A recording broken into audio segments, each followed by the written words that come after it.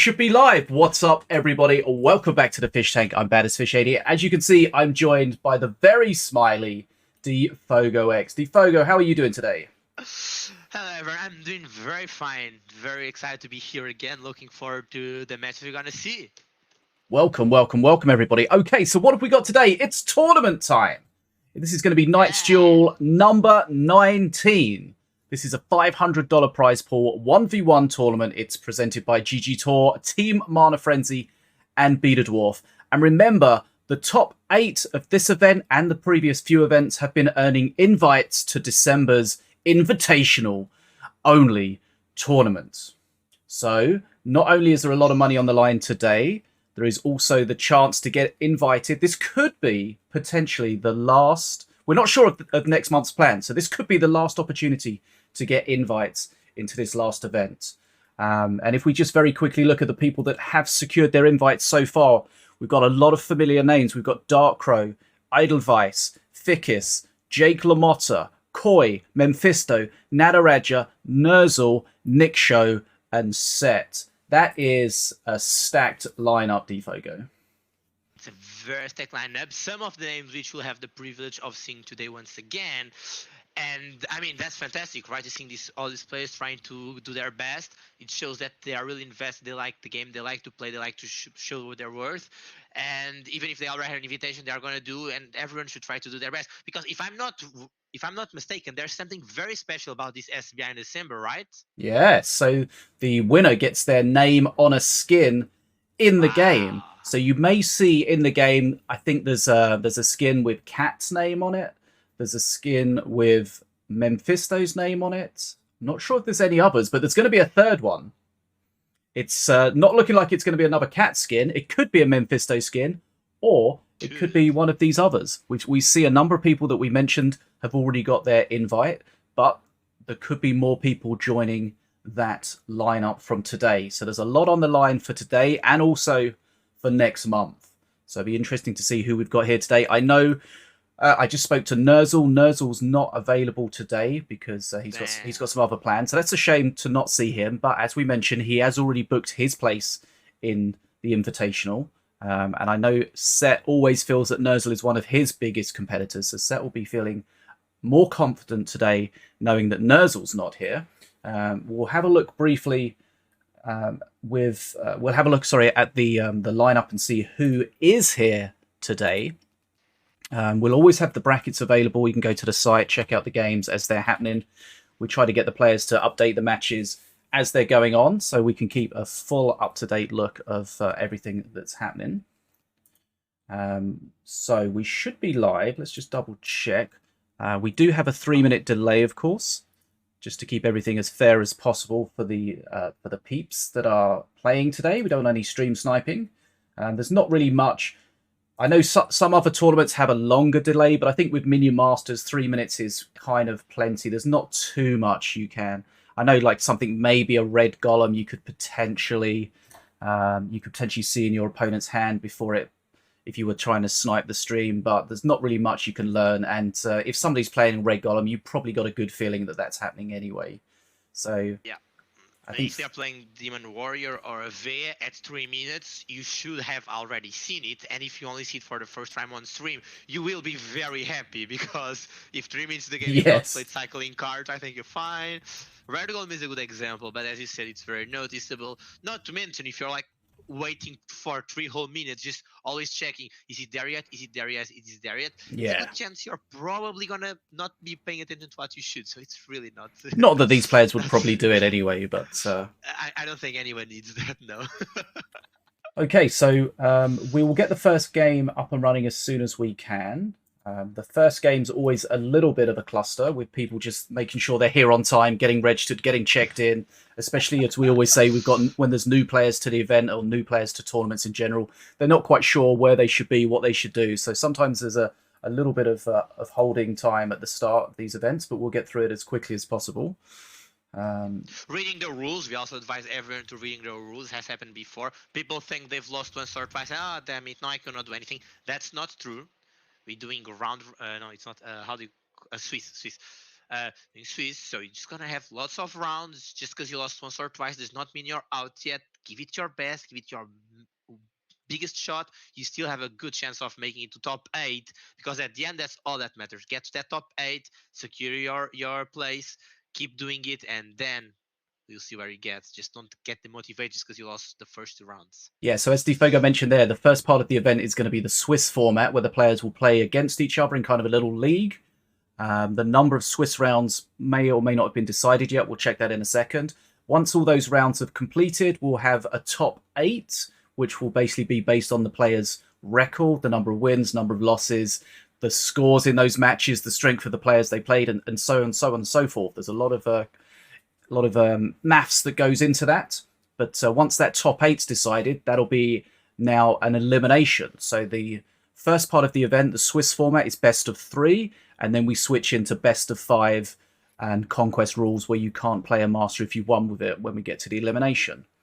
Now, one other thing to say is the players, of course, have their ban powers, so that a player can ban a master and 2 specific cards that their opponent can't play for each match. So it's very important to use those powers. We see a lot of the newer players struggling really to be sure of what to ban. So being a part of the event and part of the experience you get as a new player is learning how to use these ban powers most appropriate against your opponent specifically, or trying to empower your deck more so. Yeah, that's fine, DfoGO. Right, so we're going to get set up for our first game of the day. It looks like it's going to be Nataraja against Happy Meal. And if we cast our mind back about a month, we'll remember that Nataraja was the winner of the previous event. So he's a multi-time winner. He beat Memfisto in the last event. So he is going to be definitely a force to be reckoned with. So we're going to get that set up here. For sure. And one thing to also remind you about is that the season cards, so the current season cards, which are City Watch and the Sanctum of the Burning Fire or something like that, they are not going to be able to be played. Yep. Whereas the previous cards that were banned last tournament can be played this tournament. So that's going to be Korgoth and the Cowardly Imps. Do you think we're going to see some Korgoth today, DfoGO? I still don't think he's working exactly as intended. Yes. So he may be a bit underpowered from what's expected. So I'm not sure if we're going to see him or not. Definitely. I think it's a card that the build-up you require, because you need to play the Invoke, the Seal, 2 times. So you need to basically do that investment of 5 mana, plus 5 mana again. So that's like 10 mana in total. And if you consider you're running a full Voidborn card, you have 3 other Voidborn cards that are going to be invoked, which means they are going to be like give you a unit that values 1 more mana. So you gain 6 mana, you pay 10. That's a 4 mana investment. It's still something to be considering in 1v1, not to mention it's a card you don't necessarily know if you're going to be able to use.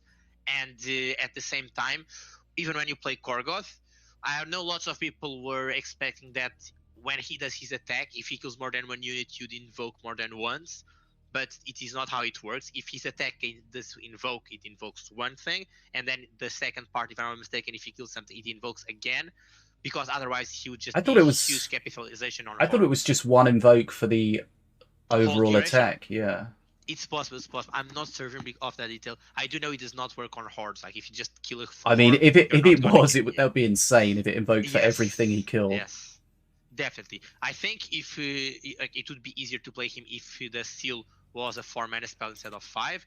But I definitely think, because like the unit itself now, I think it's much better the attack. Like you can definitely like playing around it, strategize how you want to get benefit of it, but the whole build up until the point where then you do it, it still needs probably some adjusting, or you need something very specific. On the other hand, Cowardly Imps, there's definitely something going on with the initial attack. Their initial attack delay, it's very, very big. Although at the point they start targeting a unit, their DPS it's very reasonable. But of course, you need to consider to factor the fact that once something dies, they are going to get feared, so you're going to have all that disruption and so on. I still think you can make good use of them. Like it's definitely much more like a card you can play around, and because you need 3 mana, it gives you the same bridge grab as, for example, Plasma Range, but it gives you much more DPS, it's more units, so all those aspects to consider.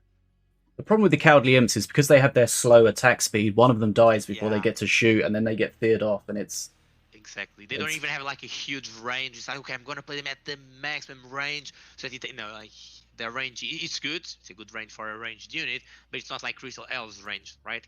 Crystal Elves range, it's what makes the Crystal Elves. It's their trademark. So it's definitely not on that point. But then again, having another ranged unit of the Voidborn faction, I think it's also very cool. If you consider the ones we have so far, it's like just Succubus pretty much, right? So Succubus and Fire Imp, that's about it.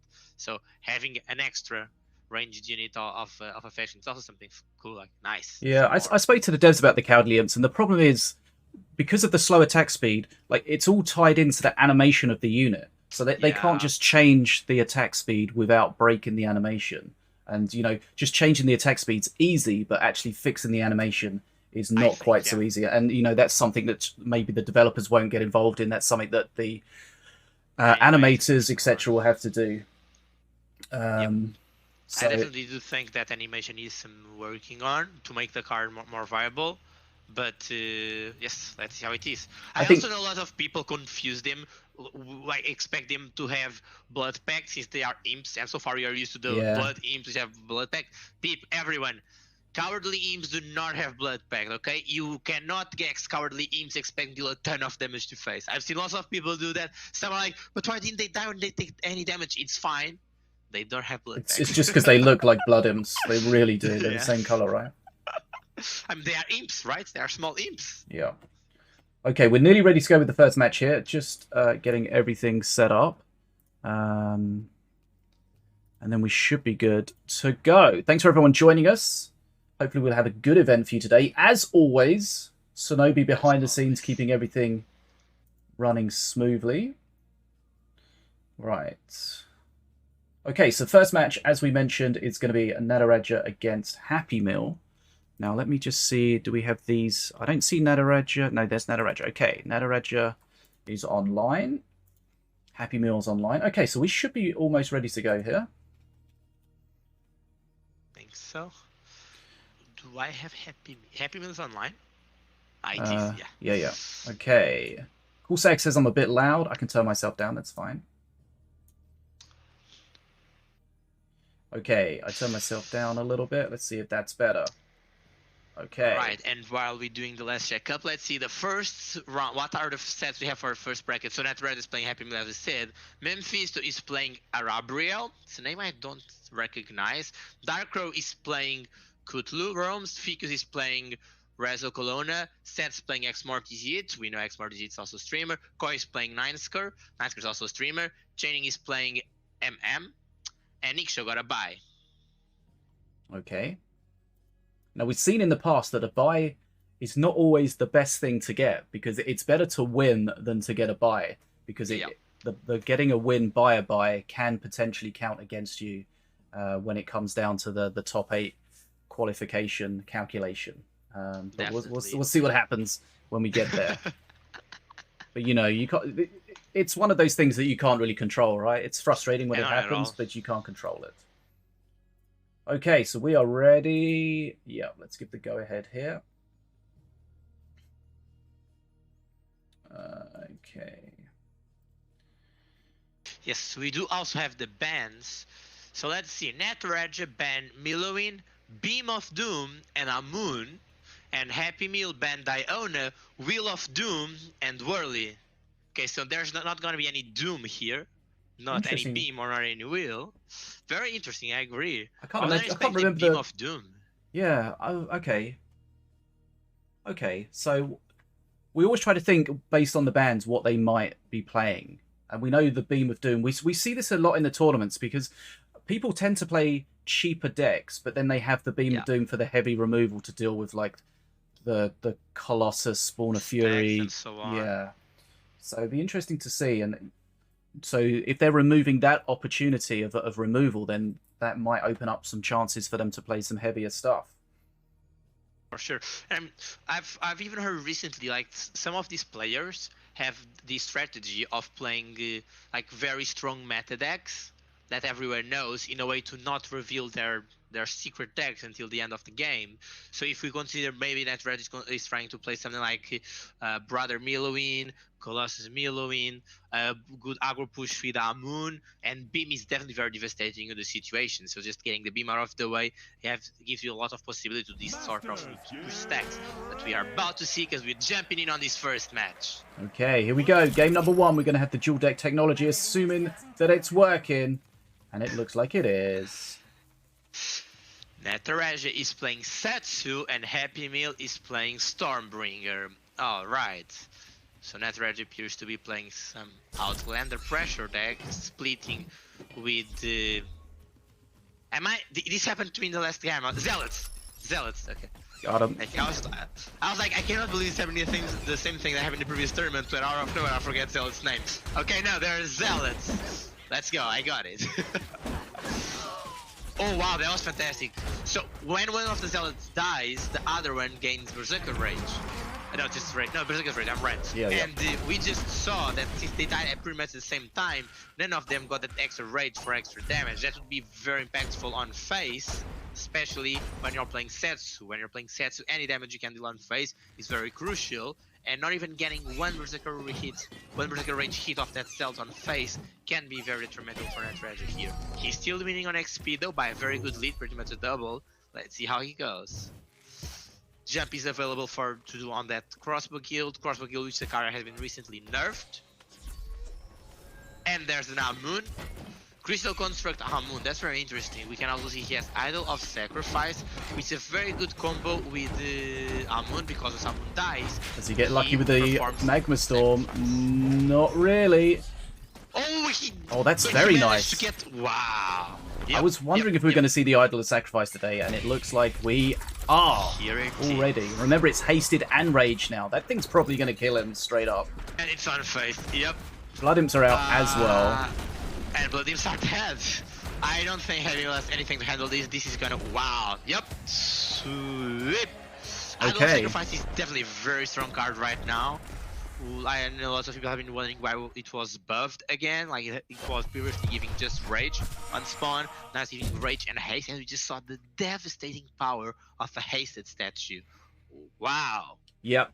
I've seen a few people playing that on ladder, not quite the same, but similar with the idol, and it is very strong. You do need something to deal with it quickly because it does do a lot of damage. It gets to your face quickly, and it does a lot of damage. So we may see a lot of that. I feel like in the last tournament, we saw exactly the same thing, where we spoke about, will we see Idol of Sacrifice? Then we saw Idol of Sacrifice, probably from Nataraja as well, in the first game, and then I don't think we saw it again much at all going forward. So yeah, I have here Nataraja. It was Nataraja against Happy Meal in the last tournament. Yep. That he played Diona Slither that time. This time a Setsu Slither, which is a little bit different. That was like Setsu Outlander Slither, which is fun. I really like how you can like mix two factions together to get a good value. Like the Slithers are not known for having like super fantastic ranged units. Like they have Harbinger, which is a very powerful unit, but Outlander just gives that cheaper medium range units that can support your big pushes with a Crystal Construct or a Idol of Sacrifice. That's definitely a very interesting deck.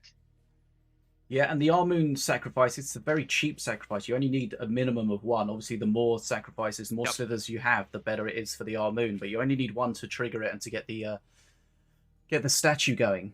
Wow. Okay, well, that's game number 1. This is best of 3, of course, so we do have a lot more action in this game and many more games going forward. This is the first game of the day. We've got a lot of top players here. Let me just have a look who is in for this event. We are jumping into match number 2, though. I guess they don't even need to consider anything. And here we see Nataraja with the Ravager and Happy Meal with Diona. And this appears to be... Wait, this appears to be a full Voidborn Ravager. Could it be? Fish, could it be we are about to see the card we think we're gonna see? Maybe, but we do see a lot of Voidborn Ravager decks that are not Korgoth based. I assume that's what you're talking about. Yeah, but I want to have faith. I mean, maybe, but Korgoth's Korgoth's like an end game minion, whereas Ravager wants it over. We're getting mana being burnt hand over foot at the moment by Happy Meal. That's not good. That's a Dragon Ball. Wow, Dragon Ball triggering Voidborn Wound there. That's fantastic. Three of his cards instantaneously lighting up because of Voidborn Wound. I don't think we're gonna see. I don't think we're gonna see Korgoth. I'm now sad. Getting those those dragons, He's sorry, gonna those, rage everything. that was useful. Yep, that was a fantastic use of Morgrels. Morgrel, no. Of the gates. Ragers. More Voidborn Wound, and there's no Korgoth. We've all faced stuff like this on the ladder for sure. Wow. Looks like he's going to handle it though. Yep. But I mean, he's down to pretty much 1/3 of his health. It's true, he's an Iona starting second perk, he has Ruffles, he can do... Oh goodness me, what's he going to do here? These are real ones, yep. Ah, okay. Oh, crikey. Is that gonna be enough? Okay. I don't think Happy Meal was expecting those to be real ones. Just randomly throwing 6-mana Dragon Pack with a Boomer He may have been confused because he did get the Dragon Whelps from the Gorix Gate, and he may have thought that was the flightless the Dragon Pack before. So he may have been expecting those, as you say, to be fake. Heavy pressure. Nataraja's done a huge face damage, and he's got a big XP lead, so he'll be happy at the moment. That's gonna be flightless. Yep. Interesting Arcane Ring. Does not do enough, and now all of that is enraged. The flightless dragons. Oh, there's the nice Wheel of Doom. Okay, it's safe. That's a it's the safe play, but most of that was already like 90% dead, so I'm not really sure about that. I think he simply didn't have a better way of handling this assassin, and that haste assassin on face is a very big threat. And we can see like he's being punished here. Like, he's very behind on XP because he just cannot handle all this pressure. And now you have Elite Swarmers on face, but he's still like units to handle. I think the only question here is Happy Meal going to die before perk 3 for Nataraja, or on perk 3 for Nataraja? I don't think he can leave perk 3. I don't think the second Iona trap is going to give him enough alleviation of the pressure that. Oh no! Okay. Oh. Not sure about that. Maybe being forced to use that just so you don't take the damage on face because you cannot afford damage on face. It's so sad. Now he needs the will. Okay. Yep. But the trap on top just went away, so yeah, I don't think he has any way of handling that. Like, that's good, he's using his mana to defend that, but there's like there's a third perk incoming. That's still a Brutus. You're gonna need to defend that Brutus. Like, what DPS does he get? Tools, he doesn't have any DPS really to melt this Brutus. That's a heal, that's nice. That heal might give him some time. Ruffles! Okay, Ruffles survives. And I think he's doing a very good job because he's handling everything but the Brutus, like he's leaving the Brutus at the end, that's very nice. But once again, there's an assassin coming up top, a Succubus bottom, a Brutus taking all of that. Oh, that assassin though, okay. Okay. He did a good job, I think, getting that assassin away. Okay, this is nice defense, wow. Defending, yeah. And like, he gave up pretty much all experience, if you've noticed he's not touching those bridges. But well, at least that's a fantastic defense. I'm very impressed that he's lasted this long. This is the defensive power of Iona. Wow, like very well executed. Like it's the thing. Like again, you traded all your XP resource, no doubts there, but fantastically defended. Jolo picking up the aggro there, and remember, Nataraja's been using some units with blood packs, so he is taking a lot of face damage indirectly through those. So he's under 1,000 HP himself. That's also very true. Oh, Wolves here. Okay, he went for it. One wait, he's gonna get both activated. Okay. That was his plan, but he hasn't been able to set it up the whole game. Yeah. It's the thing, like playing just defensive, that's gonna be a wheel. Yep. But like, Nataraja is 6 experience away from Mana Frenzy. I definitely think Happy Meal has a good chance here in terms of what he can do. But he's just been defending from the first second, and that's showing in the XP. He's gonna be a Dragon Ball face, just straight up. Oh no! He got the fingers. Good taunt trap, fantastic taunt trap. Like again, I'm loving it the way she's defending, how well she's controlling the board. Like that's the Iona defensive playstyle that is working. Mana Frenzy, you get overwhelmed in units. Wow, that's a shame. Still, very props up to him. That was I was really impressed. Like you have no DPS, you have no curse, and you handle all of that simply by knowing the units, considering what your opponent is gonna do, where he's gonna apply pressure, literally controlling the board. It was a fantastic defensive Iona playstyle. It's frustrating though, because he was handling the defense, but just losing out XP hand over fist, and that's frustrating. Wow. Okay. But well played, though. Happy Meal looked like he was going to get absolutely slaughtered Oh after yeah, that early push, and he held on all the way until basically Mana Frenzy. And I think his positioning of units was very good. His positioning of his own units and paying attention to like the assassin that you can always get called out by. I think he did a great job by that. We saw he didn't until the end get a chance to get his wolves out. That was always going to be a problem. Not that was kind of his whole the meat of his deck were those wolves, and he very rarely got them activated, which was a problem. But he did a good job for sure. no, fantastic. I'll definitely say that defense surpassed my expectations, and just having that sort of control and game like board read, like having the ability to read the board like that is fantastic. So it's a really hard to polish skill. Those games are so stressful because you feel like you're just from the first second onwards, you're just defending as hard as you can. But as you can see, he had some interesting card choices, right? So he had the Jade Flingers, which were giving Shroom to nothing but Jade Flingers. He had Incubus instead of usually what people use for AoE coverage is Whirly. So I would say for a very unconventional deck, the performance was amazing. It goes to show exactly what we mentioned very, very often. Like sometimes more than playing a deck that is super strong, it's meta deck and so on. You play a deck that fits into your playstyle with cards you understand, with the plays that you can get value of, and that's more important. Like that can give you a better chance. That's what we just saw, everyone. So don't just copy decks out of leaderboard without understanding how they work. Yeah. Try to find your own ideas, find your own concepts, find what works out for you. Okay. Okay, so that's the first game. That was a quick one, so we may be able to jump into another game. Let's have a little look. So apparently the Tjaenig game started a little bit late, so we may be able to get in. I don't know if I've got his opponent. His opponent is Marsh.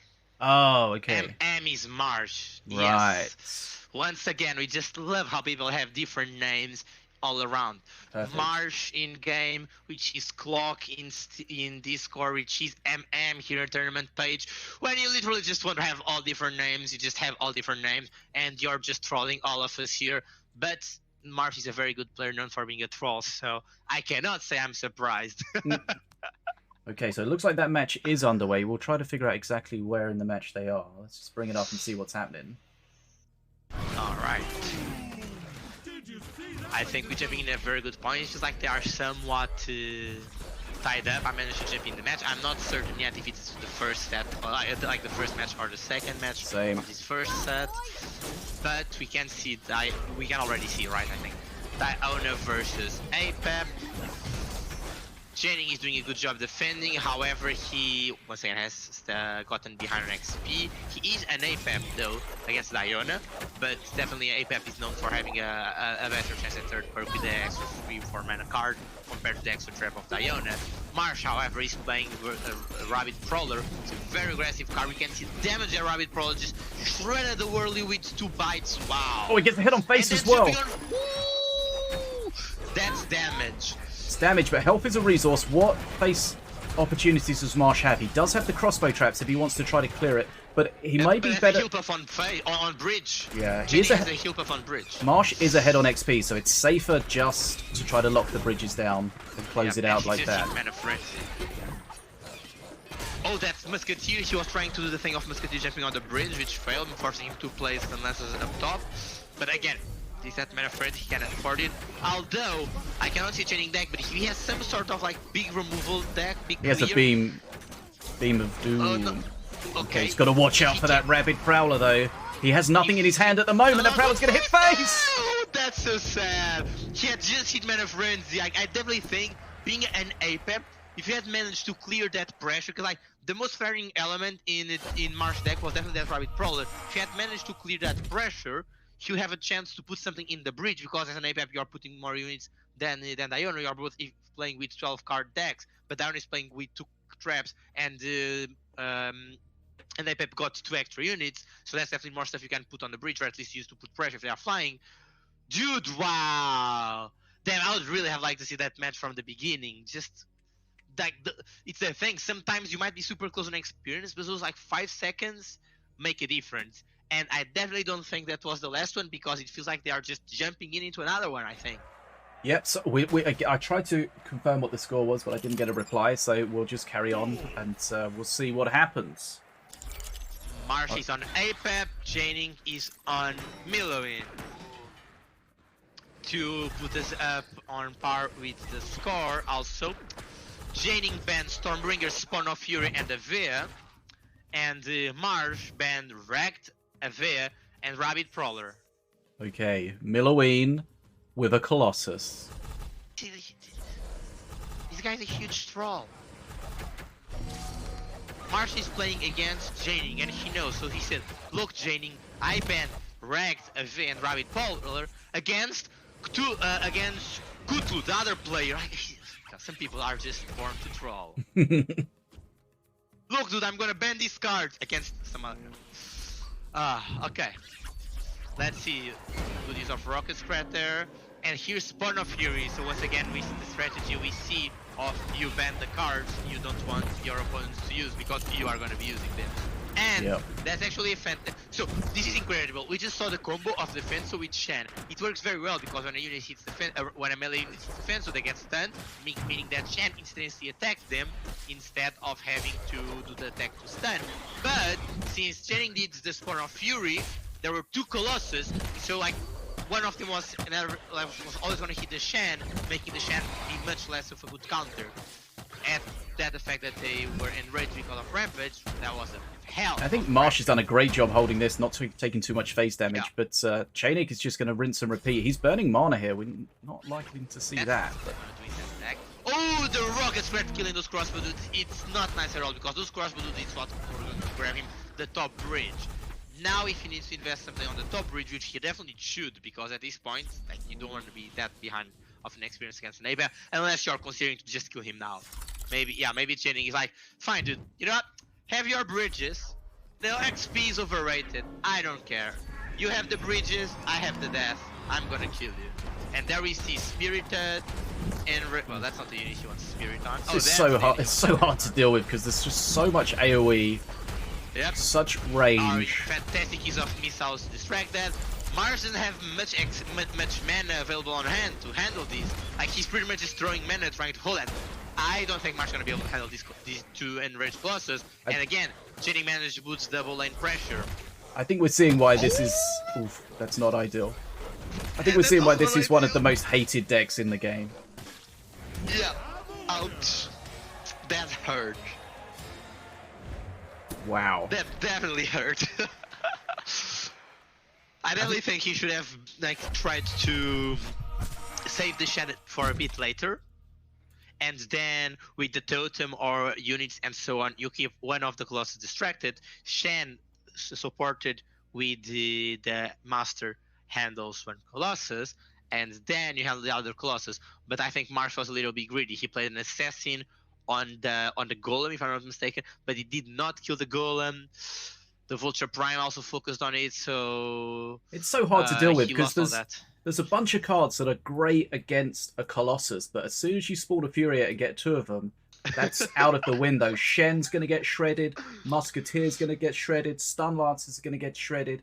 You know, almost anything that would deal pretty well with a single Colossus just gets absolutely shredded. Jolo still tries his luck, so... Yeah, but I mean... Double chance of dying still, right? Like, he dies twice as fast because he's being hit twice, losing the dodge chance more, so... what else is good against well, Divine Warrior does the same and dies nevertheless once the shield is out, so... It's kind of the Beam of Doom you need against those kind of decks, but yes. Even with the Spirits, the Beam doesn't kill everything, so you still need other stuff as well. I think definitely Mountain Shaper offers a better solution in that part, because you deal a lot of damage, you kill the backline as well, and you're guaranteed to gain more time to generate mana. You're also giving more time for your opponent, but definitely as a defense, you want to have as much time as possible to be prepared. So there's also that. I'd say Okay. Renard Breath is that good on that We're side. not sure of the overall yeah. score, but I think we can figure out that Tjaenig definitely won. He was either 1-0 up or 1-all, I think. Exactly. So 1-all. No, it must have been 1-all. Okay, yeah, Tjaenig. It must have been 2-1 to Tjaenig. Right, okay, so that's the end of the first round. So we're going to go straight into the second round now. A couple of good matches there.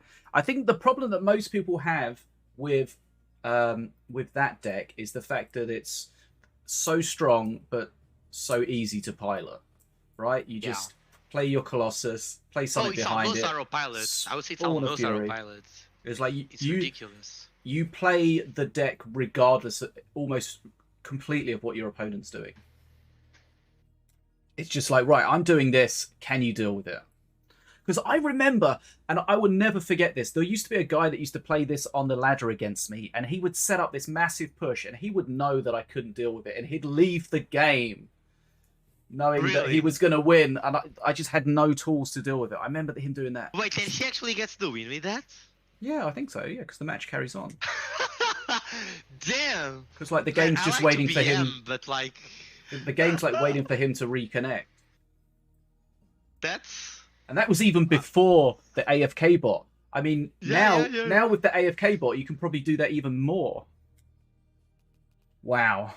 I don't know. You set up, and then you're like, okay, I'm just gonna grab a drink. Bots to the rest. Basically. Okay. Yeah, that's another level of BM. You know, used to piss me off so much. So, of course, it's huge BM. Like, yep, enjoy, dude. I don't even care at this point. Okay. Wow. I don't know what the balance proposed is for that deck. If there is any proposed, I don't think so. I don't know if they want to change it. Is it just part of it? It's just accept it. You know, not. I mean, you have Beam, right? You have more tools you can use. I think in this case, as you mentioned, it's so hard to deal with though. You have to play. Your defense has to be perfect, and they have to click buttons. You gotta have Happy Meal level of defense control. Basically, yeah.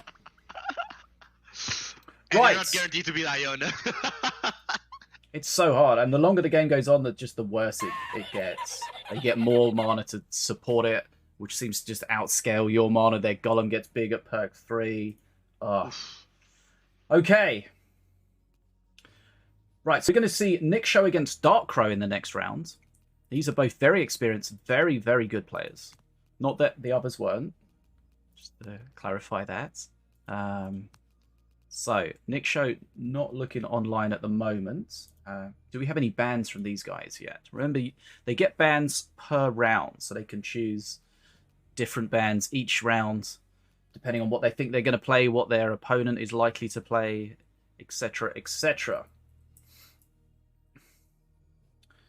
I don't think we have any rounds for the second round.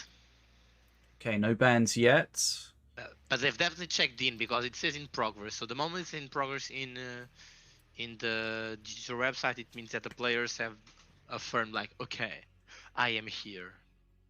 Okay, and Nick is now online, and some people are now typing on the ban channel. So we are definitely about to have some bans. And while we do so, we can think about the match we've seen so far. Lots of aggro. I find it very interesting. I think sometimes we are expecting most matches to be more control focused, super mana frenzy or mana frenzy action, and that's true that the first match we saw from Marsh and Tjaenig it felt like a control matchup. We had the ABAP and then a Diona, but again, they are defensive and control masters. But then all the rest, we had Call Milo in, we had Idol of Sacrifice Outlander, we had the other one, we had Voidborn aggro. So we definitely see a lot of aggro.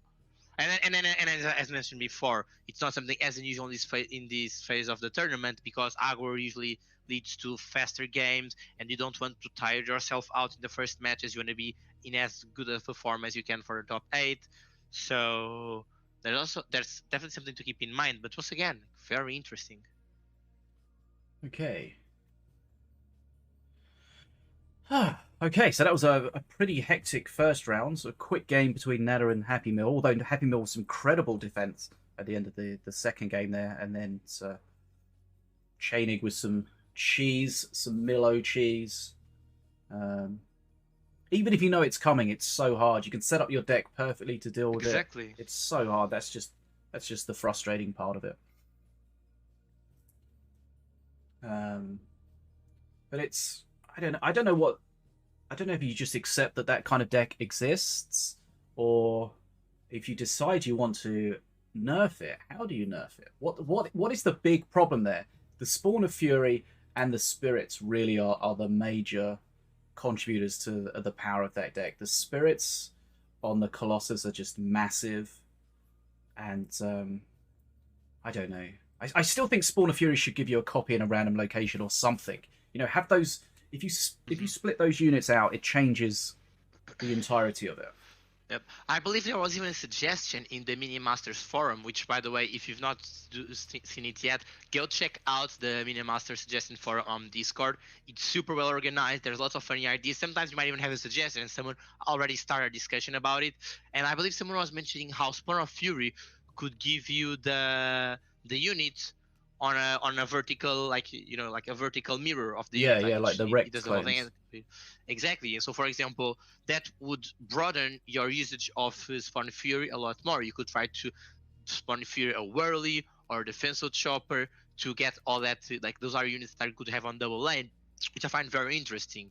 Although, again, you don't have this issue. It simply nullifies this issue with these big units, that having two of them very close to each other during those sort of attacks animation is very threatening. But I do think it definitely creates another problem with the whole full board pressure. And for example, masters like Wrecked would love that. Imagine having a 2 Colossus push, 1 top and 1 bottom. Mm-hmm. I would definitely feel threatened with that. You can handle it easier. Like, you can just assume, okay, bottom one's gonna go on face, I'll handle the top one and I'll kill the other one from behind. Whatever. But it would definitely make it not as cheesy, and you would need to consider, like, okay, where am I going to play it, in what unit I'm going to play. And I think allowing the players to play around the choice, it's definitely a better thing than just, yeah, there's this set of restricted units I want to use Spawn of Fury at. See, Trickster in the chat says sometimes against Halloween, it's best to ignore their push and try to kill them faster. But the problem is, you need to have a deck that supports that. Yeah. You know, what kind of deck's going to kill them more quickly than 2 Colossus and whatever support? There's not like any control deck won't be able to do it, basically, right? Yeah. So, but he does have a good point, because I've definitely won in those situations like that. But you have to have a deck that's going to support that. Fully agree. Fully agree. But yeah, that's a good strat, because that's part of the game sense, is knowing when the best option is to fight, when the best option is to actually, I'm going to trade better if I just go down the other lane and try to put pressure on his face. Because if I'm pressuring his face, then he has to make the choice. Does he just let that happen and then try to kill me? Does he start putting some of his mana towards his defense, which means his attack is less strong? So, I mean, and that just comes from a lot of experience and playing it a lot and trying different things. Oh, and I mean, I think Marsh definitely considered that. And if we think about, like, his most threatening card, though, Shen was the card that he could probably use to apply the most pressure on his opponent's Master Tower. But Shen is also the tool he has to defend against the push. So you're in a situation where, okay, I can apply pressure with this card, which I should use to defend, when I should be applying pressure with one card and defending with another. Yeah. It's definitely very, very hard. I mean, you're simply put on the spot and you need to do something. And usually when we tell someone, look, you're on the spot, do something, they are not going to be performing very well. But okay, right, we got some bans. Nikshow banning Diona, Avea, and Stun Lancers, and Darkroad banning also Diona, Rock Rivals, and also Avea. Now, I played Avea a bit in solos yesterday. Still seems pretty strong. Also, but from looking at the leaderboard, I didn't see too many people playing Avea on the leaderboard. There seems to be a lot of future decks with the new City Watch card. So I wanted to see if Avea still worked. It was pretty good. The biggest kind of issue I had was against people playing the new Sanctum building with the Holy Fire that would just DPS down everything. But of course, we're not going to see that today, so Avea doesn't have to worry about that.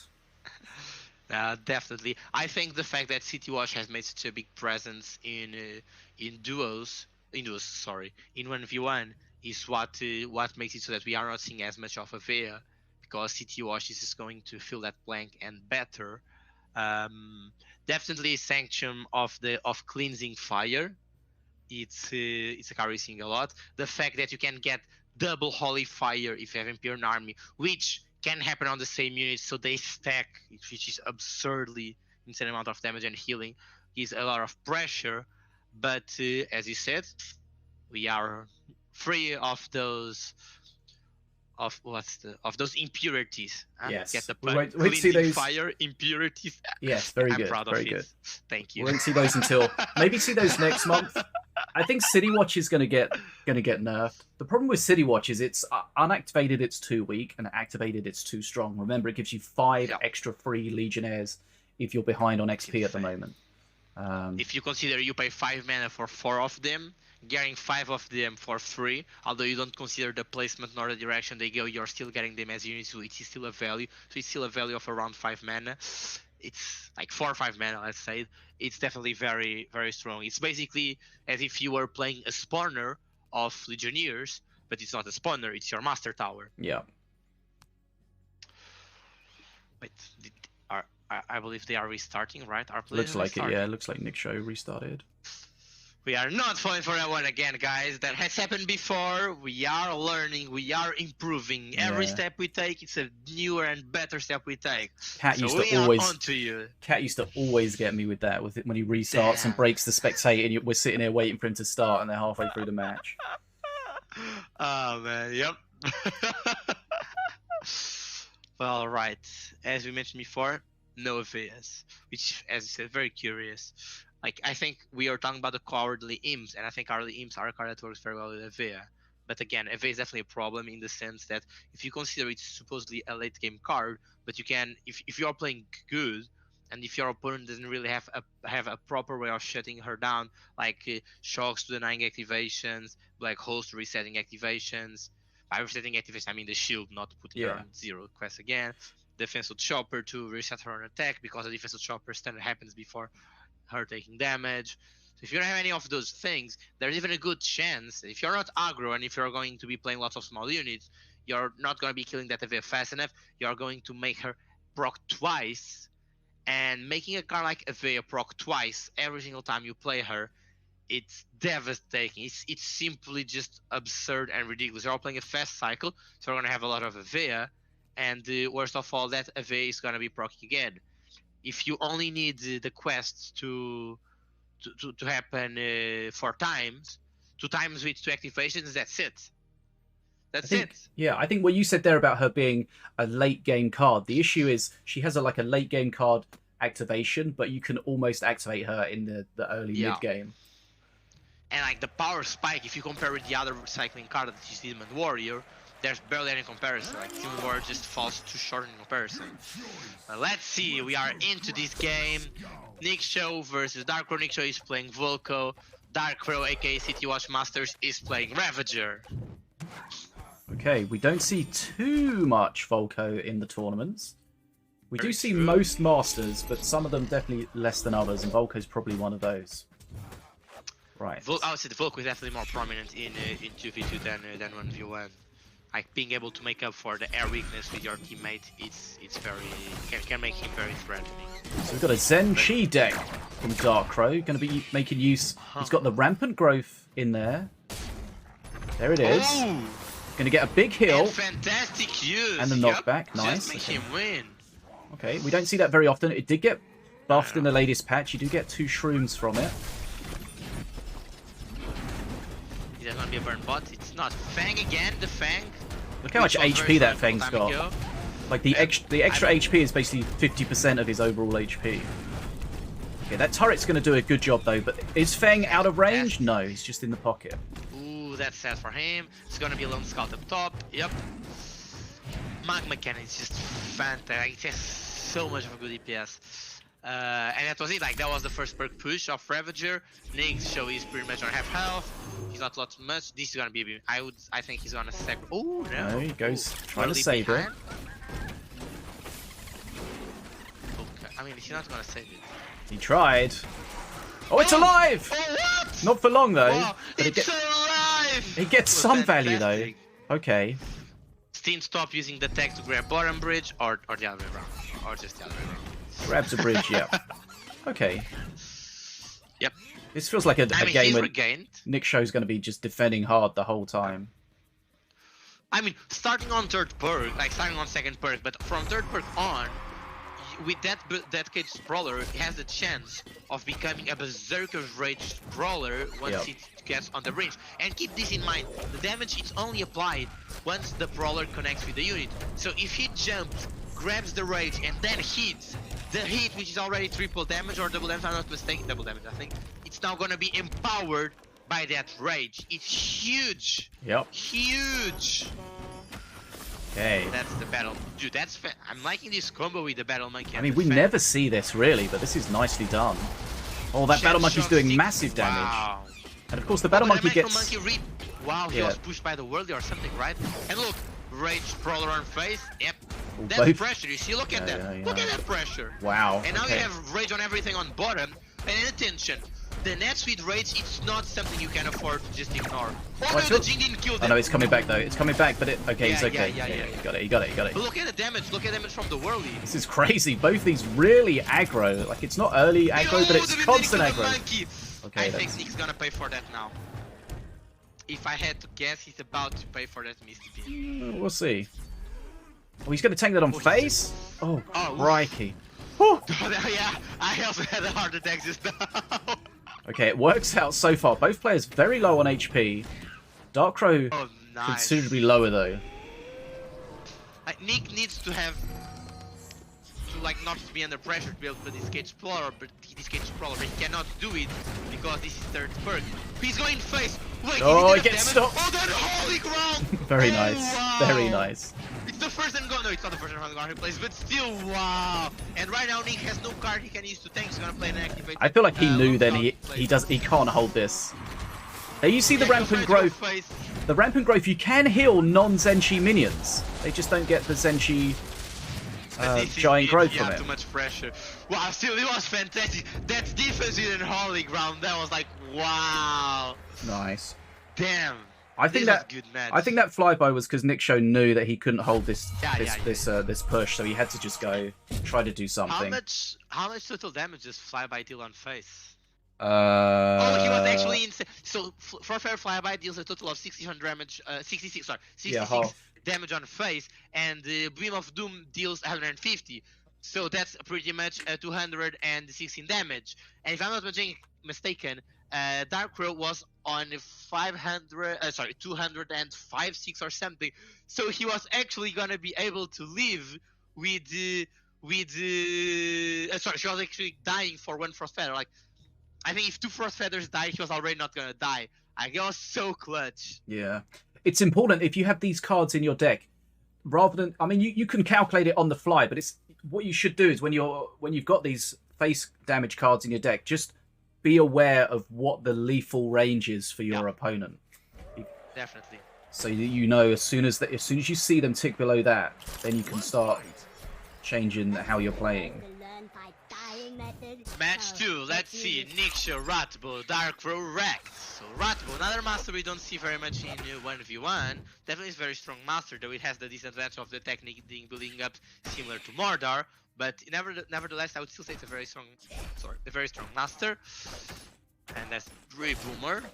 Okay, so it's Wrecked, and it is Azali. Ooh, I'm hating this already.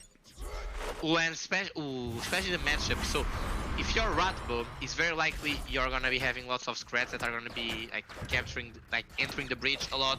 So that's gonna give Azali more chances to proc. Definitely not a position where Nikshow wants to be in.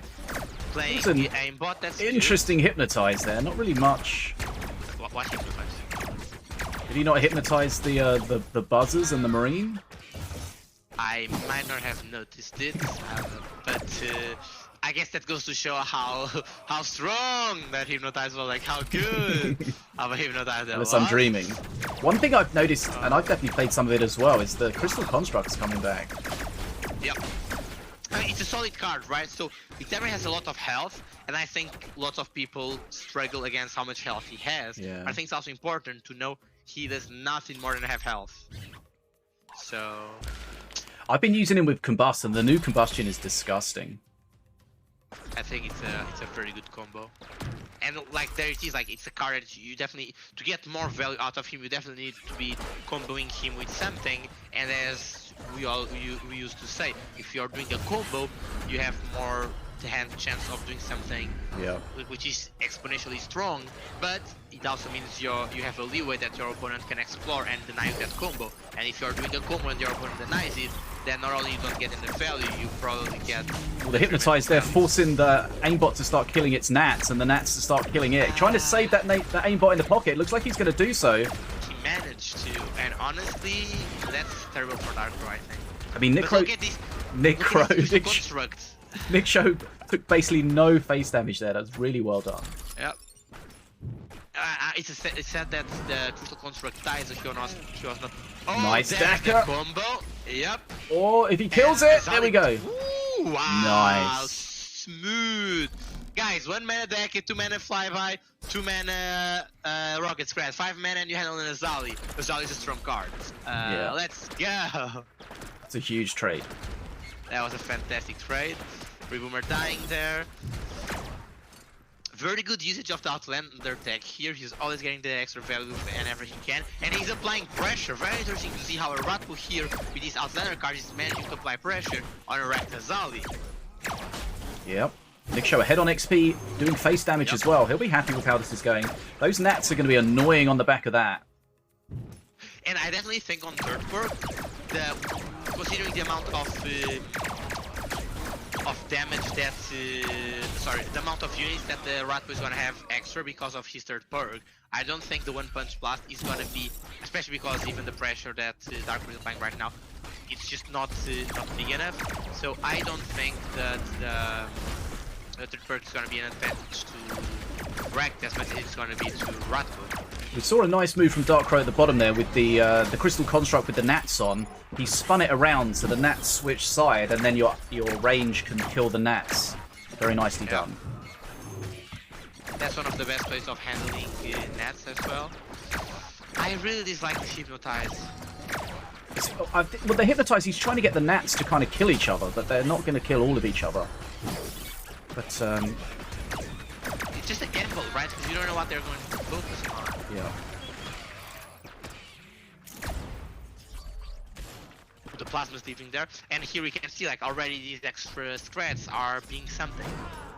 Oh look, this is gonna be a Daka, but I think he can't get it. I was gonna say, there's no way he can land that twice. Yeah. Darkray's got to be aware of that, especially after the first one. But look at that Still, DPS look at that. though.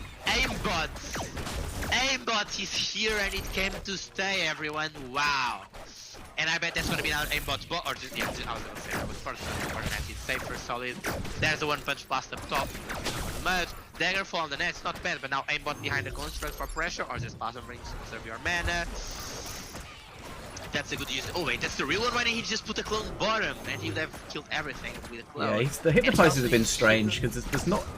It's kind of there's not been any good targets, so he's kind of forcing it a bit, trying to get some value. You think he's forcing it too much? I mean, sometimes the best way to use something is to not use it. Exactly, like in some matchups you just got to realize, okay, I simply cannot afford to play this card. And usually, in a well-rounded deck, that's fine. You have other cards that you can play. You're not forced to. You're not in a situation where you're forced to play disadvantage cards. Oh, that's a perfect Daka! Oh, just the timing. Beautiful. See, what I always say with the Daka is you want to pre-fire it so that it switches target And onto the target. And Wow. lift this. I mean, it's always impressive when someone lands a Daka on their target of choice against a good player, because the good player knows it's coming. They're ready to react. 100%. And like, Daka is not a time perk as it is the Millwin perks, for example, or the Morelia book. It's not a time perk, so it's not like I have it, I might as well use it to get some value. No, it's a rotation perk, and Nick was not rotating it. He was keeping it in hand. Like, come on, bring your Azali out. I know you have it. Come on. That's it, because you've got to be aware. You've got to think, I'm gonna spawn my Azali, but I need to have enough mana to get something out as well. For sure. And he wasn't quite able to do that. It's also important to realize, so what's the best answer I can give to that card? Like, okay, if this card is gonna give me 2 mana if I play it when my opponent plays that card, maybe I'm not gonna play it now. I would get 1 value if I played it now, but I'm not gonna play it in a situation where I can get 1 mana value if I can get 2 mana value out of it, and I need to get that 2 mana value. So you always need to be aware. What's my counter here? What's my card to play against there? All these aspects need to be running in the back of these players' mind. You can see how they are by the fact how Nick was controlling all of these aspects with Daka. Like there was a time where Azali was pushing in on his side. He could have tried to do something with Daka, and he was like, "No, I don't need Azali is now on my side. It's pointless to just do Daka or something. Just gonna handle it. Azali is not gonna touch on my face because I'm just gonna be spawning a lot of scrats. That's it." There's a couple of things like it's. Just holding on to the Daka just means that your opponent's always aware that that's an opportunity. It's going to happen. Like as soon as you've used it, as soon as you've used it, they know. Oh, I've got a little bit of a window where I'm not going to have to worry about it again. But I think I'm quite surprised that he landed that twice. The first one you can say, oh well, sometimes against Ratbo, it takes you by surprise a little bit. But you're not automatic. Oh wait, second perk. Now it's Duck. You're like, oh okay, he just played Duck, and now I need to be aware of Duck. Like, of course, you need to consider it, but it's very understandable if you're not always. Does he have Duck yet? Does he have Duck yet? Is there Duck? Of course not. But yeah, it was very nicely done. Then again, to be fair, I don't think Daka is what gave Nikshow the win. I think Dark Rose Hypnotize is what gave Nikshow the win. So. It was strange as well, because it wasn't like he was playing a Slither deck, so he needed to get the Slither bounds out or anything like that. It just felt like he was forcing it. But I think we just saw the power of the aimbot there. The power of the aimbot and the power of the Nats when they're on something solid. Hypnotizing something with Nats on, what you're not really getting that much value. You're slowing it down, but also, they're not high DPS units anyway, so... Not at all. And I mean... Are you even slowing it down? I mean, you just I guess you're probably not because the construct's not surrounded stopping. by air. Yeah, but so that's the other thing. You've got the construct being hypnotized that's got nothing to attack, so it doesn't affect it. You've got 3 Nats being hypnotized, which may kill a couple of them or DPS it, but yeah, it just doesn't if they kill each other, it's what 3 mana for 3 mana. If they don't kill each other, yeah, you got some damage on the Crucial Construct. So 4 mana unit that you got some damage on.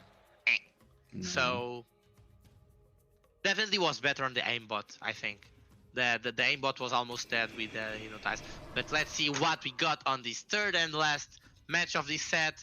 Nikshow is playing Millowin, Darkro is playing Wrecked. It could be the same Wrecked, but it's probably not because Musketeer is here. Slither Wrecked, Idol of Sacrifice.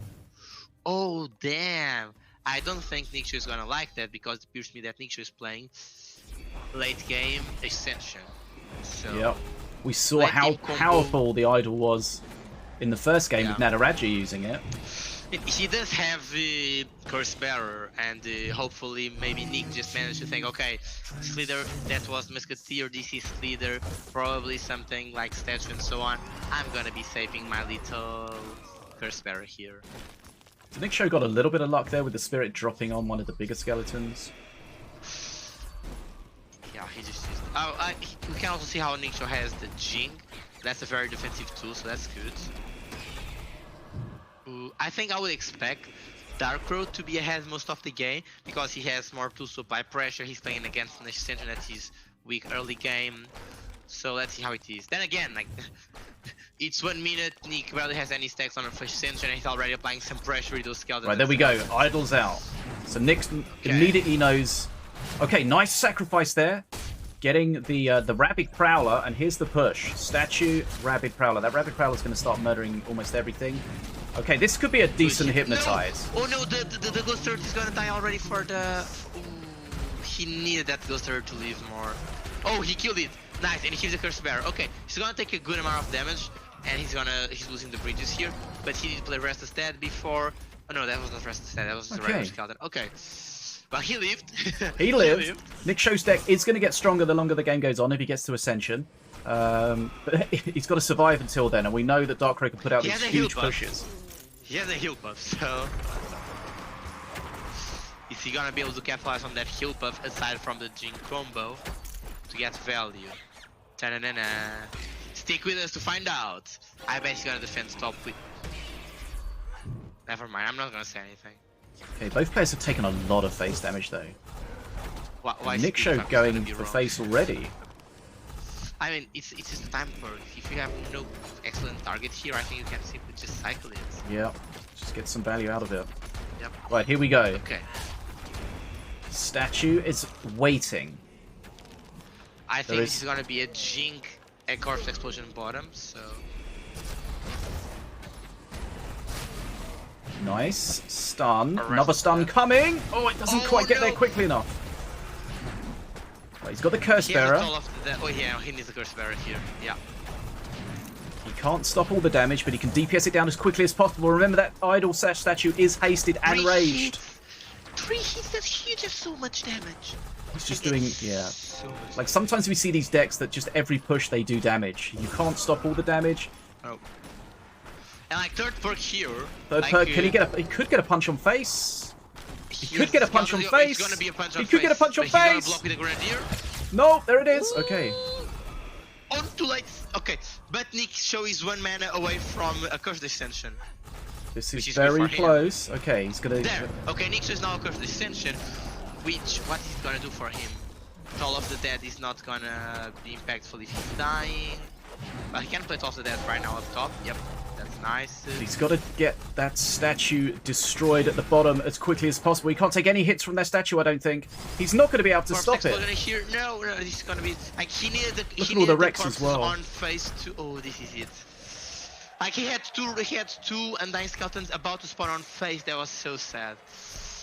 Just slightly too much pressure. Ouch. I think if he had not taken the damage from the...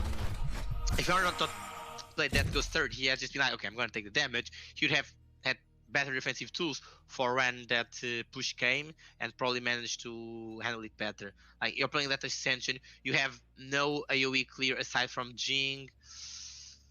It's so hard to wrecked all this pressure. Wrecked a very good counter against the Jing defense because Jing kills the illusions and then he proceeds to die because the illusions deal damage. Yeah, damn, that was sad. With the haste on the statue, it's so hard to kill it before it gets to base now. Yep. And because of the rage, it just shreds when it gets there. Wow. Okay. Both players doing a lot of damage though. That was very aggro kind of from both players. And so we saw Nikshow going face with the arcane missiles pretty early, and it seemed like that was probably the right thing to do because he did get Darkrai down pretty quickly, pretty low, and you could feel that every time Darkrai pushed, he was always able to do damage.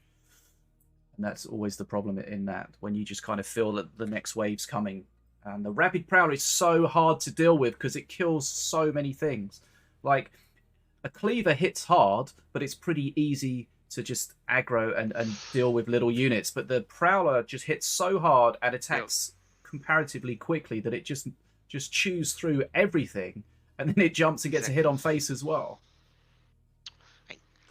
It's just really sad. I think Nick was literally 4 seconds. Well, I guess it was like 2 seconds until they spawn. So I would say Nikshow was like 6 seconds away from winning, because the moment those Toll of the Dead spawned, he could he would get 2 nice skeletons on face. Each skeleton deals 60 damage, so that's 120 damage. You wait 2 seconds, and they attack again, so that's 240. Dark rolls on like 168 if I'm not mistaken. So it's just so little.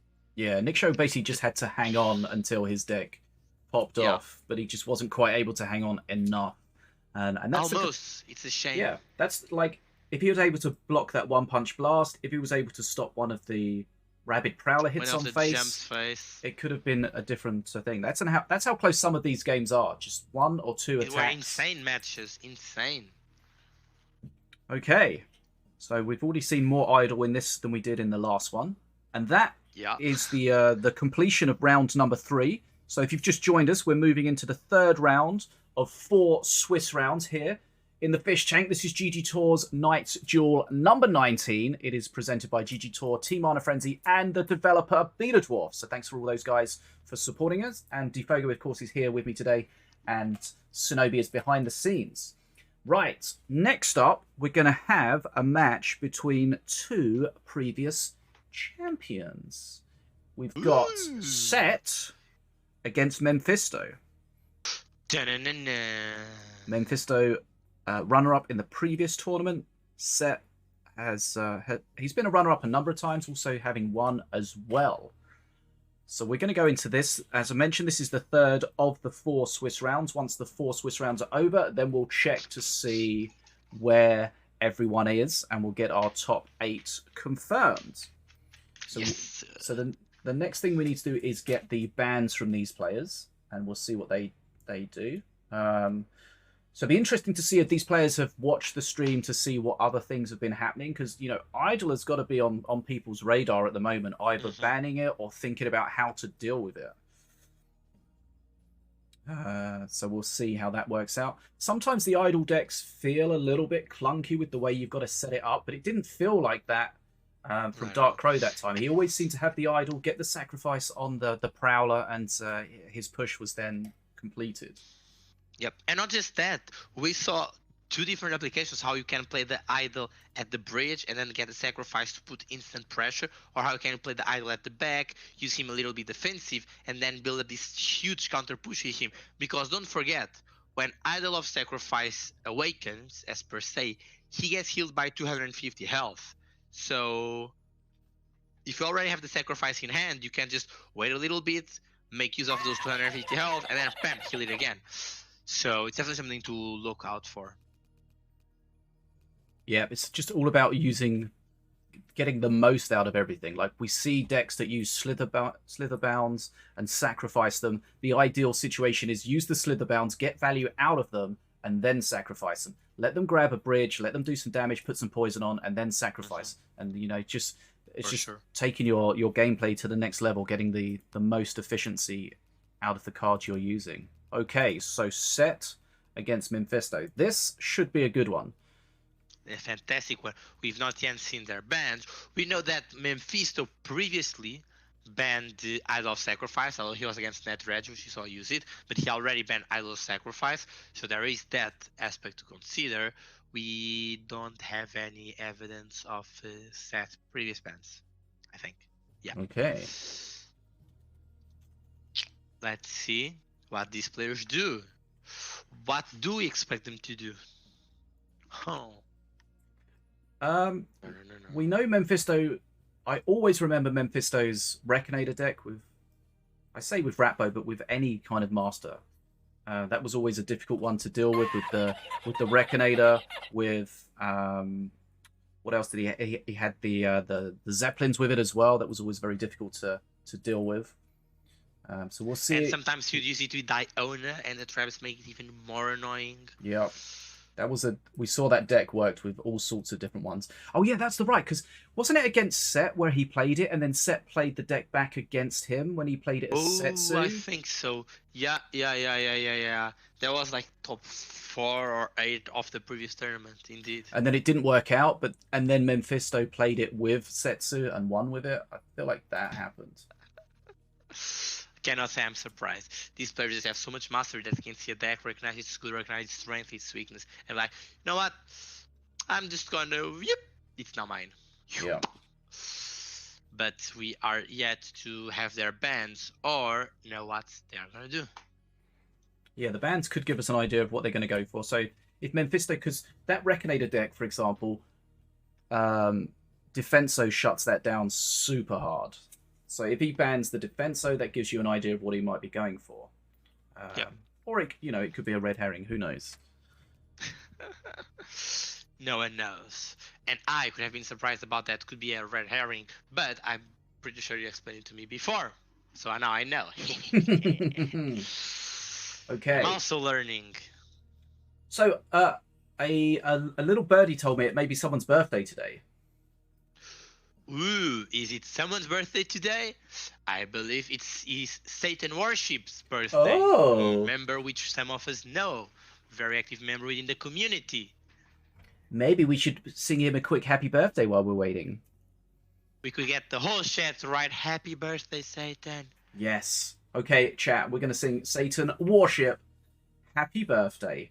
And you guys are going to go crazy in the chat. Hopefully he's here. If he's not, it's kind of going to be awkward. But here we go. It's fine. 1, 2, 3, 4. Happy birthday to you. What? Are you singing with me? Or? I think it was just a chat. I want it to be a good gift. I don't consider myself singing a good gift. Okay, You well, can go on. You know, I'm I'll happy give you to. my full. I'll give you my full moral support. Fish, go on, sing it for us. Sing it for Sim. Go on. Happy The stage is yours. birthday to you. Happy birthday to you. Happy birthday to Satan Worship. Happy birthday to you. Nice. Enjoy. Okay, we've got bands in. Dark Crow. We? Wait, hold on. Dark Crow? What? What? That's not odd. That's Okay. Not we have benzene, everyone. Just not the one we want. I was reading the message trying to figure it out, and then it got deleted. I was like,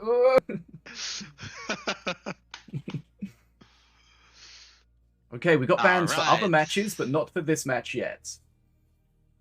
And if we do go through the matches, the bans of other matches, we can see more Aviz being banned. We can see more Spawn of Furies being banned. Stun Lancers again. I'm finding it curious how Stun Lancers are definitely very oppressive, and if you consider how Slither is, well, we've noticed and talked about the strength of Slither as a faction, they're definitely something to look out for.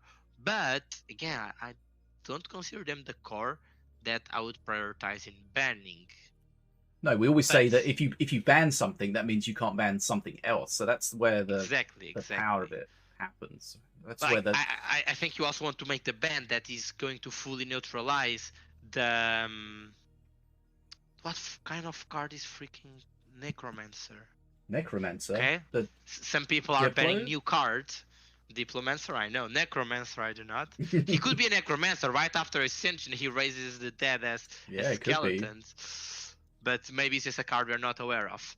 But although going back on the thing about ban strategy as we're talking about, you want to ban the cards that, like just one card to block a strategy, and you want to double ban, but you also want to make your ban fully block that strategy. And I don't think Sun Lancer fully blocked the pressure we are seeing with the Slither faction. Okay, so we have bans. We've got Set banning Apep, Zeppelin, okay, and Rock Rivals, and Memfisto banning King Puff, Idol of Sacrifice, and Rocket Scrat. Huh. Man, all very good bans. I would say Zeppelin makes it not viable for Memfisto to play the Reignator Zeppelin combo as we were talking about, because the Zeppelins are definitely a core card there, like that air pressure, just dropping up those bombs, it's insane. And Rock Rivals makes it not very good to play those sort of late game combos, the Millionaire Rock Rivals, and the same the other way around. Just Idol fully shuts down this new Slither pressure. You need to just focus on the Berserker's Prowler, Rabbit Prowler again, and pretty much alone, which it's not as threatening right now, especially after the nerfs we've seen. Rocket Scratch is just a very solid control card. I would not say it. I need to know how to say that. Invalidates. Invalidates? Invalidates. But you can also do it with the word viable, right? What is something not viable? It makes it non-viable? So you just say non-viable. You cannot say inviolates. That makes sense. So that's it. That you said it's what? Invalidates, right? How do you say it? Invalidates. Yes, just invalidates lots of. It's a good control tool. You just invalidate that control tool. Yep. Yeah, I think based on what you were saying there, the most powerful use of the ban is when you ban one card and it removes an entire strat. If you're banning a card that can easily be replaced, that's not really that useful. But ban the Idol. That's that's the core card. You can't replace that strat's out of the window. Okay, here we go. This is our round of 3 match Set against Memfisto. Game on. Match 1. Set is playing Apep. Memfisto is playing Wrecked. So Set is playing the master he banned for Memfisto, and Memfisto is playing not the master he banned for Set. This is a very aggressive opening. It's a very heavy Apep deck. We've got Zealots in there, Defenso in there, we've got Mountain Shaper in there. Shan. Grenadier doing a great job at the bottom. I definitely recognize these heavy Apep, and I can say it is much more threatening and controllish than it looks like. It's just cards that are so annoying to handle. Handling Shen, you can do it, it's easy, but it's annoying. Handling Defense, you can do it, it's easy, but it's annoying.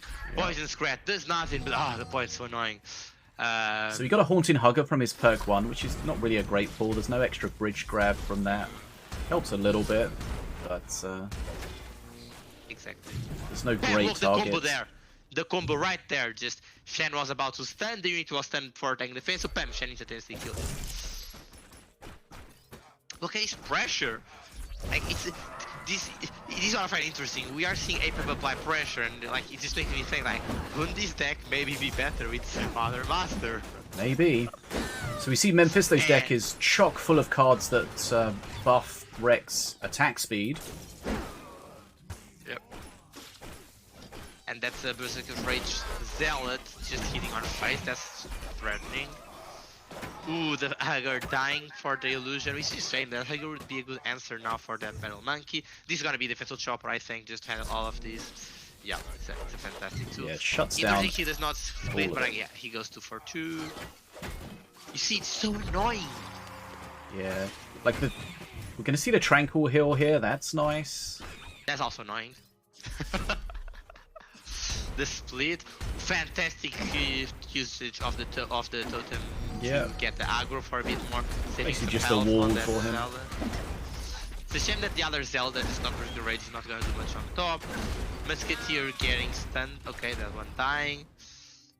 He's set still ahead on XP, but he's not getting as much pressure as he definitely wants to, I think.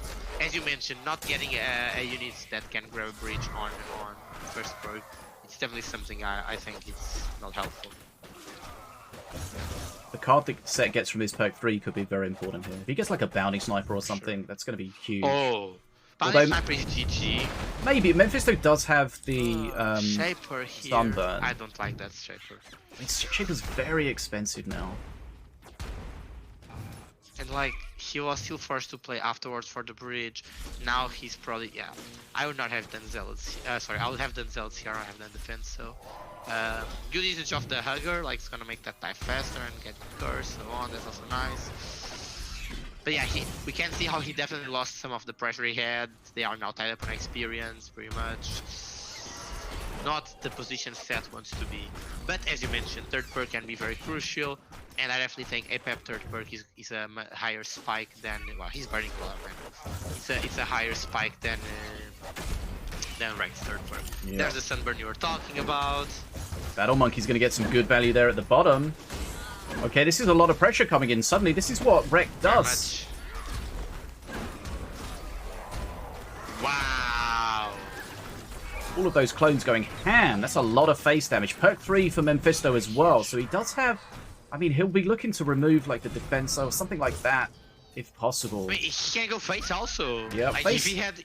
If he had the One Punch Blast on this push, that would have put Set in a really tight spot. Yeah. I don't like those Anthem Throwers on bot. They're not gonna do anything for him. Okay. Skeleton Horde. These mixed feelings. Skeleton Horde is awkward because they just die to the explosions Illusions, from the. Yeah. They die too early as well. Battle Monkey doesn't have a trouble with him. It's a fantastic card. Honestly, in my opinion, it's of the best cards you can get with APEP in general. Sadly, I don't think it's a matchup where that stands true. Right, 10 XP behind. Memfisto will be happy so far because he's ahead on XP, done huge face damage as well. Shield is, of course, available for Set from APEP, but it's not the shield of yesteryear where it will just protect you for days. True. This is a Grenadier bot and Elite Stormer top. Musketeer's going to trade well here. Goes. Oh, not getting that Zealot to the last hit. That's very sad because that was annoying. But he got kind of lucky because the Musketeer jumped back from the first Zealot and then hit the second Zealot, so it didn't kill one of them. Yeah, true. There's the usage of the totem. Guarantee you take as much damage as possible. That's, I don't like that Sunburn. I guess it was just rotation. Hugger to tank those crossbow dudes. Set's he's hanging on, but he's definitely not catching up. Nice one punch blast. This horde just neutralizes the Zealot so well. That's a good coverage of the Grenadier with the defensive chopper, but the Drone Walker is gonna ooh, good Mountain Shaper. I mean, it was good, but it's frustrating that Monkey's going to heal, but it's going to heal defensively, so he's going to catch up some XP for a little bit there. And Whirly... then the Whirly now just forces that. The Hugger doesn't even get in, and now he needs to cycle for the Zealot, XP level. for the Grenadier, but I would just give up bot right now and go top and try to defend. He should be able to get this totem. is where he needs the Mountain Shaper. Yeah. And he does have the shield, but the shield will not last very long at all. Yeah. He splits hard in the middle, or he goes for a bridge. One punch blast available. One punch blast on face, and it was. Sunburn for the win. Face, this is it. Bam. 1-1, right? 1-0, I think. It's the first game, wasn't it? It was the first game. It was the first game. Okay. So... I'm looking into the future. Damn it! I just spoiler alert. Looking the future. I was not. You heard nothing, everyone. You heard nothing. How do we feel about an APEP deck that's a lot heavier than we tend to see? But one thing I liked is that we usually like cheaper APEPs because they are better for control, they give you a good advantage in that sense, you can cycle better for the cards that answer specific situations. And in this case, I don't think Set's deck was putting him behind control, but the opposite. Like he had a unlucky draw, let's say, on first perk, and he was still up until well, Rex started doing Rex things and applying a ton of pressure. I think as well the extra attack speed was interesting because you just get rid of the clones faster. That's definitely something to consider. Yeah. I would say the most critical point of this match was how Memfisto was kind of baiting Set into playing the Mountain Shaper on not ideal situations, like on situations that he would get value, but not enough value. And then right after, Memfisto would apply a huge push. He would do 2 Shadow Clones that somehow he would still have or about to draw them, and he would have at least 10 mana on the field right after. So definitely those Mountain Shapers were not happening or giving him the relief Set was hoping for. I would say that's how I describe it. The problem with a heavier APEP deck is you don't get so much value from your free cards, but the offshoot of that is he got terrible free cards, so it didn't really matter. Like the Hugger wasn't great, and even the skeletons were not great against what he was playing against. Yeah, like the Battle Monkey would be great against that, but you know that's just RNG. That's how it happens. Sometimes you get good RNG. And you're playing RNG. You're playing RNG Master. You gotta deal with the consequences. Not that it needs to be changed. It's just that it's a risk you are willingly to pay for. I do feel like he was way too happy on the Mountain Shaper trigger. Like, you really have to let a lot build up to get some huge value out of it, and he used it far too much, I think, without getting huge value. I would definitely consider Remargal Breath here. I know the relief. There's obvious that to keep in mind, but I think the Remargal Breath just. I mean, in solos, it's far more difficult to get a good trade with the Mountain Shaper. Yeah. Okay, so game number 1 went to Memfisto. It was close until he closed it out, but he seemed to, whilst it was close, it did feel like he was in control. But here we go. King Path against APEP. So APEP, sorry, I said that the other way around, but APEP again. Looks like, could it be the same deck? Let's have a look. It feels like it. We know King Puff got a little bit of a nerf in the last patch. And he's so huge, like I feel those 3 seconds so much. Yeah, but it's still strong for sure. Oh, for sure. That perk 3 is still a massive spike. Uh-huh. And this is interesting, so now yes, both players are playing the Master Day band. Not just that, Memfisto, he's playing his Memfisto Invitational skin. So Memfisto is playing Memfisto skin. The skin that you might have a chance to get for yourself if you win the SBI, the upcoming tournament in December. Very true. I'm not sure if there's going to be another one, but there's definitely going to be an SBI in December where you might just get a chance to have your own Minion Masters skin, aka skin with your name. And probably a trophy. Yeah. Okay. So it looks like the same deck from Set. Yep. Which is it's understandable. As we said before, players don't always want to reveal most of their decks. Dude, we just saw how detrimental defensive chopper attack is right now by the fact that he didn't even one-shot the skeleton. Yep. It goes to show the defensive chopper value is really on his standing ability as a counter attack and not just. I think that's fair attack. though. I think of course that's how it should be. It's a fantastic ability. It shuts down a lot.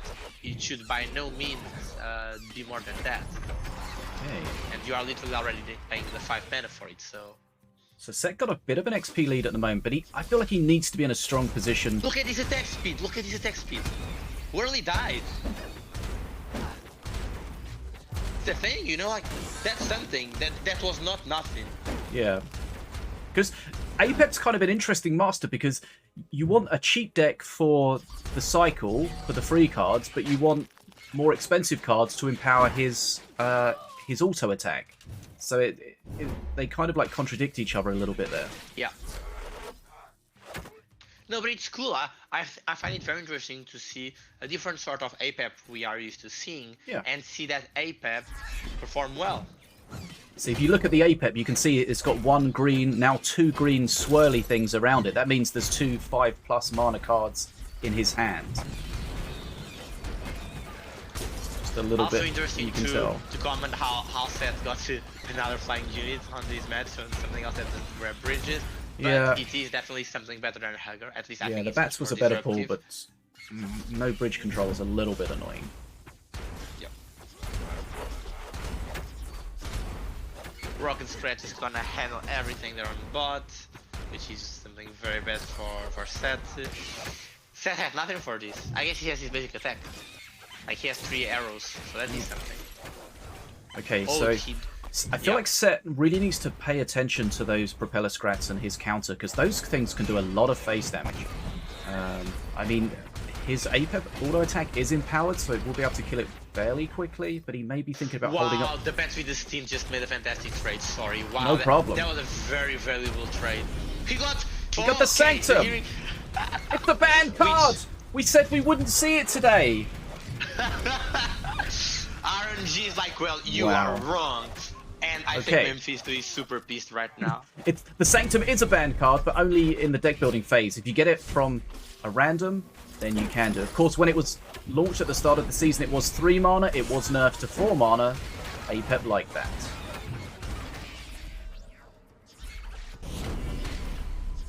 One of the weird things about the Sanctum is that it triggers on air units, which doesn't seem like it should really work out, but that could really change things a lot. So the Sanctum, of course, is dropping that Holy Fire. Every 7 seconds, it's going to drop Holy Fire on a friendly minion that is getting attacked. And you can also see that by the indicator on the on the Sanctum. So if you notice, there are 2 altars that have some flames, some embers. Those are the indicators for when he's active. Nice. Okay, perk 3. This is going to be so difficult. I would really like to hand it over to BetaDwarf. I think in these aspects, they are really cautious about those details. They are like very fun details. We also talked about before when King Plus started having the spell, the option of getting a spell, and how the image of the spell has the spells there, like this small buff. And the Kernaf with the crystals on its back. You know, there's a lot of cool things. Exactly. I think those details go to show like the. I feel like a lot of people don't even notice those. It's amazing. I mean, you should. But definitely, like, when you're doing something like that, it's very, very cool. Set just needs to hold on. But he's got so much HP. With Sanctum, but the Sanctum, heal it. Yep. Wow. Look, the value on a heal. It changes the way that units trade insanely. Oh yeah. It's not just a heal, it's also a damage. Yeah. I feel like at this point Memfisto should be having an overwhelming advantage, like the pressure he should be getting, because of the perk spike, and this Sanctum is just insane. And you see, he's got 2 of them up. Exactly. Set thumbs up. He knows. Yeah, he knows. He may have not got good RNG in the last one, but this one he did for sure. He made up for it in this one. He was like, okay, you know what? I don't mind. Give me insane, sick, disgusting RNG for the second match. I'll take it. Okay, set closing in on Mana Frenzy. Here comes the heal as well. Disgusting. Wow, fantastic. That's huge. No, it's really, really huge. Luck is a skill, as Apep would say. Apep would have. He gives it. Oh man. Well, it's definitely something interesting because I mean, this... thumbs upping everywhere. I've never seen this before from Zep. Oh, look at that! It's got two of them up. It's everywhere. And remember, it stacks. It just stacks. Yikes. Okay. One game all. Memfisto is definitely not gonna be happy about it, but I have no doubt he is gonna be like, okay, that's how we're playing it. I'm gonna bring in the big guns, and we are now gonna see a third match because, as I said before, this is a best of 5. No, but sorry, best of 3. It's a best of 3. Oh my god. Yep. Math. Let's go. It's the best of 3. They need to win 2. They are now 1-1. So let's see who's gonna be the winner. A regular Sanctum can be disgusting. A zero-cost Sanctum is insane. Just some people in Apep chat things. saying how it's rigged. RNG. Luck is a skill. Luck is a skill.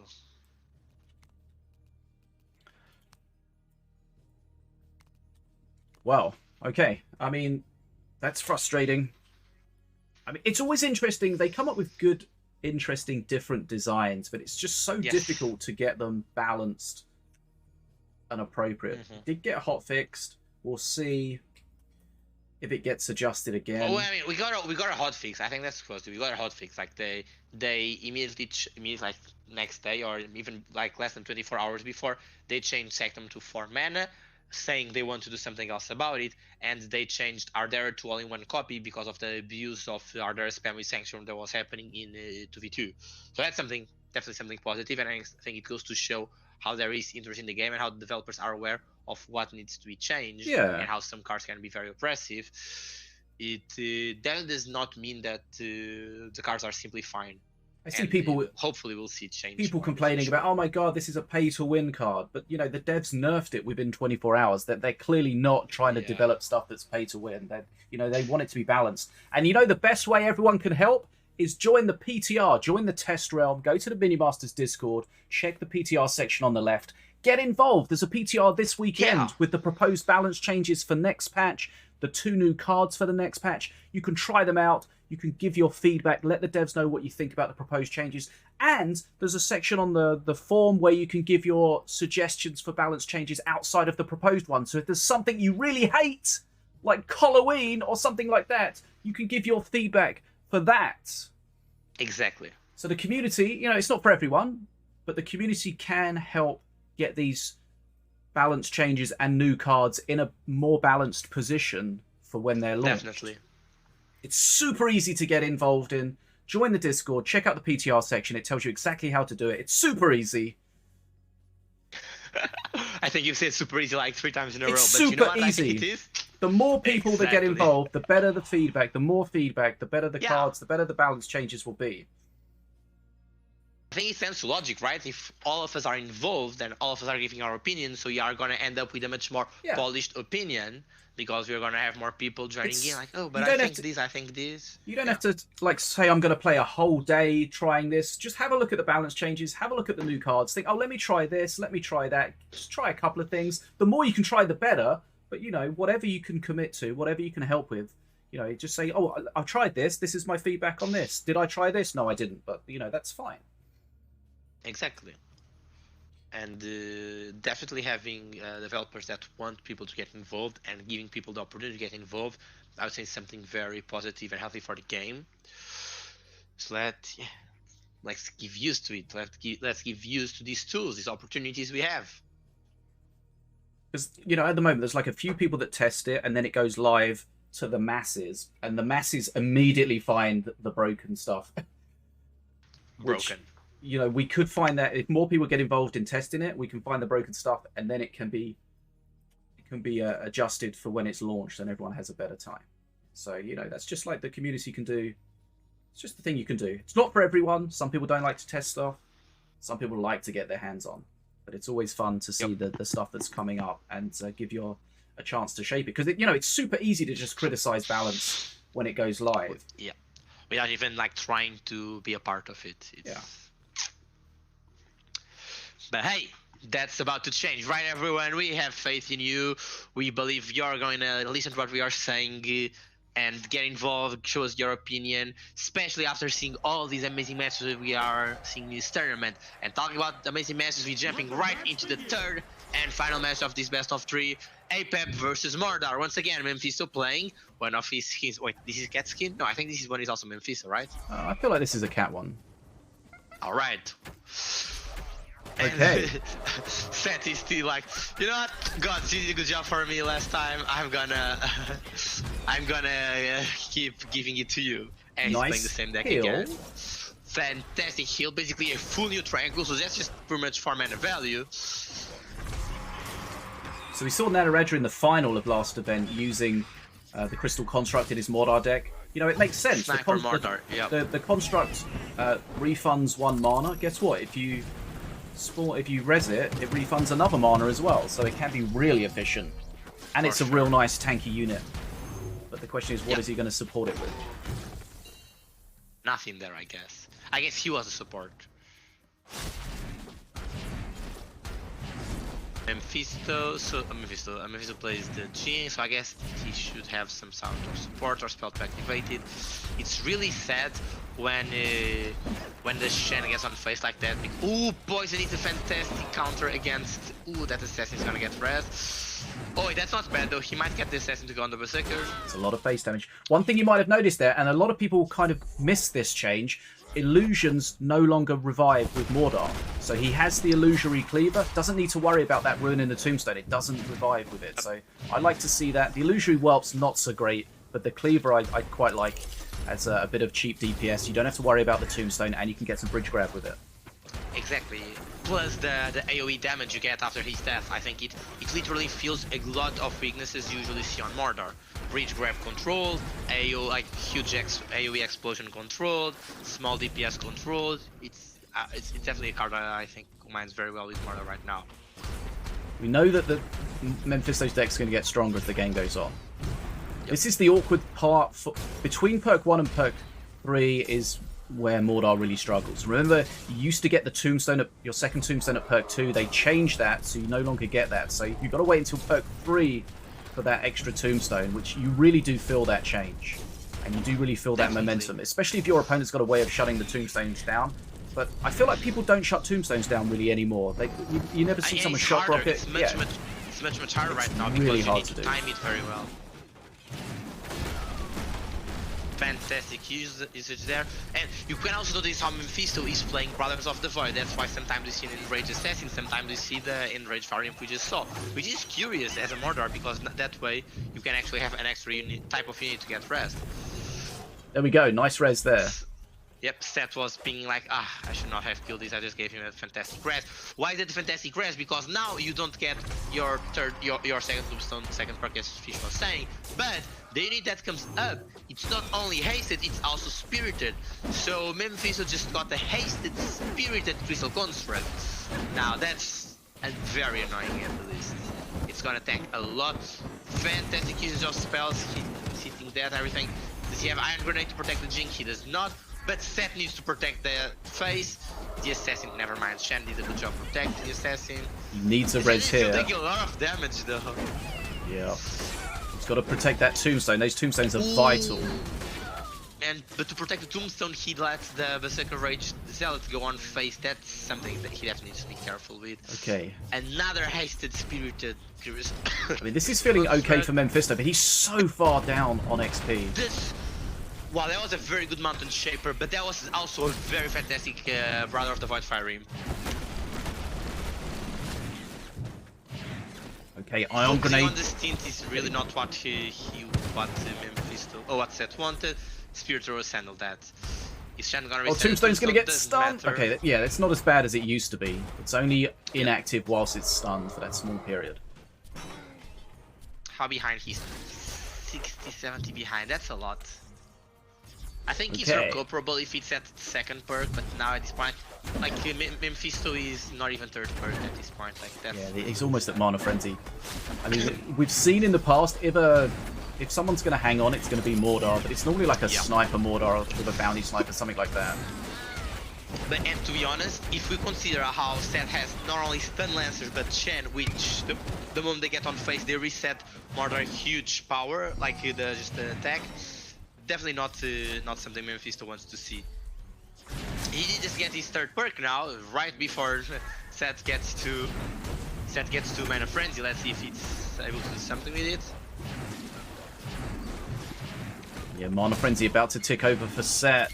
You think that's going to enable him to close this game out. Tombstone, looks like, was that an assassin resing at the top there? Goes straight in for the Sewer Scrat and the Stun Lancer's not a fun time. Yeah, this is going to be too much. Memfisto just too far behind from the looks of it. But, and the Stun Lancer got faced, that's very sad. Stunning Mordor's a problem. He can do good DPS, but he's going to have to wind up all over again. Tombstone getting aggro. This is gonna be Stint reses, but that's not the res he wants. And okay. Set closes up this set. Set closes the set. So that's always the problem when you're playing a Mordor against anything sort of control related. You're going to be very far behind on XP. And you know you're going to come back strong in the end game, but if you're too far behind, as we saw there, there's just no clawing it back. You know, he was like a whole perk behind. It was like perk 3 versus Mana Frenzy. And you see, for example, I think if this was more control-focused APAP as we are used to, alright, the Stun Lancers were from third perk, that's disgusting. Sorry. But yeah, if it was a more control-focused APAP as we are used to, I think the unity would be much more fragile, and that would mean the Mordor would have a better time killing them on his attack. Yep. I mean, I've had some reasonable luck using Sniper Mordor on the ladder, and I feel like you need something like that. You need that backline. You need to be able to build those pushes in the late game, especially with the bounty sniper, can help keep that XP kind of in hand a little bit. But wow, okay. So Set takes that 2-1. We definitely see some Mordor in these games, in these matches, but I don't think Mordor is definitely is the master of choice in a lot of occasions. It has some real inherent weaknesses that can be taken advantage of. You know, if you play Mordor and your opponent opens up with a Ravager, you know you're going to be having a tough time. If you play Mordor and against a Setsu, you know you're going to have aggro all over those tombstones. And you know, you're probably not going to have much reses. Yeah. So that's, you know, there's a risk. You know, that's sometimes these games are decided in huge plays. Sometimes they're decided in the deck building a little bit, which was a little bit frustrating, but that's kind of part and parcel of it. If you're going to choose a deck that has potential hard counters, then you've got to be prepared that sometimes that's going to happen. Yep, you just got to find a way to crack the code of what your opponent is doing with the tools you have available to you right now. Okay. Yeah, I would say that's about it. Although, to be fair, in terms of matchup, I think APAP is definitely the master most people would consider to be the late game choice. However, if there's a master that can get more value than APAP starting on on late game, it's definitely Mordor. And exactly because Set was aware of that, I think that's the reason why he applied so much pressure. He was always so present on this bridge. It's like, okay, this is a Mordor. I'm not going to be winning here by just sitting around and being slightly ahead on XP. No. I need to be on top of him. Literally, yep. And that's what we saw. Right, so we're going to have Ficus against Nataraja next. This is going to be the last round of the Swiss format. This is the 4th round. Remember, it's the top 8 that go through. So if we have a little look at where we're at with the standings. So Ficus is in 7th place. Nataraja is in 8th. So both in the top 8, but of course one of them's going to lose and one of them's going to win. So the chances are that whoever wins this will go through into the top 8, and whoever loses is likely to be eliminated. It does depend a little bit on some other results. Oh wait, because this is the last round before the top 8, right? Yeah.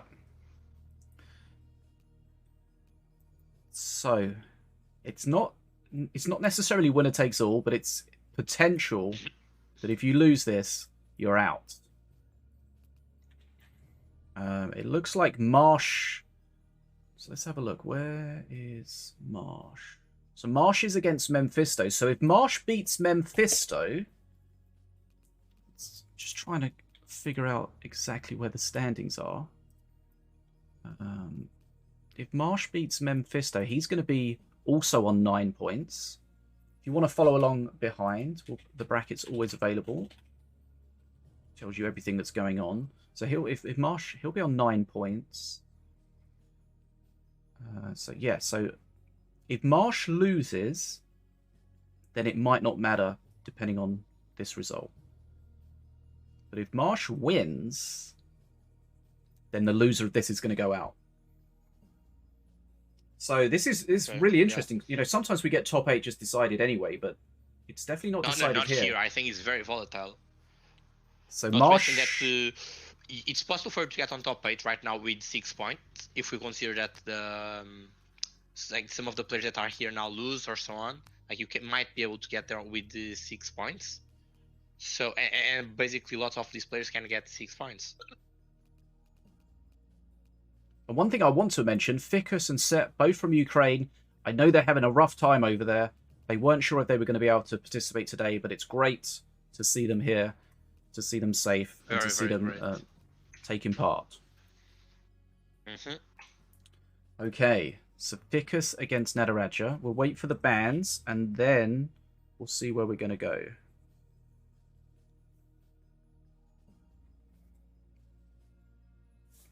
So the players, I'm sure, will be paying attention to the standings. They'll know how important this is.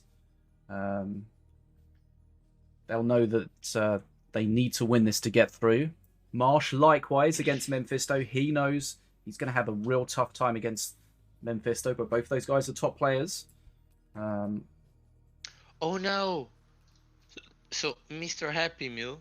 Oh, okay. He got a bye, so that makes him 2-2. So right now he has those 6 points, but he's not gonna that's going to determine his tiebreaker so much. Hold on, I see a Happy Meal as a DNF. Does that mean he's? I think it's because he had the bye. Do not defined or something. What is DNF short for? DNF short for did not finish.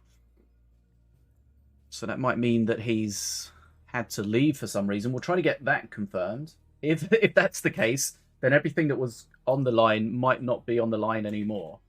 Because everyone was fighting for basically the last place in the top 8. I mean, maybe it's because of that, right? He got a bye, he thought he was not going to make it, so he just, okay, I'm out. Thanks, guys. Something like that, I guess. We'll find out. We'll find out.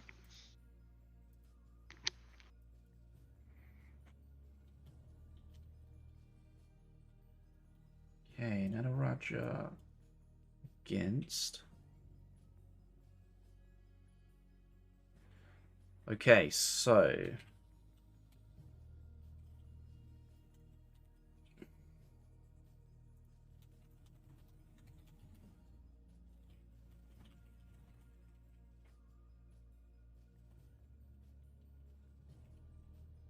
Yeah, exactly. I'm not sure how this works then. If he finishes top 8, and then... No, but he's not going to. He's not going to. I mean, he could do. I mean, he's 3rd at the moment. He's got to finish top 8, right? Well, yeah, but he's 3rd because he's the only one that has 4 matches then. Everyone else is on 3 matches. Right, okay. Because he got the bye, he automatically got those points, which is a win. So he goes to 6 points now, and everyone else is probably going to be on 6 or 9, actually. I was saying 6 before, but I forgot the points of the upcoming round are, of course, not yet added. Right, so, okay. So he's kind of... Yeah. He's ahead because exactly. he's had an extra report. Right. So definitely the points for going top 8, I would say it's between 12 to 9. I do not expect this to have any 6s. I might be wrong. Okay, so I could be wrong, be wrong, but so relax, all is on the line. All was on the line, then it wasn't, it's back on the line.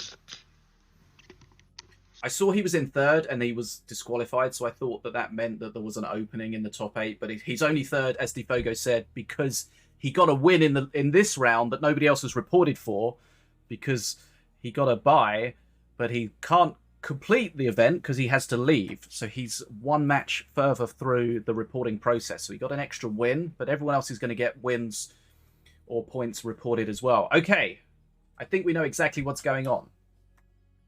Check the brackets if you want to. Right.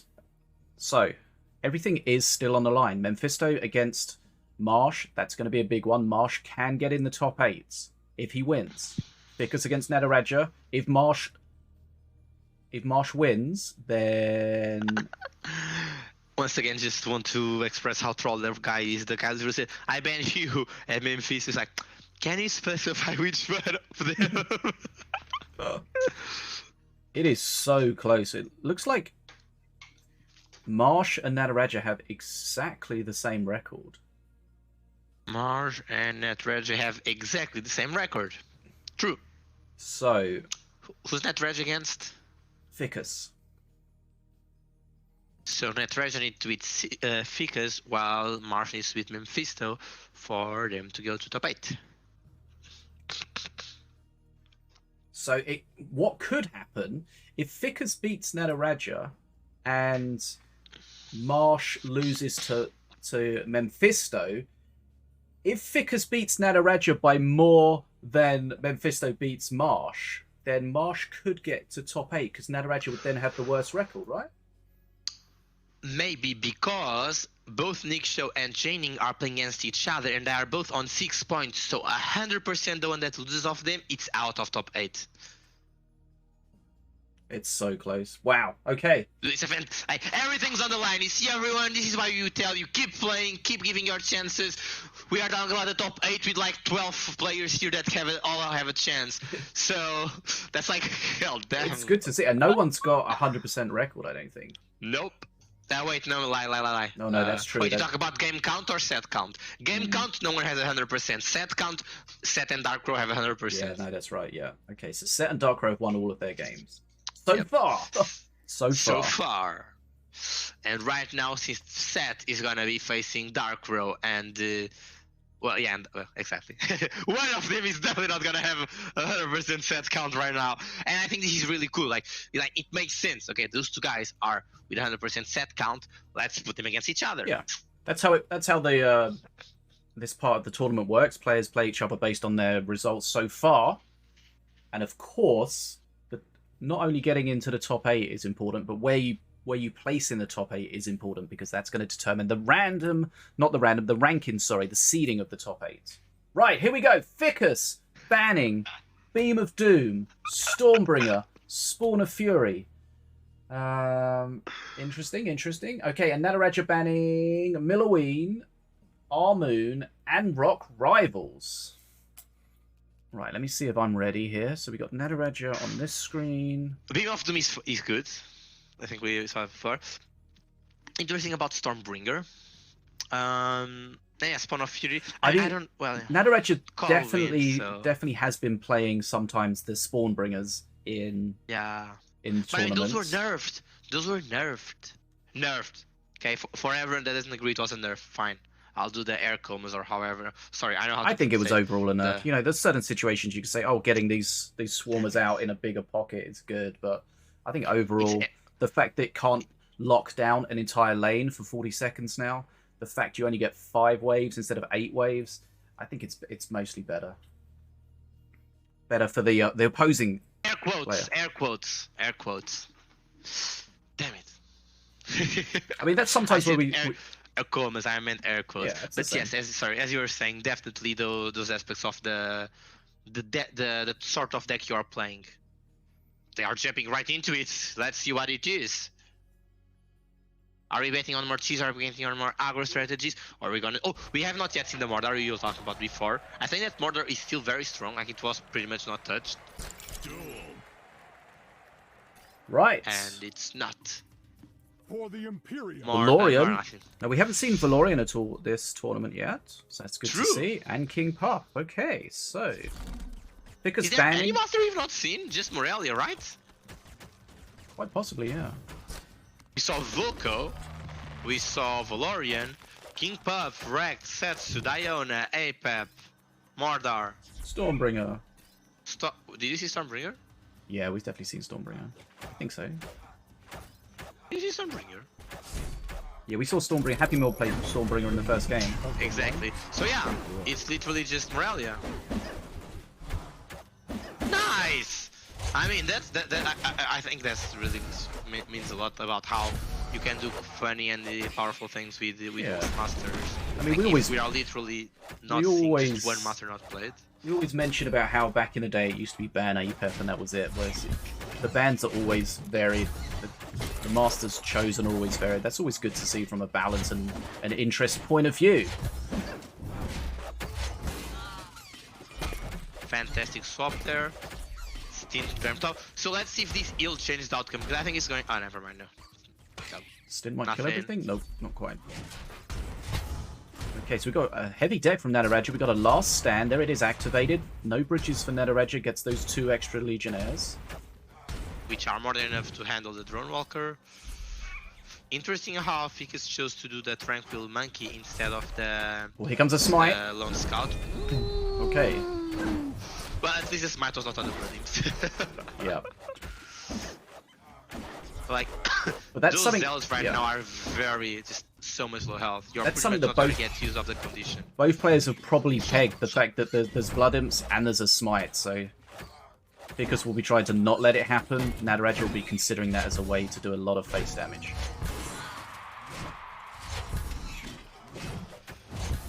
Is this Zealot gonna get on face? That's a fantastic one hit. Wait, 2 hits? Right, 2 hits from the Zealot on face. That's the 3 hits. Okay. Wow, that thing just didn't die. That looks like nothing. That is a lot, everyone. Keep in mind, the Berserker Rage unit on face, it's never something you should just disregard. He does not want this Harbinger to die. He's going to do everything he can to keep it alive. I did feel like it was a little bit far forward when he spawned it, but this is a lot of face damage coming out. The loss of the Harbinger is a problem. What do we have here? We're gonna. This is gonna be. Oh, Razor Squadron. That's a very nice thing. If Ficus Iron Grenade is available, and he needs to protect these Zealots with Rage on. Okay, this is okay, yeah, that. And there we go. That's a very fine defense. How much XP did he lose? So Nataraja lost some XP.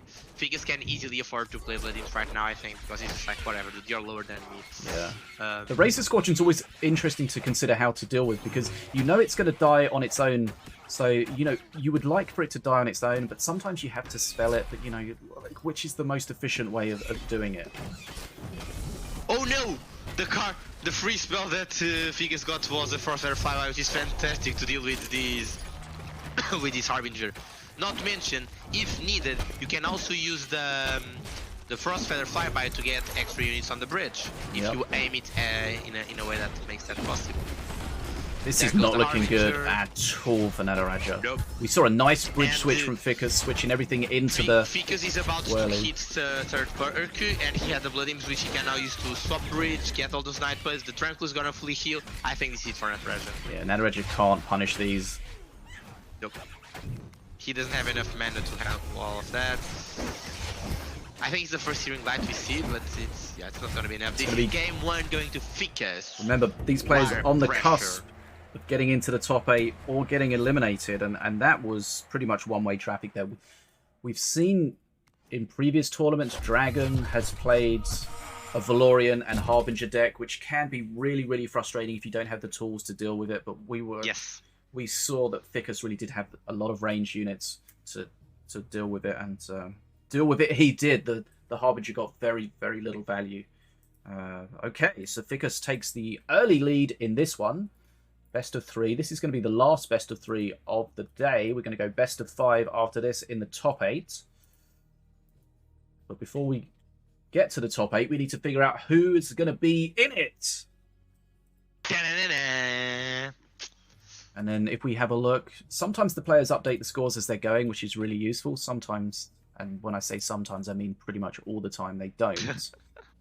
So we have no idea what's going on elsewhere. So remember, Marsh against Memfisto is going to affect probably the outcome. Or what we're going to look at it and realize that we read the thing completely wrong. That one is 1 to Memfisto. Memfisto is winning that one by 1, and Nikshow is winning against Tjaenig by 1 as well. and Set is winning against Darkrow by 1. Wait, do you see that on the score? I didn't see any of the scores. Yeah. Oh, I you mean, have to click on it need to see it, click on right? match Oh, detail. so Yeah, annoying. yeah. Okay, So right. much. Milloween against King Puff again. No, but there was Valorant before, right? Mm-hmm. Let's see how this Milloween fares into the King Puff. I mean, it pretty much looks like Ficus is playing the same deck, right? Yeah, for sure. Did Marsh play against Ficus? Because Marsh banned the Tranquil Shihu against the Memfisto, which we've not seen him play. But Ficus here is playing and doing a good job with the Tranquil Shihu.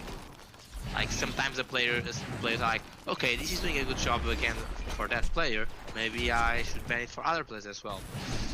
Okay, can he get stuns? Yeah, he can. Yeah. I don't think giving the Jing off the bottom push was a good idea. But he already killed it, that's fantastic. Interesting freeze. Snap freeze. Ooh, that healing fire is gonna give so much value. Yeah, or not. You know what? Nope. Forget it. Everyone, just no. It's a lot of face But I mean, damage though coming out. Exactly, that red is taking a lot of damage because of that. But he does have his Rock Rival activated, or, you know, he's got through the first worst part. And that is a growth burst from enhanced Barrel Monkey going top. And on face. That 3 units, that's gonna, yeah, he's gonna take a lot. Okay. Look at that, look at that! Yeah, that's look at huge that face damage. Okay. Almost nothing, and now they're pretty much equal. Yep. I mean, that Tremble counter Shield is push gonna really heal everything. did some good work. Needs to be careful though. Jolo is gonna be a very good defense for that, and exactly the Rock Rivals just handles everything else very nicely. The Jing for defense, gotta love it, and the Jing is dead. Can't love it anymore. Yeah, it's good to remove that Jing if you can, because it can be so oppressive. Yep. Nataraja just got the second perk, so now here's the thing, this Arcane Missile is gonna be a free trigger for Jing. This Healing Shrine, yes, got a lot of value. Like, wow. Yeah. That was much more than a Full kill HP ball. basically now, yeah. Pretty much, yep. We talk about how, dude, Tranquil Shihu, you just got free 4 mana, yep. Check that one out, free Rock Rival, that's the free 7 mana. And Yep. nice, the Snap Freeze, it's not gonna do much because King Puff Masters do not get hit, do not get frozen. I find it very interesting how usually when a unit gets frozen, they like you slow first and then you freeze. And when they came out of the stun, of the freeze, you'd expect it to still be slowed, but nope, that's not how it works. It's like a very interesting thing. It's probably the only interaction. Wait, did he just play Blood Imps into the... What? This Golem is going to be absolutely spanking those Blood Imps. Blood Pact. What is it? What was that? What is it? 85% damage now? That was... It's either a, That's a good idea. it's either a misclick was or a not- misplay. One of the two. I mean, the play was like, that's how you'd play them, but that is not how you'd play them, you know? Wow. That is not That a is... happy occurrence. We know Blood Imps are a card that have two sides in so much as they're cheap, they're bridge grabby, they're good DPS, but on the other side, that Blood Pact is They are punishing. Yep. abysmal in that situation. Wow. And like, if we consider, was that Blue Golem growth burst? I don't think so. We saw it earlier in the game, he did, but I don't think that one was, but goodness me. That's got to be a misplay, right? There's no way you would. I mean, are you just hoping that not everything lasts for him? Like it's so 85% of the 200 damage that the golem hits with means you are taking 170 damage. You're pretty much taking a fireball whenever the golem hits one of those golems. Yep.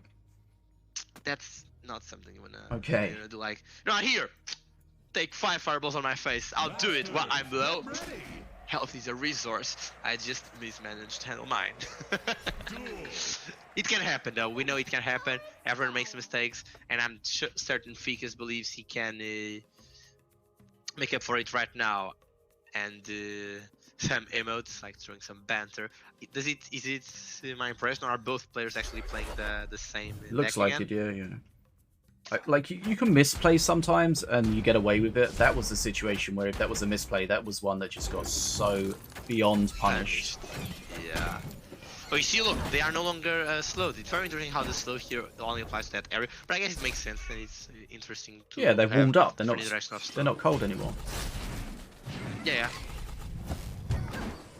With frost feathers, like you just feel it deep in your soul. Yeah. 10%er. I mean, those kind of things can be a little confusing for new players and experienced players alike when different things apply debuffs in different ways. You're like, some stuff slows me permanently, some stuff slows me for a period of time. You know, that's when it gets confusing.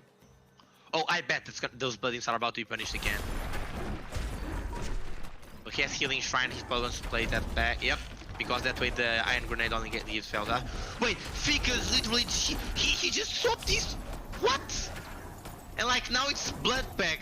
Now it's with growth burst room, so the damage it packs is even higher. Wait. It seemed like not much of that damage actually went to face.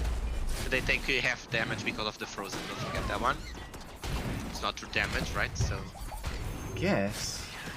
Okay. Weird interaction, yeah, but like that's the only reason, right? Like you're taking all the overkill damage and passing 80% for it, but you're only receiving 50% damage because you are frozen. Very interesting, actually. So if you freeze your own Blood Imp, you are taking less damage because the Blood Imp is taking less damage. The overkill damage he takes still goes to you, but he's only still taking 50% damage. Huh? That's a funny one. Yeah, don't freeze your opponent's Blood Imps if you're going to punish them. I mean, to be fair, Ficus is the one that swapped it, I think. Nataraja was like, yeah, whatever, I'll get that value some other time. I mean, he seems to be very blasé with his Blood Imps. I don't think that's a good... No, probably I mean, Frost Feather, right? No, the Frost Feather we just saw, but I guess it was the free one. How is he gonna handle the Golem now, though? He invested lots of bots. No. You know what? I'm just gonna wait and watch. He is ahead on XP, so, you know, we've seen some strange plays, but if he pulls it out, then, you know, maybe it's part of the master plan. Health, we always say health is a resource. Health is a resource. Well, I say. Now, I would battle Monkey here, then Jink everything, and then Bridge Buddies after, but you can do it in a different order, you can fully ignore the buddies. This Golem's going to taunt everything, but it's going to get fairly shredded. This Berserker hit, bam. But you see, look, Healing Shrine! Yeah, he does have the heal. Yeah, like, it forces him, that's the thing, you get some value, and you are also forcing your opponents to play the spell, a spell that can remove, for example, the Spear Throwers. So I definitely don't dislike that. It's a 3 mana for 3 mana, and you are definitely not coming out on behind. Yeah, I mean, he got some healing out of it.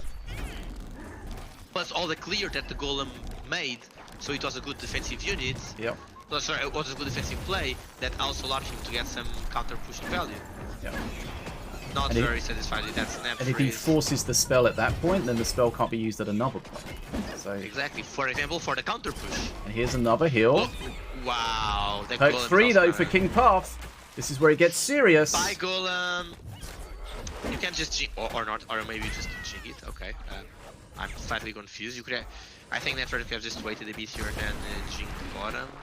We often see how King Puff's perk 3 just changes the dynamic of the game completely, and we'll see if that happens here. Already an XP lead for Ficus. He's going to be pushing on the bridge. Those Night Puffs are going to generate more Night Puffs. Blood Imps are out! But he swapped the okay, it's fine. He's gonna jink top, or right, yeah. But now he needs something for bottom.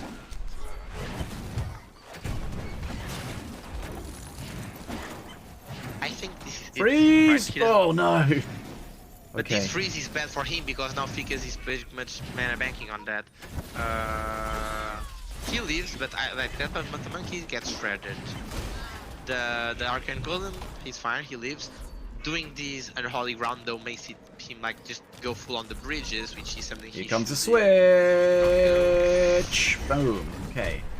Not getting the Golem stun is good though. The Iron Grenade is no, that's too early. Now he can just heal Shrine bottom. Or yeah, but the top is a lot of damage. How can Nataraja shut this down? He's. Oh, he didn't go heal Shrine. Is he actually gonna die though before that? I don't think he could go heal Shrine. He needed to defend his face. Yeah. But he gets use of the Ching. He's not using the Ching. Dude, Ficus is doing fantastically here.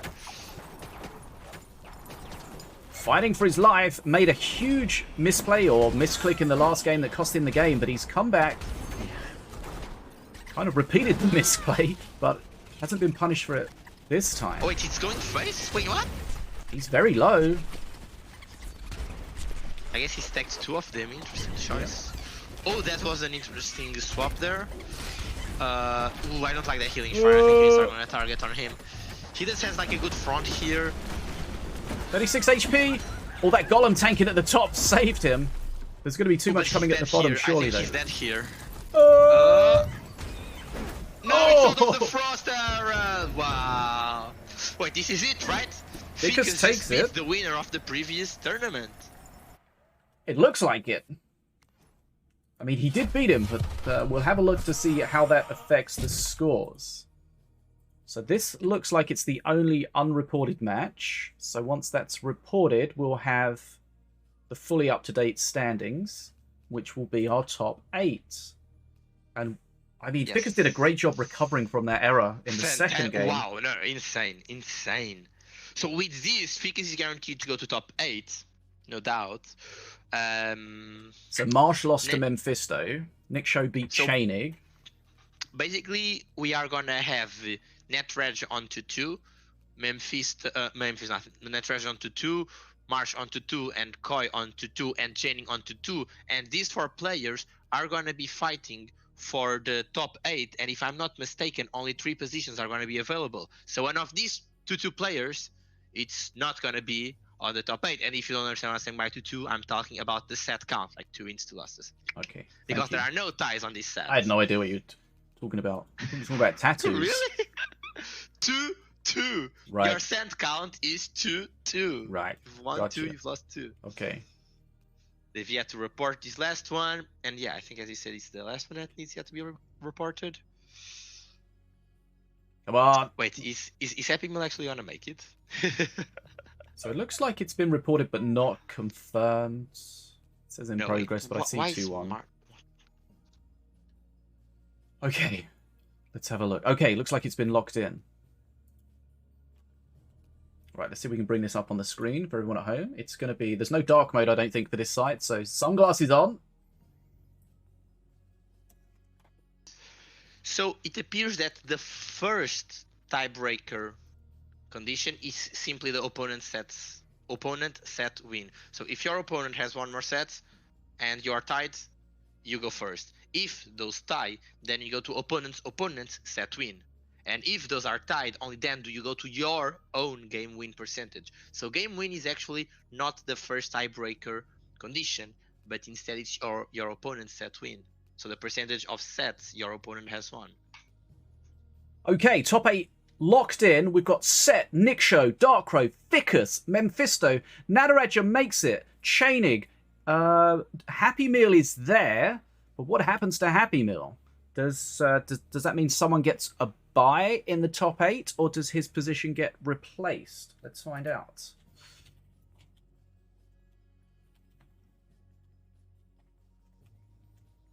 The standing is not yet updated for me. Ficus is still only 3 set count maximum.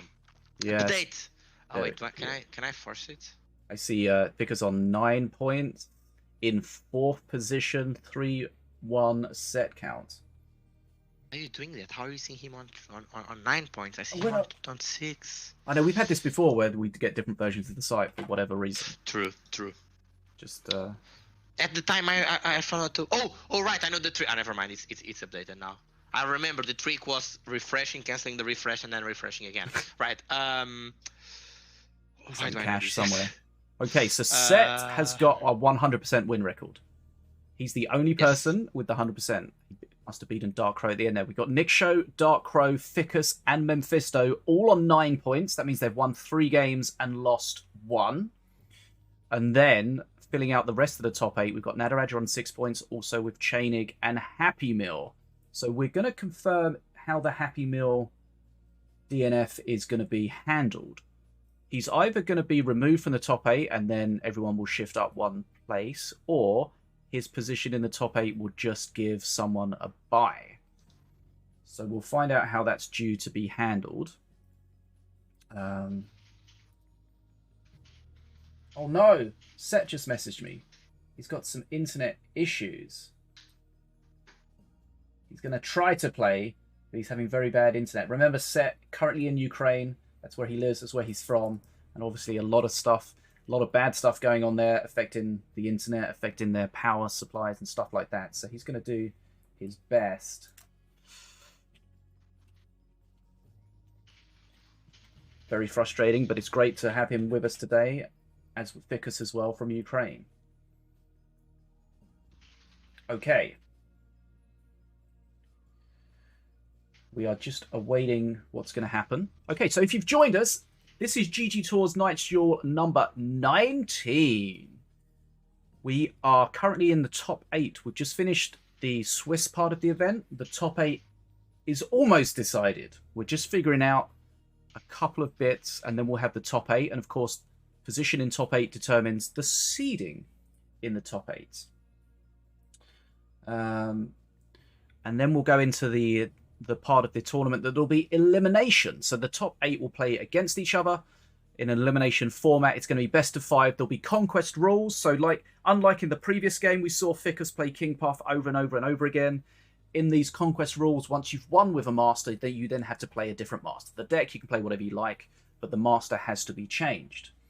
We're just trying to find out. Happy Meal. So let's have a look. Happy Meal is showing on 6 points. 2 and 2.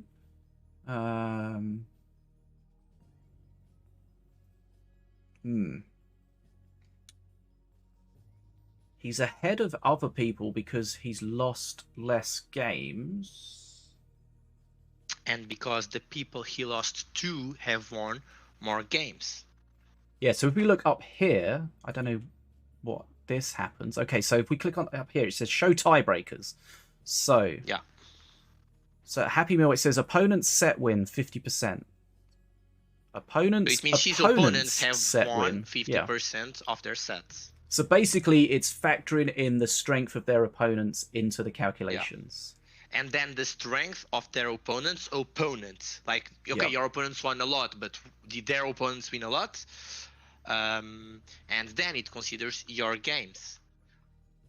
So and since all these factors go before your head-to-head, like all these factors go before your wins and losses and so on, we can see how Happy Meal and Resin Colonna have won one set and have like one win and 2 losses because they got the bye. Yeah. But that still allows them to be ahead of Koi and Marsh that have won 2 sets. This might be too small for the stream to see. Yeah, so basically they both have an opponent win rate of 50%. So that's a draw. So we go to the second tiebreaker, which is opponent's set win rate. So Happy Meal's opponent's set win rate is higher. So that means that he gets priority because they're saying that he played harder players, right? Exactly. Like his opponents faced were stronger. So... No, sorry, just the opponent. I put one extra opponent. The opponents he faced were stronger. We'll see.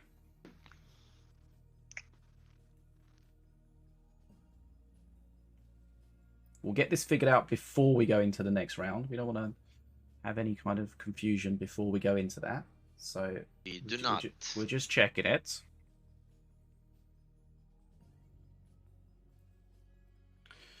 Yes, I mean, this is a little bit confusing.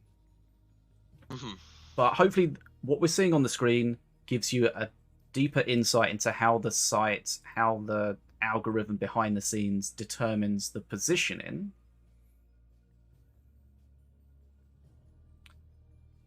But like the question is, you know, what do we do if this guy DNFs? He's top 8. Do we go through to the top 8 and he's just the buy, or do we promote number 9 to number 8 in their absence? Like number 9 has the same problem as him in the terms of the thing of the set wins and so on.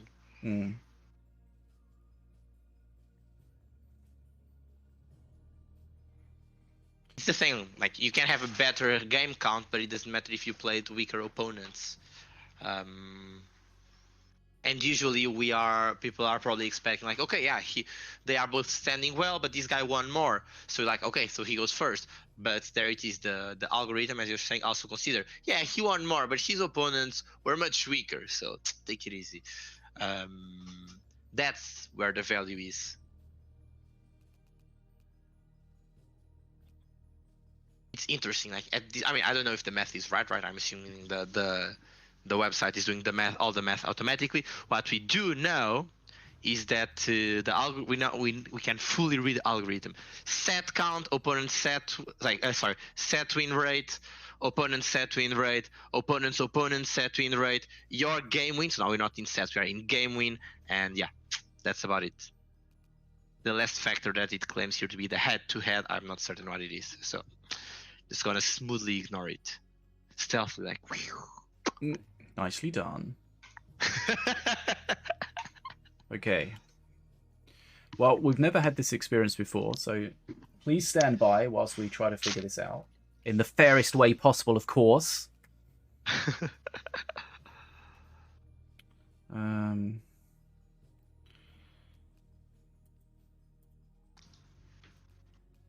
mean, I'm sure it makes sense the way the calculations happen. They are complicated, but they're complicated for a reason.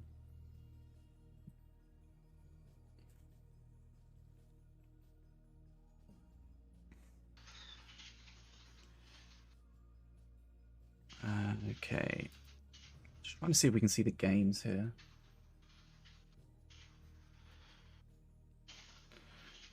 It's not showing me. How do I see their matches?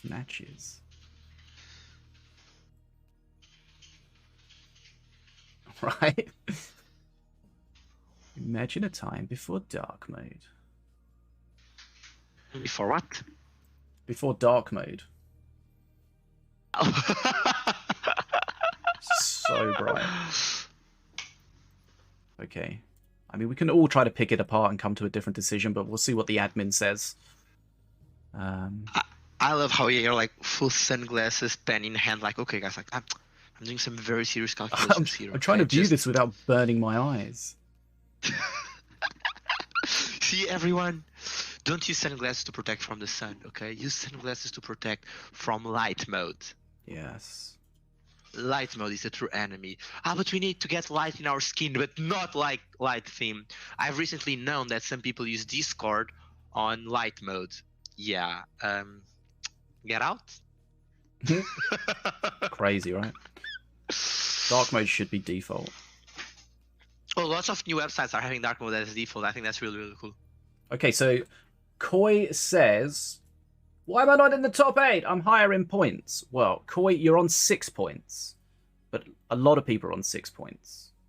But let's open up the tiebreakers. Where's the tiebreakers? I've lost it. Is that on a different page? God knows. Okay, standings. Am I in the right tournament? Okay. How could you be in the wrong tournament? This is a different page. It doesn't say top 8. Maybe it's because, I don't know, has the next round started? Let's figure it out. I think by points he means like he has one more.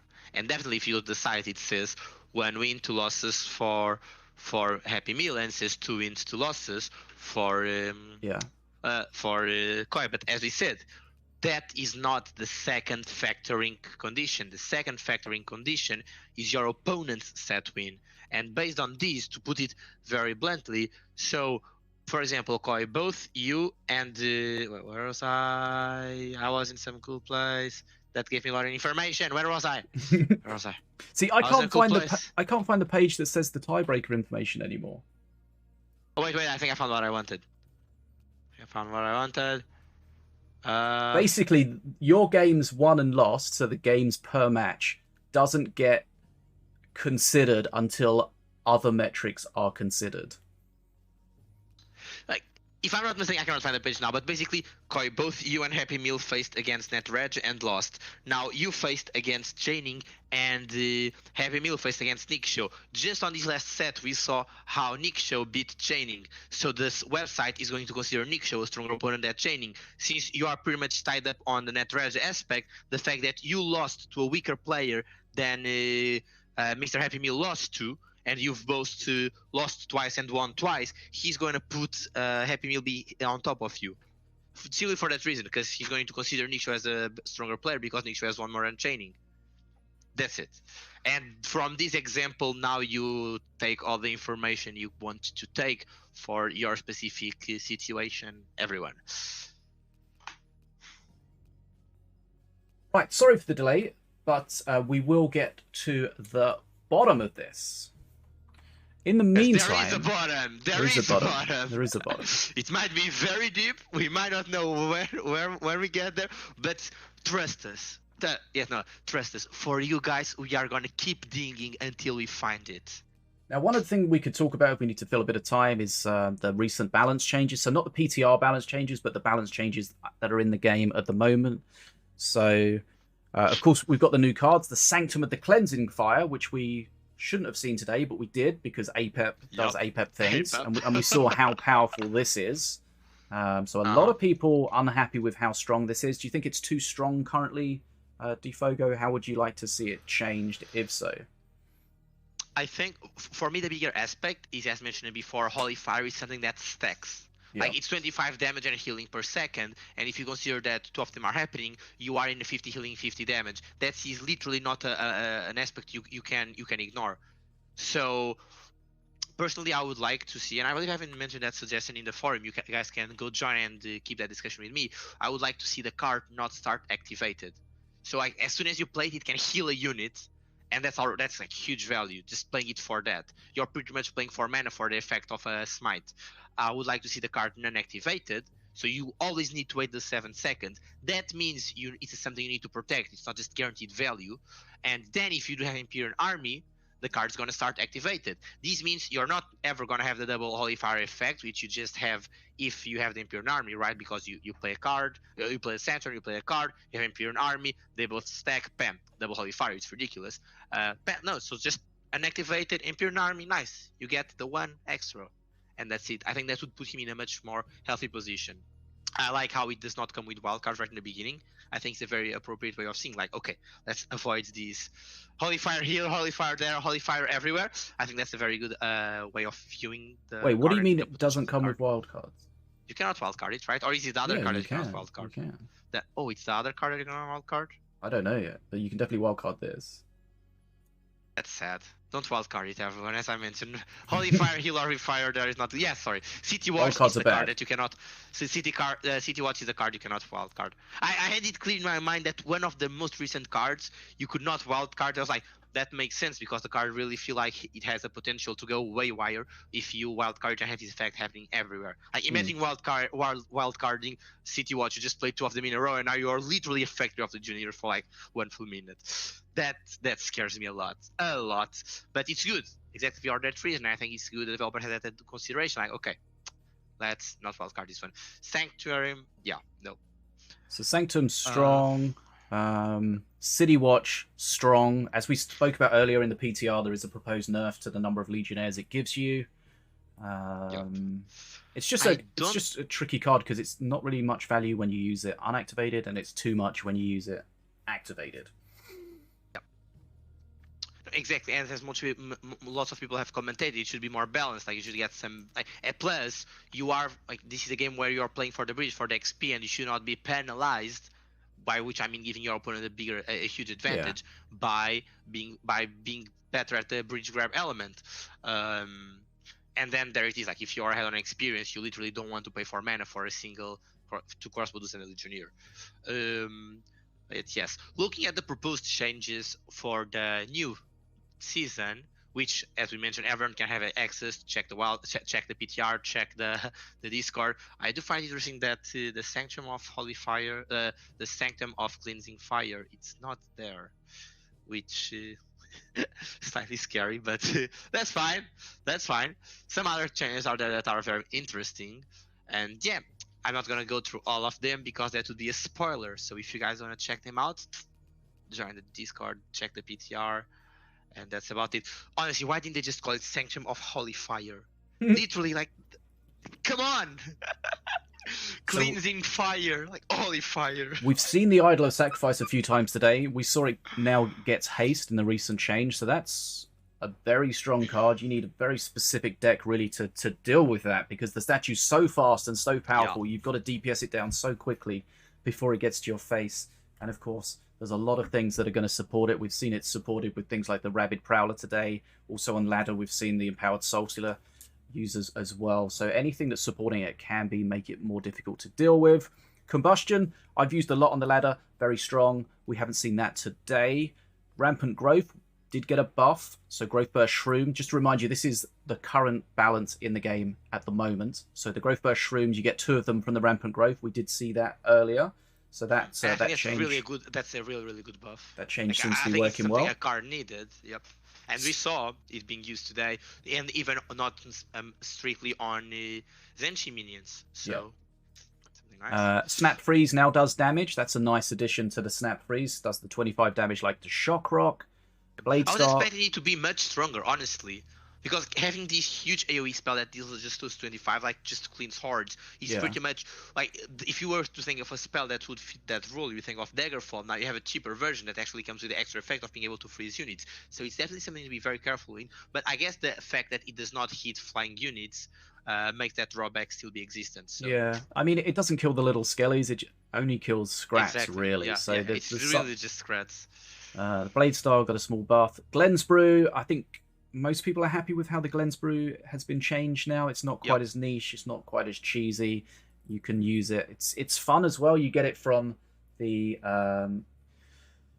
you can get it from King Puff Perk 2 as well. So that's you can factor that into how you're using it as well. So it heals for 150 now. That the unit no longer disappears. Rimagal got. And I really like that. I think I remember talking about like 2 minutes straight about Glenn's Brew in the last tournament, and again, like I think it could, how we've had the opportunity of seeing it right now goes to show how good the change was. It's like a very healthy spot where you don't need to force anything. You don't need to. You don't need to be like, okay, can I do with this? Can I do that? Like, it's a card you're just gonna play, and if you play it in the right spot, you're just gonna get a very good tank, get value, lots of funny combos and strong combos you can do with the card. Like it's good having a card that's a standard usage. It's strong, like it's good, like not overpowered, because if you misplayed, you are giving your opponent like a possibility of mana banking, which you never want to do. We saw that happening before. But if you use it well, you yourself can mana bank. So goes both ways. Yeah, it gives the unit super survivability. The healing and the fact it freezes it, so the damage it's taken at that time is half. You can really keep things alive. So that's nice. Rimagal get a small attack speed buff. Rimagal, I've used it a bit to some success, but it feels like you're winning despite Rimagal rather than because of Rimagal. Poison Strike. Keep commentating that the Rimagal problem is just the attack. Like you cannot be attacking shaking your head like that. Yeah. I think the shaking your head is fine, but in that case, like you should at least make it like 2 areas or something. Just doing it like I feel like this is another one of those situations where we said about the what was it, the Cowardly Imps. It's difficult to change their attack speed because it's linked to their animation, and this could be a similar sort of thing where the animation has to match up with the way the damage is being done, and it's far more difficult to change the animation. For sure.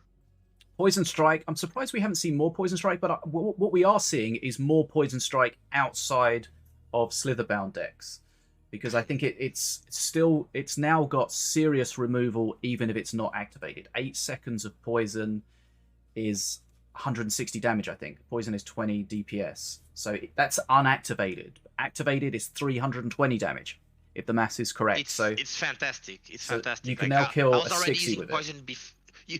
You can now almost kill a Whirly. A Whirly would live with 5 health. Yeah, it's crazy. It's really good. I think the fact that the damage is over time is definitely a drawback, but the usages you have with him right now are just insane. And let me remind you, everyone, using poison activated means you just perform a sacrifice. You can trigger your little idol with it, you know? Yep. Just mentioning that one. If Okay. I'm not mistaken, is the cheapest you can do with the least amount of sliders. Actually, it's like it's the cheapest sacrifice you can get going. Outside of the Armoon res, I think. Like Amun, that's what I mean. Like Amun is it's an 8 mana card. So you need to Oh, play sorry. 8 I mana thought and you. then I get thought you were meant. sacrifice. I thought you meant cheapest in terms of number of slitherbounds. Yeah, like the No, full I see. value. Yeah. Like mana per the sacrifice needed. It's pretty much nothing. You like 2 mana per each of them. Yeah. Like if you divide the 4 you're playing and so on. Amun, you always need that 8 mana, which is a huge cost, and it's good. And as we mentioned, now statue is pretty much just that idol of sacrifice can be a standalone push, so you can just counter him, and like you're doing a push with something, you bait your opponent to play something, you poison it. Now your sacrifice is going, you support it. Lots of cool things you can do with it. Although for me personally, the worst part of the haste on the idol of sacrifice, it's not just on the attack speed, because the 33% attack speed with the minimum of 1, that's it what you get, makes the statue not move at a speed of 3 but a speed of 4. But the increase on the attack speed, that is much more like threatening, like making it attack. It's like going one step faster. Okay, it reaches your face faster, but then the fact you are gonna be attacking faster, and it's still like cutting that 1 second, huge. The DPS you get is like an exponential amount, adding up on top of the rage you get. Okay, so it looks like our first match we're going to spectate is going to be Tjaenig against Nikshow. We are awaiting bans for that. Again, sorry about this little bit of downtime while we get this sorted out. But we'll get back into that as soon as possible. So, I don't know if we've had a final decision. Let's have a look at what the website is showing for the top 8 knockouts. So remember, we're going to be best of 5 matches now. Right. Very interesting that we are going to be spectating Nikshow and Tjaenig, because that's literally the match they just played. And Nikshow won that, didn't he? Nikshow won that one, yeah. But it's interesting. So you see, like, these opponents just did bans. The results of those bans led to the current standings. So this means that the players are now pretty much going to redo their bans, being more aware of, okay, I think you just won because you had that specific card, I'm banning it. And so like, okay, I'm no longer going to ban this, I'm going to ban that. And now they're going to be like, ha, if now you're banning this and not that, now I can play that. You know, it's all this mind games going on. And I think it's really fantastic, and it's really fun seeing how players adapt. And I think it's also a good way of understanding the deck building aspects. We can see players show their skill, and it's what we see most when we are on stream. But that's one of the reasons why we have this band, and we also mentioned this band. So you as a viewer are aware of the whole deck building aspect, and where you demonstrate your game knowledge. And right now we are very directly going to see how your game knowledge and game experience affects the deck building part, because we are going to have the bans they previously did with the new bans they are going to do, and you're going to be able to mirror one to another. Well, not mirror, but do a parallelization between one and another to see what they've changed, what they've improved on. Yeah, we see some people that just have a set lot of bans, like, I'm just going to ban this every match. And then you see other people that really change their bans based on who they're playing or what they've seen the players playing, like what's worked, what hasn't. You know, maybe they change decks. You know, some people have a very few number of decks that they just want to play, whereas some people have a lot of decks that they want to play. And you know, switching between those requires switching between the bans. So it looks like the top 8, as the website's showing it at the moment, set against Happy Meal, which is, you know, we're trying to figure out Happy Meal. We've got Ficus against Memfisto, Nikshow against Tjaenig, and Dark Crow against Nataraja. So these are going to be quarterfinals, which means this is the top 8. They're talking in the chat about the time. Obviously, a lot of people playing from different places over in this event, from all over the world, and that, you know, that's one hand, that's awesome. The other hand is it makes it very difficult for people to make these events, depending on what their time zone is. Kiki's in the chat. He's not playing in the event, but he's from New Zealand, so it's 4 a.m. on Sunday morning for him. You know, Dark Crow is playing. He's in the east for sure, so he's very far ahead. It's late already for him. Here in London, it's nearly 6 o'clock. America, you know, it's a lot earlier. But of course, we can't start too early because then it's like 4 a.m. in the morning for Americans to start. So it's about trying to find a time that works for everyone. And so it's always great to have people here that can make it. But of course, you know, that's sometimes people want to participate, but they're just not able to just because of the time zones. But you know, that's part of it. That's part of the beauty of a global That's event. also one of the reasons why we usually choose the Saturday, because it has that advantage that, all right, well, if you need to make the investment of staying up late or waking up early, at least you can do it on a Saturday, where fortunately the next day it's also a weekend. It has a disadvantage that it might cost you 2 weekend days, but well, it's what we have. If you come out in the top 8, if you come out on top, it's definitely a good payday. And of course, Definitely good payday. So if we have a look at, remember we were talking about the top 8 get their invites to next month Invitational. So Set's already got an invite. Happy Meal, I mean, he's finished top 8, so he should get an invite, right? We've got Ficus. He already previously had an invite. Memfisto previously had an invite. Nikshow previously had an invite. Tjaenig. Okay, so it looks like Tjaenig didn't have an invite, so he's earned himself a place in the top 8. Sorry, an invite to next month's tournament, so that's great for him. Dark Crow already had an invite, and Nataraja already did. So a lot of familiar faces there, but also some added faces, adding out the number of people that have got invitations to next month's Invitational. So that's good to see. Right. So yeah, we're just waiting on the bands. DfogoX pasted their old bands in just to confuse everyone. How did it Not confuse? current bands. Yeah, exactly. All bold.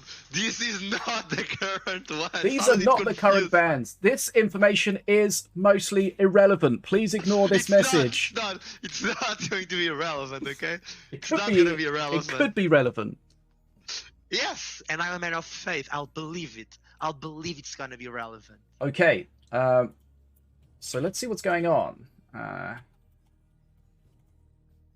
I know the rules did get changed a little bit for this event to try to keep it on time, more or less.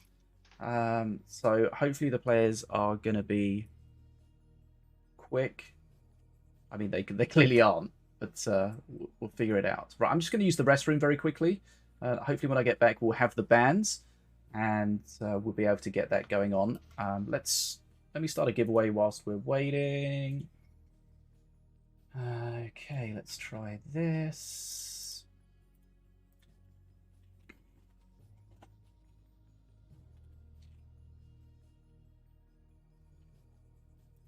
Right. There we go. Try to enter the giveaway. BRB. It's my minute again. Okay, guys. Nice. So let's see, what am I gonna talk about this time? Well, we've covered Sanction, we've covered Idol.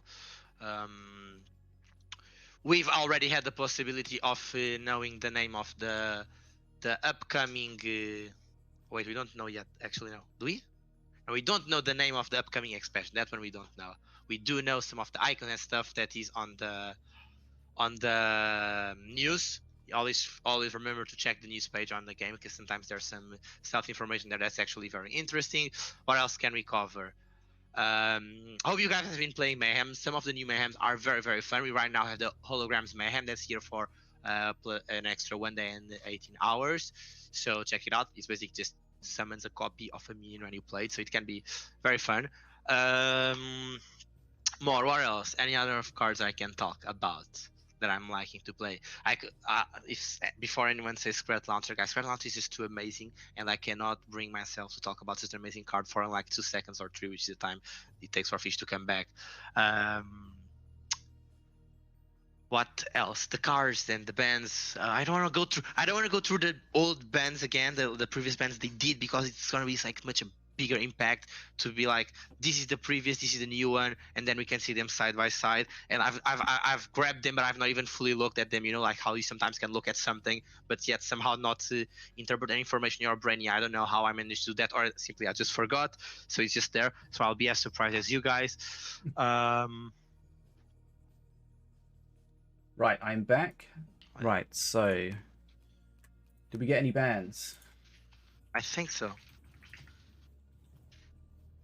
So just a reminder, this is going to be Tjaenig against Nikshow. Again, apologies for the slight downtime, but we'll get back into the action as soon as we can. Okay, Nikshow appears to be online. Good. And Yeah. Tjaenig is online. Okay.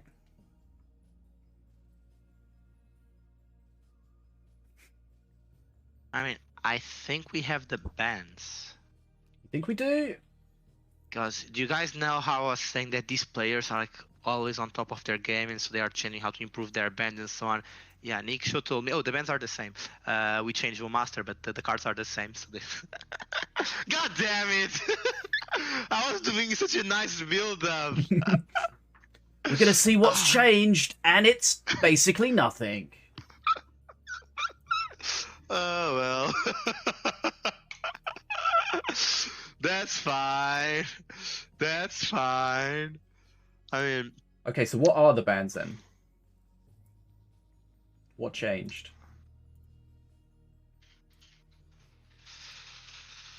so previously Tjaenig had banned previously, not the current ones. Previously in the fish tank. Tjaenig had banned Stormbringer, Spawn of Fury, and Avea.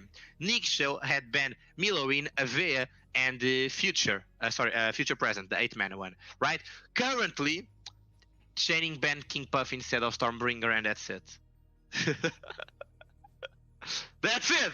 So Tjaenig bans King Puff, Spawn of Fury, and Avea, and Nikshow bans Milowin, Future Present, and Avea. So Avea we're not gonna see. Futures we're not gonna see. I mean, we might see Future, but just the fastest 3-mana one. Spawn of Fury we're not gonna see, at least played from Nikshow. Tjaenig might play it. And Tjaenig is not gonna play Milowin. Nikshow is not gonna play King Puff. And as the matches go on, since we are now on top 8, best of 5 with conquest rules, as the players win with a certain master, they are not going to be able to play. So there's also that to keep in mind. Right, okay. Almost there. FDM's in the chat. What's up, FDM? One of the Minion Masters developers. Big shout out to him Hi, for joining us FDM. today. Right, so let's make sure we're ready to go here. Quarterfinals, so best of 5. This is going to be... Nikshow. Oh, spelling wrong. Wait, what? What?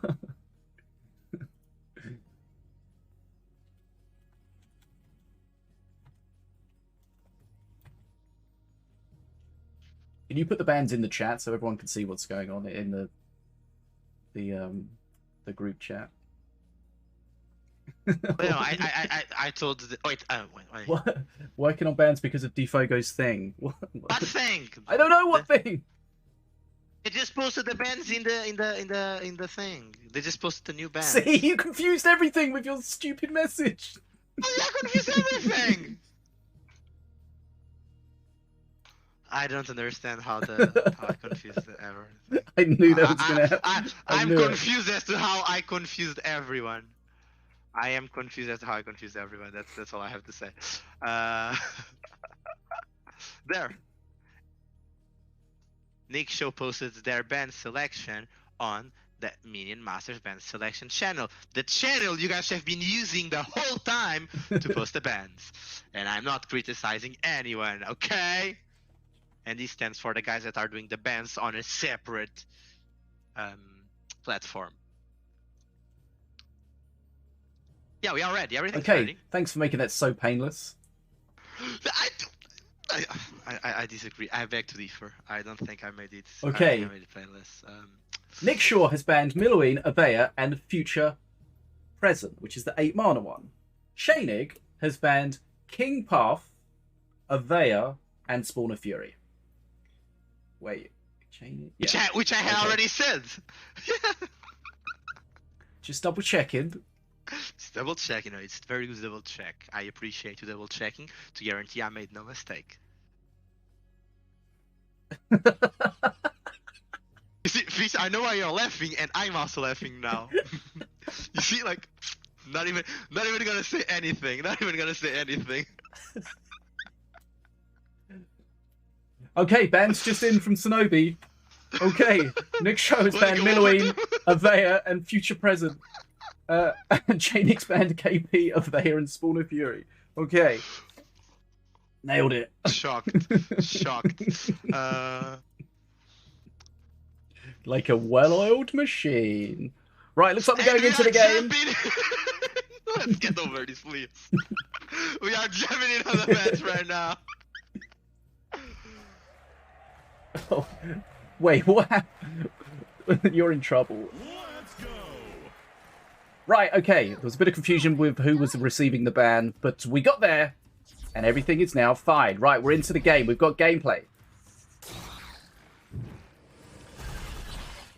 Okay.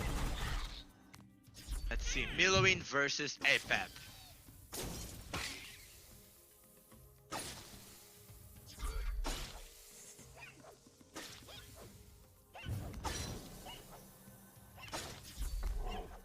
Right, well, oh, Combustion. We've spoke about Combustion. It did get a buff. It got a bug fix where it no longer did true damage, but it has a bigger range, an 8 as opposed to 6 explosion range.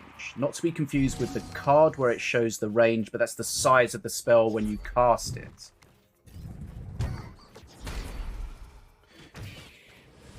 So, Milo, APEP. We've got Scotty in there. Cristiano Ronaldo is happy wherever he is. Here's the Combustion. Boom. Massive. 300 damage, that is. 300 damage, range of 8. Insane. In duos, you can kill so much with that. It's fantastic. But again, in duels you also have more tools, and let's keep in mind now that the bug is fixed and the combustion is not through damage, you can cover your units with Bannerman, you can black hole combustion. There's a lot more things you can do right now to handle it. You can even Nether step. Well, Nether step's not good, but you can impetuous your the combusting unit away. So there's all of those aspects. Yeah, I've definitely seen that. Okay, then we see the Glen Spruce, so it's just going to heal it. He just wants this to tank. It's healing, it's taking half damage, just being a pain. Fantastic. And this is really frustrating because Tjaenig knows he's going to combust it, but he knows he has to spawn on it. So what does he do? Exactly.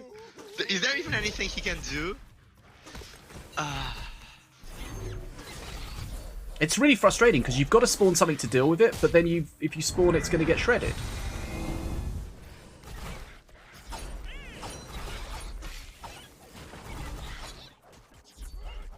Big XP lead for Nikshow in this first game of this quarterfinal. Best of 5 now.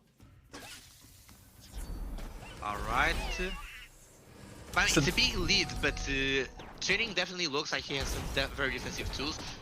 Oh, that's a fantastic use of Suglight Shield. Oh, the Spirit! Oh, that's fantastic. That's the back and forth. Like the Suglight Shield making it so that the Grenadier is going to win, but then the Spirit. Oh wait, that was a misclick on the combustion. Oh, and he Blitzformers right after. That was definitely a misclick on the combustion. Fine, that's very sad. They are going back on it. Then the Spirit lands on the Steam, so the Steam. Oh, okay, that was. Everyone saw what happened. I'm gonna. Okay, so Tjaenig has played his future Hearth, which is the 3 mana card, and he got a 4 mana Rimmergal's Breath, which he's probably not thrilled about. I mean, it gives him good clean.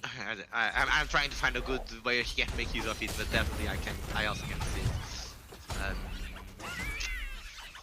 That assassin is gonna die there, which it's is interesting good. because Nikshow did ban the future present, and obviously he was going to play it. If he's playing a future APEP with one future, he was obviously going to play the other one. And I find it very interesting. First, I'm trying to figure out what's the card that he replaced with the technically the future present, right? And also Scotty. Scotty is definitely a good card. We know some very specific players that like it a lot. But they like Scotty and his 2 brothers. Scotty and twin brothers. Scotty and Scatty and Scratty. I don't. Is that a worth it combustion? I don't think so, but there it is. Bam, gets the world. Yeah, oh, 100% worth it. It was super worth it. Super worth it. It kills everything. I was expecting him to die, but again, like the frost helps a lot over there. Yeah. You see, like Scotty. I mean, I guess Scotty is fantastic right now because there's no combustion threat. Play Scotty. Kill Scotty. Do it. Why do you have Scotty in your deck? Play it. Okay, that's a big barrage, but not big enough. But remember, every time he uses it, it gets bigger for the next time. You see, I think this is one of the aspects we mentioned about how important it is. So the the players want to keep control of the rotations. You have specific cards that are going in specific situations, except if your opponent has the counter for that card, the counter for the card, or so on.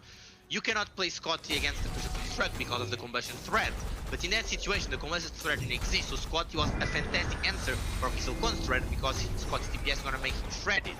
But probably Tjaenig was not aware of that, or was not keeping track of the combustion cycle and played it. Although Tjaenig just got City Watch, we are watching the second new card. It's not allowed. Read the rules, Apep. Tjaenig is behind 40 men, and now everyone, let's appreciate how much impactful this card is about to be. And how much is its current trouble there? Good combustion. So City Watch is going to give him a Legionnaire and 2 crossbow dudes and 5 extra Legionnaires that cost nothing. They're going to be shuffled in his deck, so they will pop out. Oh, look at that heal! Oof! Okay. Looked like he was trying to keep it alive with the Glen's Brew. He is a long way behind, though. 40 XP. Definitely a long way behind. At this point, Nikshow can even just fully focus on brushing up one reach, because if he manages to do that, he's very likely to reach Mana Frenzy. And I think, considering Nikshow deck right now at Mana Frenzy, he definitely has. Oh, that's definitely not to breach, that's sad. But yes, the Nikshow deck at Mana Frenzy has many ways of handling it. But look, the gap is literally shortening a lot right now. Look at all these Legionnaires just spawning. This breath is just disgusting, because like he's killing everything. Nikshow starts on the bridge. The 40 experience is pretty much 30 right now, and it's gonna shorten. I reckon that by the time Nikshow manages to get to Mana Frenzy, it's almost about to happen, but it's still gonna be about 20. I mean, Tjaenig's got to hold on for a long time against it. But with City Watch and the breath, the Remarral breath, it's gonna help him hold on a lot. It's gonna just clean everything. Okay, no, that one is not gonna Okay, help. 25 XP, 22 XP. So yeah, pretty much just 20. Oh my god. Okay, let's see. Right, here we go. Mana Frenzy. This is so hard, Mana Frenzy going for Nikshow. He needs to defend this push, but of course he's always got the threat of that damn combustion. Which is very good against the Legionnaires that are spawning. Yeah, that's the Frozen. Now the combustion I would expect. Yep, Here we go. Combustion, huge combustion value. Even got the Whirly. Wow. It's insane. Right, 200 XP against 188. He's coming back. Can he hold on? Stand away. Another Stand combustion. away. Combustion doesn't do too much face damage. It's just the clear. It's going to clear everything here. It's going to stay alive. Boom. I think this is it. Like, combustion is really doing a lot, and Nikshow is really managing to play a lot around combustion. Yeah. And as we mentioned before, you get lots of Legionnaires, but if I'm not mistaken, Crucial Construct is one-shotting the Legionnaires, plus combustion also. Okay. The situation. This is game. Boom. Wow. Combustion for the win. And the fact that we managed to see the 2 new cards to Apex. What are the chances? Fantastic. Okay, so we did see City Watch.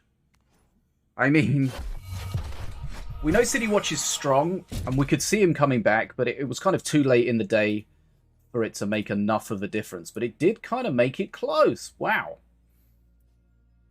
Very, very interesting. Okay, so Apep just doing Apep things. Sick. That was very insane. So, sorry, that's Nikshow. Let me get the score right. Nikshow 1, Tjaenig 0. Okay, so Millowing just too strong there. And we saw the power of the combustion. The combustion on the construct. It makes it, we mentioned many times, it's so frustrating to deal with. You've got to spawn stuff to deal with it, and if you spawn stuff to deal with it, it dies. If you don't spawn stuff to deal with it, then it does other value. It's really frustrating. Like, what do you do against it? Combustion, of course, has received a number of changes in recent patches, or, you know, fairly recent patches. It used to do ticks of damage, where you couldn't really defend with shields because the next tick would just take off the shield and carry on. Whereas now it does all its damage in one big explosion. So you can shield yourself against it if you have, you know, that technology, that tech available, which he clearly didn't. Before, even when combustion was dealing just one burst of damage, you are able to cast it on multiple units, so the shield was once again an issue. So now it's just, you can only use it on a single unit, but yeah, you get all that huge burst of damage in that very big radius. But as we mentioned before, there are stuff you can do about it. Let's see if we're gonna see more of that. Right now we have Tjaenig on Diona, Nikshow on Volko. We've seen Nikshow on Volko again. It's probably the same deck as we see the Cage Brawler and the remaining of his hand. Tjaenig appears to be playing Scrat Tunnels. Wow, what do you think is going to be the outcome of this? Full Scrat deck. Are we going to see a Reconator in there? Shuts down the Prowler. That's decent. As it shut down. Oh, because of one scratch. One Just scratch teases hit you. because only 2 rockets hit. So the two does- only 2 rockets yep. hit. So that's not enough. He does have the Zeppelin bomber in there. They do, of course, have the Scrat Swarm buff. Yeah. Someone came into my stream yesterday and said, "Why does Chisma keep attacking?" So I explained about the Scrat Swarm. If you've got 5 Scrats in your opponent's half, then it triggers Scrat Swarm. Chisma keeps on attacking. Zeppelin, you get an extra 1. Boom Buggy gets extra range. All those kind of things. It's just something you've got to be aware of with the Scrats playing it and playing against it. But let's have a look. XP is identical, but Nikshow took a lot of damage to start with there. Yep. I do think Nikshow deck is going to like. I don't feel like these traps are going to be as threatening to. That's yeah, a nice exactly burn. For this reason. Nice. Exactly for this reason. I'm going to say it's threatening considering you have the option of burn. So. Killing the Chisma is important because that guy can be a real pain. Not Right, to what do we mention when have? his rockets explodes, they deal AoE damage. So those nets would die for the rocket explosion. And this is a lot of pressure right now on Tjaenig's face. Beam as A well. beam This of could be doom. massive Wow. damage. That's a good stun trap to remove some of the pressure from his face. The rocket spread also helping out a lot. Wow, the XP, as you say, is pretty much identical. Tjaenig has the bridges, so he's gonna come back a bit with his experience. But he took a lot of damage. Whirl is a fantastic answer for this. Nikshow has the Zeppelin's frost feathers coming. to handle these Zeppelins. That's really fantastic. Because, Yeah, like, nicely these done. Zeppelins are just, yeah. I mean, It you would be a do. huge trap. You gotta be, A huge trap. you gotta be super careful as Volko when they have something like that. Those Zeppelins, any air, it's gonna be tough for him to deal with. Exactly. And as we mentioned before, I think this goes to show the deck building points of this deck that Nikshow is playing. If you are aware of the weakness of a deck, and you don't have a counter for the card that exploits that weakness, does not mean the card is strong. Trap on the Prowler. Can he stop Is it it? I gonna don't be think enough? so. Yeah, it was It's got, before. I don't know. It does do DPS fast. It's got to do 103 damage. Yep. No. It's got to, I think the it. two nets attacked it, and then the tantrum throwers were enough for it to leave. Oh, look at the Wow. face damage. Prowler coming in as well. The More. Scrats, of course, are great, especially Jolo as well. But next up, Whirly Scrat goes in the Nick has trap. Beam. Nick could also try to get some value out of Beam. I guess he didn't have enough mana. Oh, he does a There's good job fantastic keeping that off the poison face. spread. Yep. Okay, XP still very similar. Fantastic nets. Scratillery to kill the Nats. I think that's a good way of distracting it. And if the tank dies, Oh here, wow, we have okay, that was good. fantastic Those Scrats keeping it alive allowed the Boom Buggy to kill it. That was pretty much 6 mana for 5 mana, but you managed to contain the bridge and force your opponent to also play 1 extra mana for the So it seems Boom Buggy. if the Prowler gets shut down, Tjaenig's fine. If the Prowler spawns, it's a different kettle of fish. Here he's having to use the Zeppelin unactivated, trying to keep that Prowler off the face. Okay, he did a good job, but he had to throw a lot at it. This looks so much like a Ratbo deck. He's gotta be careful. I'm expecting him to just handle the Ratbo, the Prowler easily by playing something else that spawns a Scrat, but no, it's an Iona. There's not gonna be Yep. a Scrat spawn. Tjaenig knows that Nikshow's got a beam. His finger's going to be ready on the trigger if he drops, but Ruffles grabs a hill, and that puts very Tjaenig nice. comfortably out of beam range for now. XP For still now. very, very close, but we're going to start getting Berserker Rage on some of these melee units. That was a fantastic Right, fire. this is a That's rapid, lot of basically a pressure. rapid Prowler at the top. How does Yep. Tjaenig stop this? He's going to need I Scrats, don't but think the... he can. You know, Oh, that's not how you stop it. you know how I'll stop it? I'll tank it in my face. That- Okay, that... No, we can see how he was trying to cycle to the Scrat tunnel. He understood that he had the mana, he didn't want to sacrifice the Grenadier for it. But this is a very important aspect to keep in mind. Just because you have the mana to cycle to it does not mean you can instantaneously play it, because there is still the time you take to draw a card. Now, I don't know about you, but I'm not a master at playing cards, so I cannot instantaneously draw a card. There's always some time before you take the card out. Yeah, Okay. something like that. Well, okay. I just looked at my screen and it's on our faces, and I'm not sure if I left it on there for the whole game or not. I don't know if I changed it without noticing it. I'm sure someone will tell me. Okay, no, we're fine. Okay, I must have just changed it without noticing. Right. Yeah, so you would think that he would have Scrats to tank, but with the Scrat tunnels, he's got to have the time for them to spawn from the tunnel. And of course, because it's a building, it doesn't generate that Scrat from the tower. I mean, he wasn't playing Ratbo anyway. And of course, because he's playing Ratbo, it doesn't generate a Scrat from the tower. So yeah, that was. Wouldn't this deck have been so much stronger as a Ratbo? Potentially, the heal was definitely fine. The heal was definitely fine, but just the Scrats would alleviate so much of the pressure. He was trying to shut down the trap with the... Sorry, he was trying to shut down the cage with the trap because he's Iona, and that's a very fine thing to do. But as you mentioned, it's something your opponent can react to. It's fine. Like having these interactive aspects in the game is something I find very enjoyable. Like your opponent plays this, you can counter-react with this, but he can counter-react to your reaction with that. Like, and you just go on and on and on and on. And it's very fine and interesting and fun. But again, if at one point you just don't have a reaction, your opponent's going to have the upper hand, and we saw that. You're here. Here we go. This is game number 3. According to my records, Nikshow is 2 games to 0 up. This is best of 5, so this could be the last game. It could be the last game. Tjaenig is now playing Stormbringer, Outlander Stormbringer it appears to be, although with the Rock Rifles as you can see, and Nikshow is playing Wrecked. Did someone play Morel? It's literally the master we are missing. It's going to trigger you.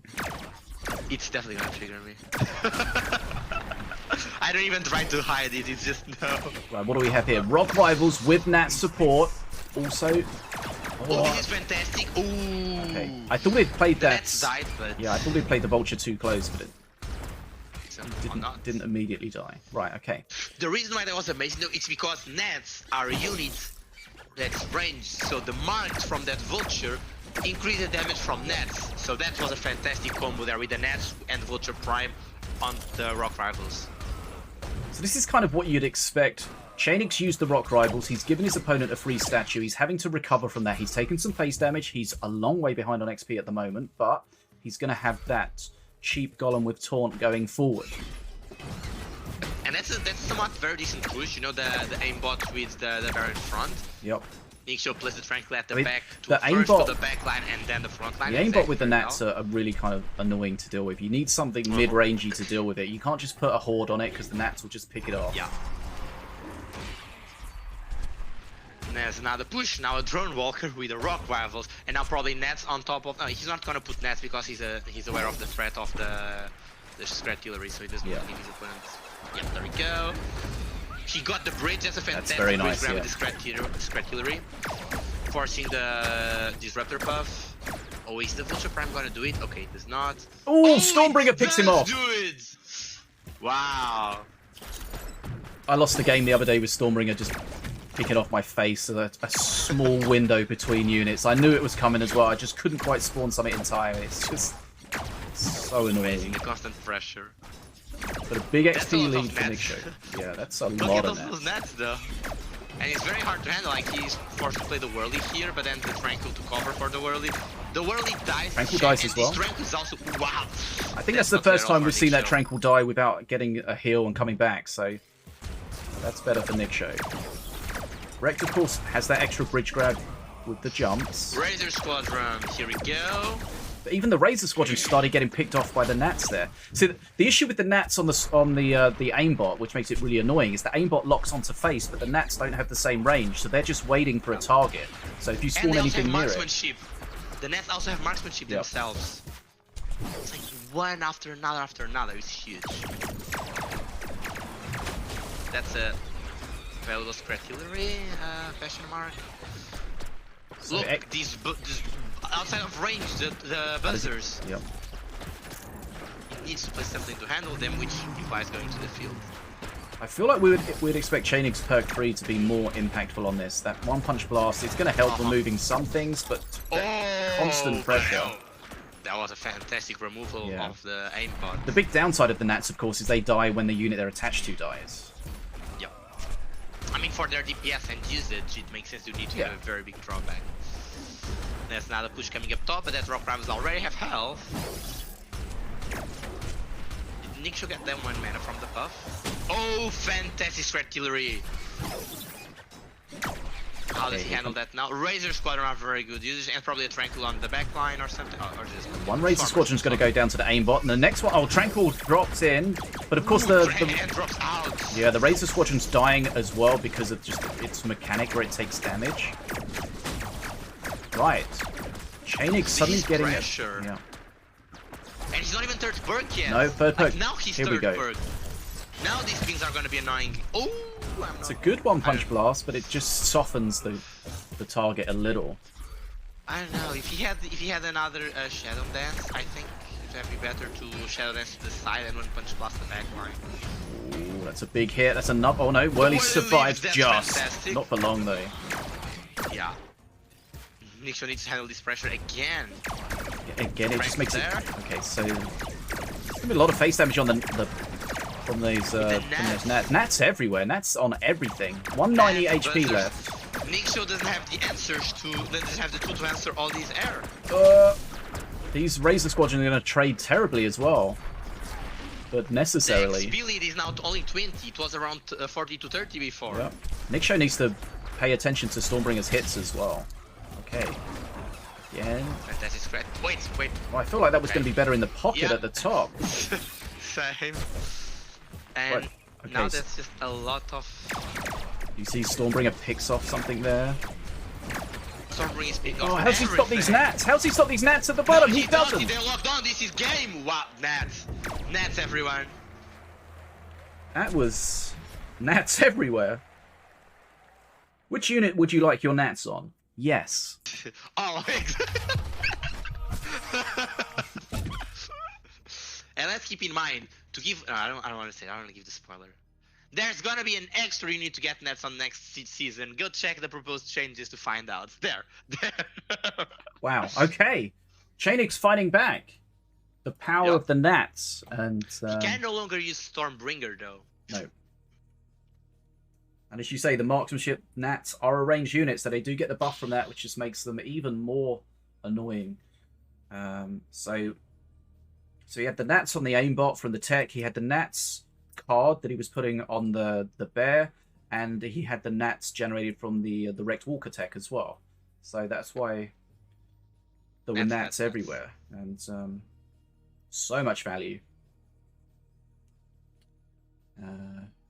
So yeah, he was coming back on XP, but ultimately it didn't matter. Right. So that's 2 games to 1 to Nikshow. Best of 5.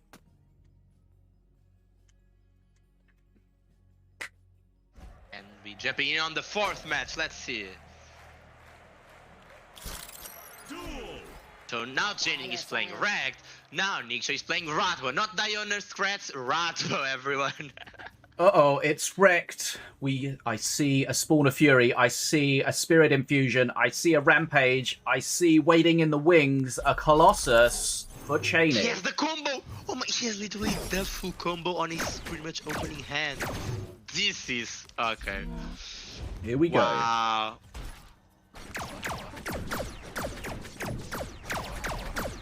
I mean, is that actually good against Ratbo with all the scrats? Both Colossus are gonna be stopping. Now we just saw something very interesting. The drone buzzers were focused on the single Colossus. Tjaenig played Vulture Prime and the Spawn of Fury. The 2 Colossus that spawn are pretty much 2 new units. So the drone buzzers retargeted onto the Vulture Prime. That's very interesting interaction as well. Okay, here we go. Enraged Spirited Colossus, but they are slowed, so that's definitely something. The slow definitely helps. He has aimbot the other thing Nikshow it. has in his favor. He's a lot of range. You need range really to deal with this. You need to distract them, and you need range. Anything melee's generally not going to have a good time, especially if there's 2 Colossus there.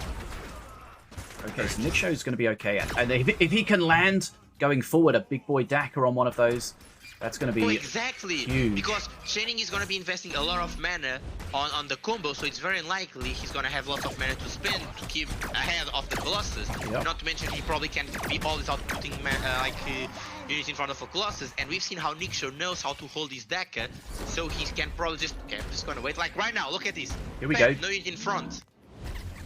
There's no way he can stop it. It's too far forward anyway, even if you had the mana. Exactly. Okay, and it's slowed. Slowed's the one that's remaining is slowed. You can't underestimate how powerful that slow is. And the fact that it was slowed made it so that the crossbow dudes walked fast enough to catch up with him and get killed by the rocket scrap. This Colossus is gonna achieve nothing. That's literally a 9-3-11. Sorry, a 9-12 plus the 2 rampage. That is 13 plus the 3 other one of the 3 fusion is 16. That's a 16 mana combo going down the drain. Why does he play this with Wrecked as well?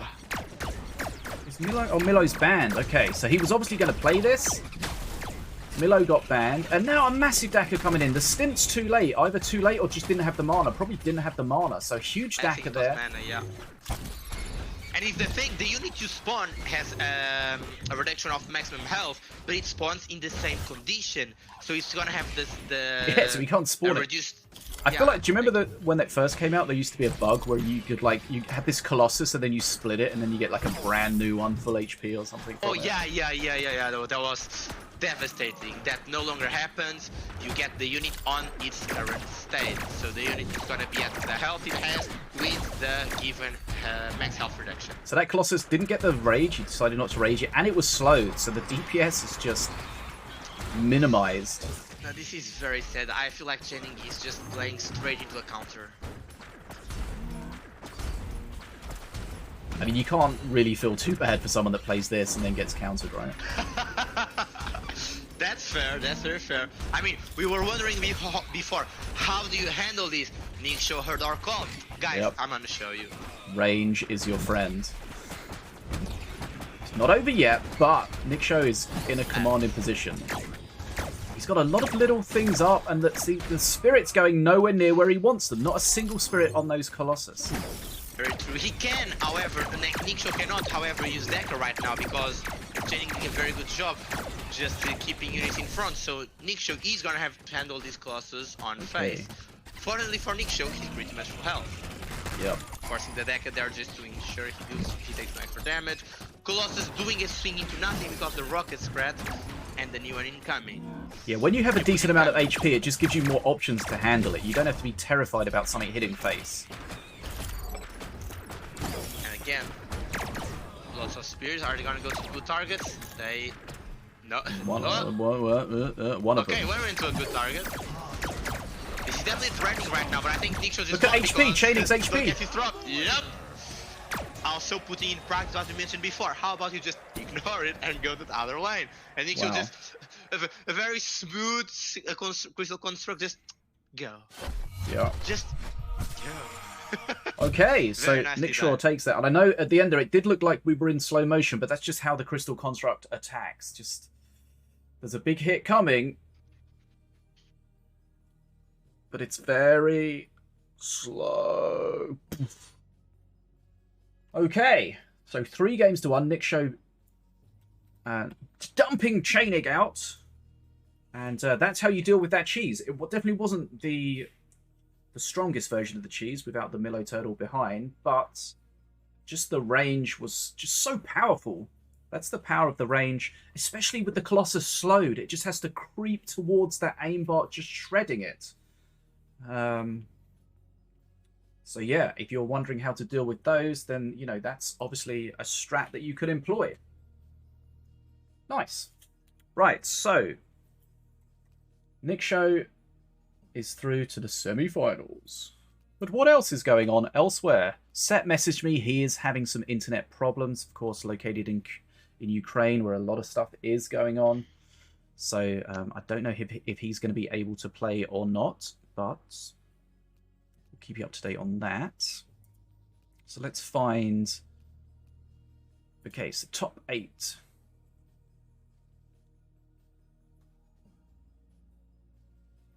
Okay, so Set gets through against Happy Meal into the quarterfinals, but may or may not be able to play.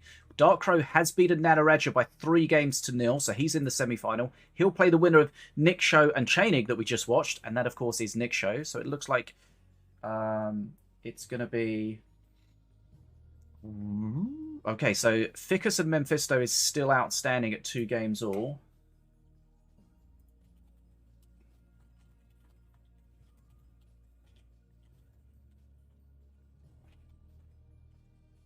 Looks like Ficus and Memfisto just finished. Looks like Memfisto's taken that by 3 games to 2. So our semi-final lineup is set against Memfisto and Nikshow against Darkrow. Okay. So that's going to be our semi-final lineup.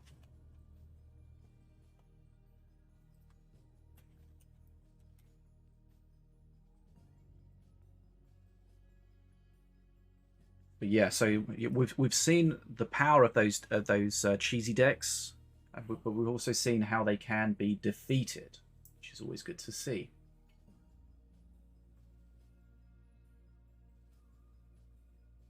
Okay, so it's going to be Set versus Memfisto. Let's see if Set is able to play. He is playing in Minions, so maybe his internet has stabilized. So that should be good. Okay, let's get set up here. Set up for Set. Set Memfisto. Right. Dfogo, can you be trusted to not fuck up the bands? You're muted. You're muted.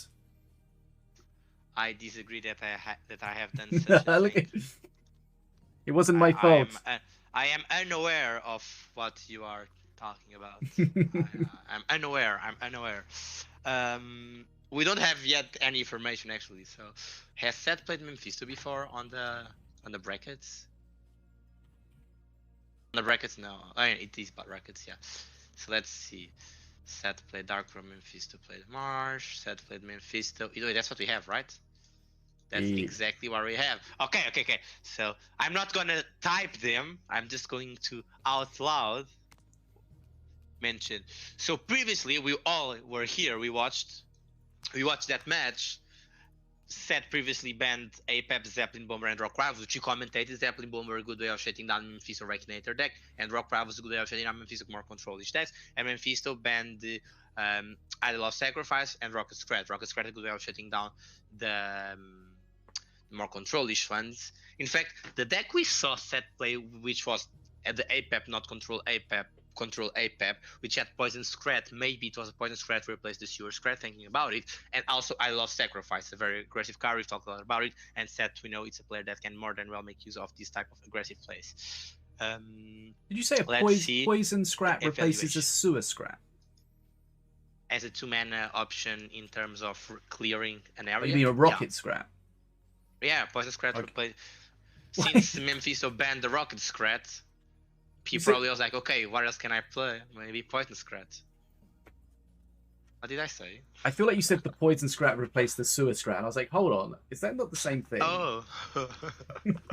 It's like, which other Sewer Scrat? Scrat can be an adequate replacement for the Rocket Scrat on the sort of deck, that APEP deck that we saw Seth previously play. I think I got it right this time. Nice. Yeah, we spoke about this before, how you can ban a card and it's easily replaced, or you can ban a card and it removes an entire strat. So not all bans are created equal. And I definitely think when we are handling general AoE and hard clear and so on, the card you ban affects it a lot. So for example, we have the new incoming bans. Seth banned APEP, Zeppelin, and Rock Rivals. Memfisto banned King Puff, Idol of Sacrifice, and Shan Storm Strike. So he's no longer banning the Rocket Scrat, he's banning the Shan.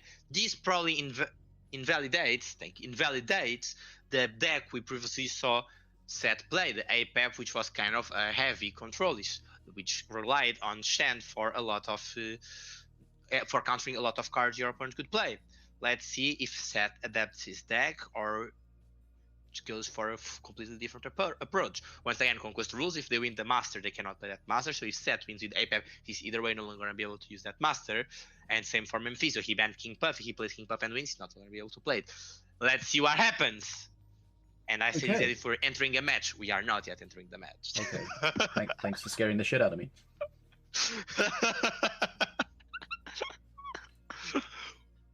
Right, so put this in here. Set banning Apep, Zeppelin. We know Zeppelin's a targeted ban for sure. Rock Rivals, it's a strong card. Apep, it's a strong master. Memfisto banning King Puff. Does Set play King Puff? Doesn't feel like a Set master, but, you know, Set's a good player, so he could play it. The KP, of course, very strong. Idol of Sacrifice, we've seen that a number of times today, how strong it is and how you have to really have a pretty good setup for handling it, or it's going to be a problem.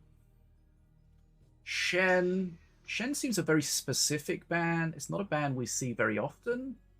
Yeah, clearly targeted for the deck, clearly. So what's he going to play that the Shen's going to shut down? Stun Lancers? I would bet on Stun Lancers.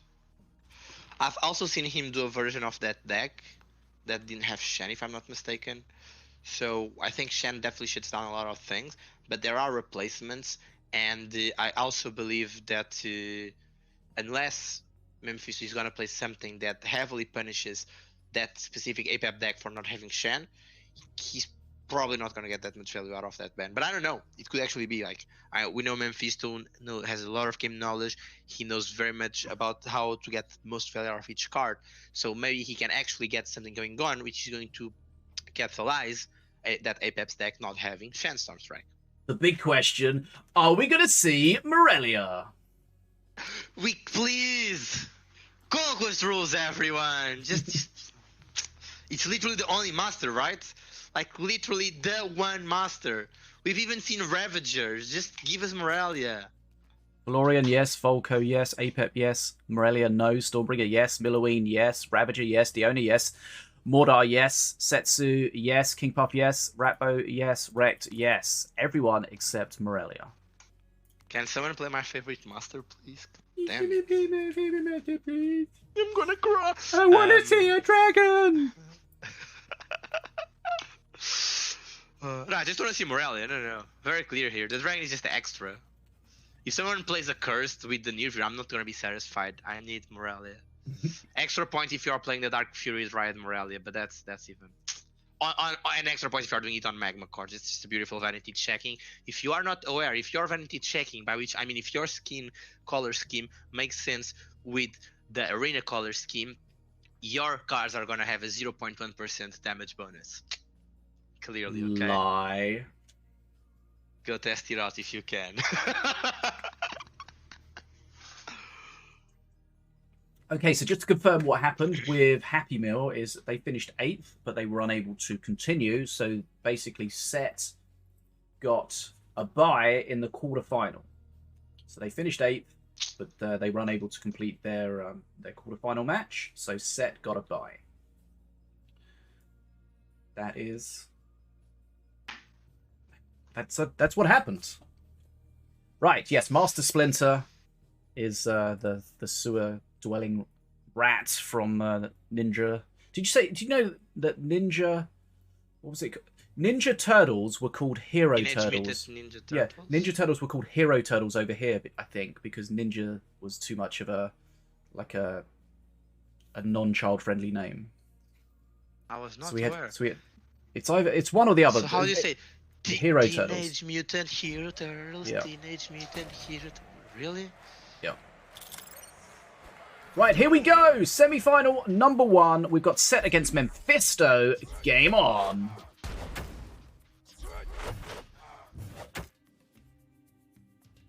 Apep.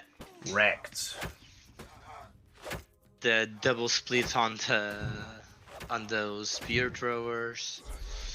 So yes, I just feel like Set is playing the Apep deck we are well aware of.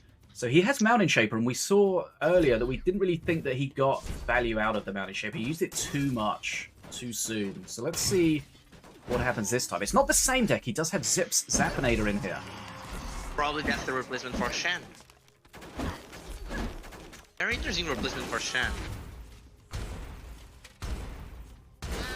Yep, it's some more stuns. He managed to kill.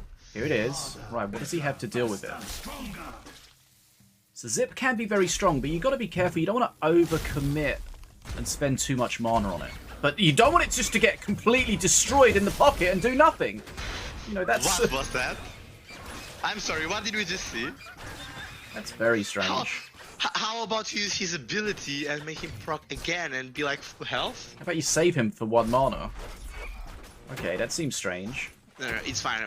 Seth has an idea here that he's going away, or maybe connection issues, but something Maybe. that is clearly going above us. Our mortal understanding cannot reach the ideas behind this man. But do you feel like Zip is a card that he's going to have played and practiced with a lot, or do you think he's not necessarily going to be used to it? That's a good question. 'Cause you might think, oh, let me replace that with this card, but if you haven't played it too much, then you may not know the intricacies of it. That's very true aspect. Like, it's important to keep in mind, Zeppelin doesn't give you a reset when you use it. You also gain extra damage, because there's going to be an extra zap, which is something you can keep track of by the number of electrical things around the Zeppinator's coil on his, I guess, on his tail. Yeah, if you look at If you look at the circles on the back, you've got 2 circles and then a ball on the top. They will start to light up as he gets charged up. Remember, the charge adds another attack, and that's a lot of damage he's taking resets here. it. Yeah, this is. I mean, again, the Zappinator's just sitting there. He's got Yeah. a 1 mana recharge, and of course, you know, that charges it up for the rest of its lifetime.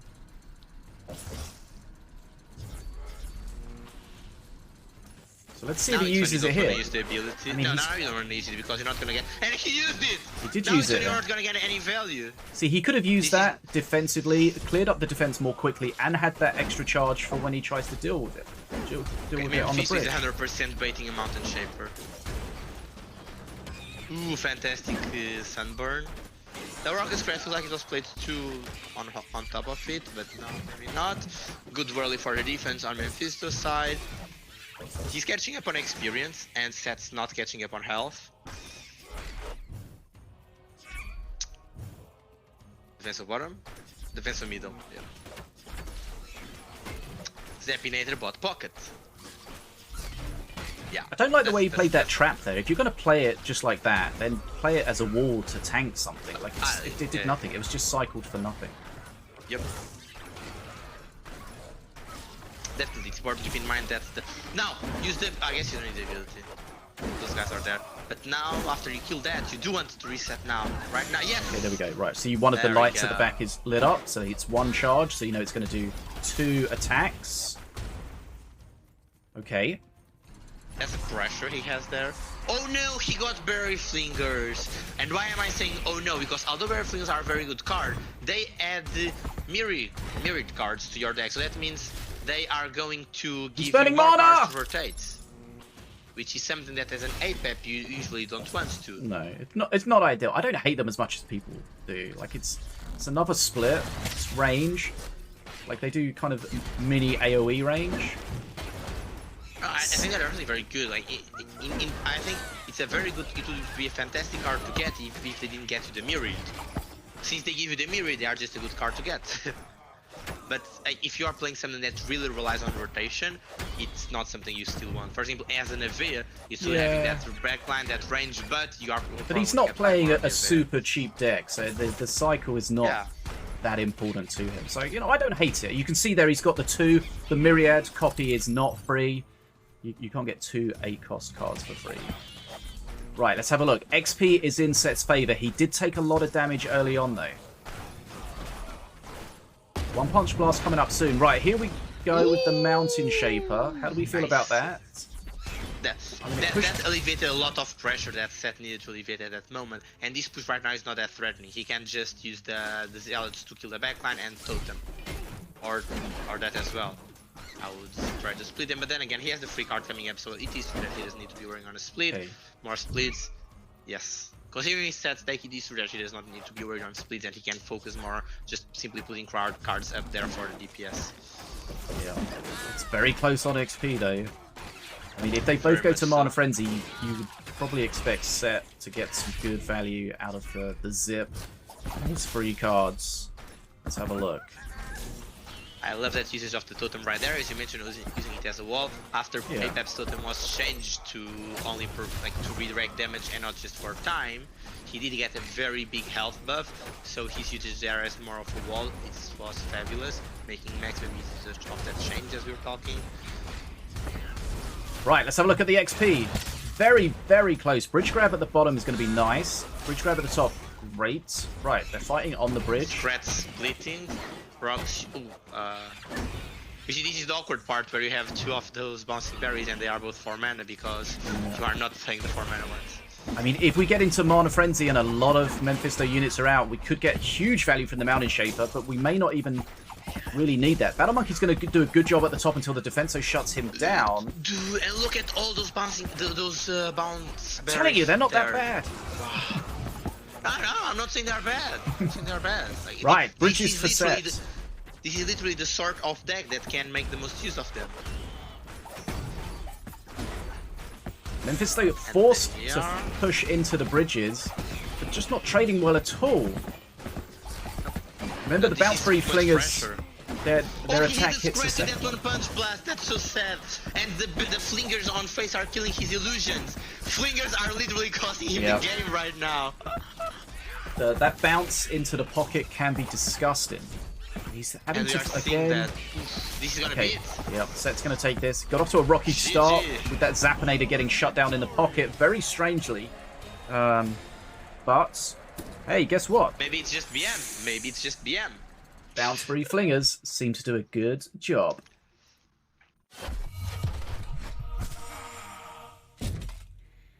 I mean, they can clear a surprising amount of Horde with that bounce. They attack pretty quickly. Their berries bounce to a secondary target.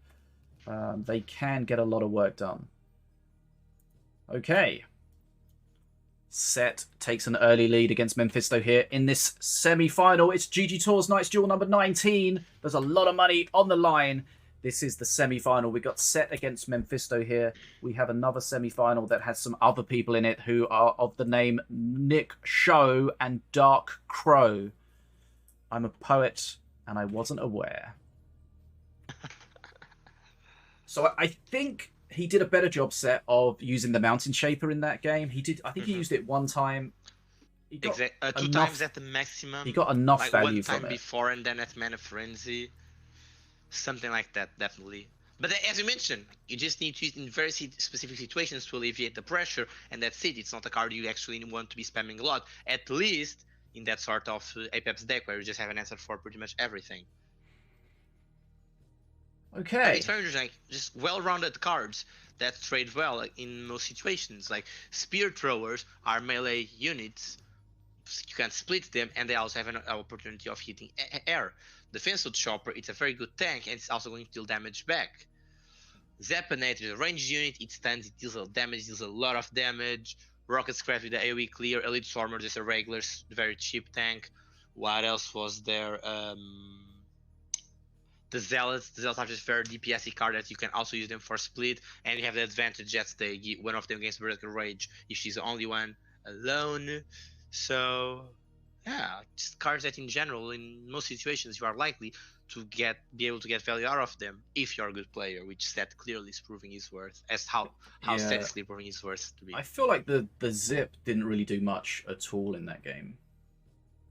I thought that was a secret between us. Yeah. Like it could definitely have been Stun Lancers, but the fact that he's ranged, I think it just gives him more options, which he clearly didn't need. He was like, he's gonna play it here, he just needs to hit once. That's it. Just once. Yeah. I mean, it was strange how he played the zip. I don't think he played it optimally, but it worked out. And the worst part for me on that first zip is that the Musketeer, which was a priority target, was surrounded by 3 Scrats. First Zappinator, bam, goes into 1 Scrat. Musketeer starts attacking Zappinator, bam, second Scrat just goes goes around the Musketeer to say like, hi Zappinator, bam, takes the hit from Zappinator. It's only 1 hit because it's not charged. And then Musketeer is like, okay, I'm just gonna poke. Poke. Okay, that's it. Yeah, because I've seen that Zappinator, when it gets charged up and it just starts nailing, like if there's only 1 target there and it just it can just absolutely shred. Okay, game number 2, here we go. What have we got, Dfogo? We've got Seth playing what appears to be the same deck on Diona, and we've got Memfisto on Wrecked. Okay. Now we've seen Memfisto play this Wrecked before. What? Is this actually gonna work? So here we see the Zip again. Are we going to see much value from it this time? Let's find out. He had one match to practice, right? Split the spear throws or just go full all in on top. That's very nice. Oh, that's a dead Zap. Yeah.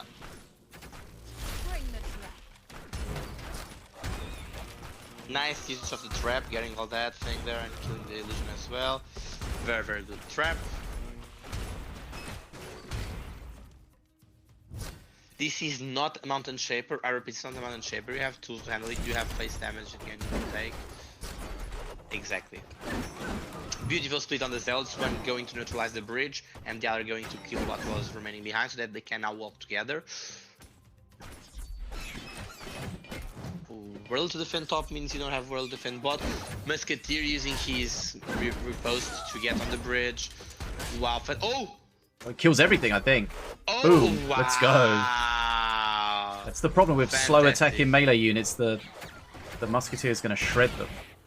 And keep in mind, this card was nerfed recently, okay, everyone? Damn. Yep.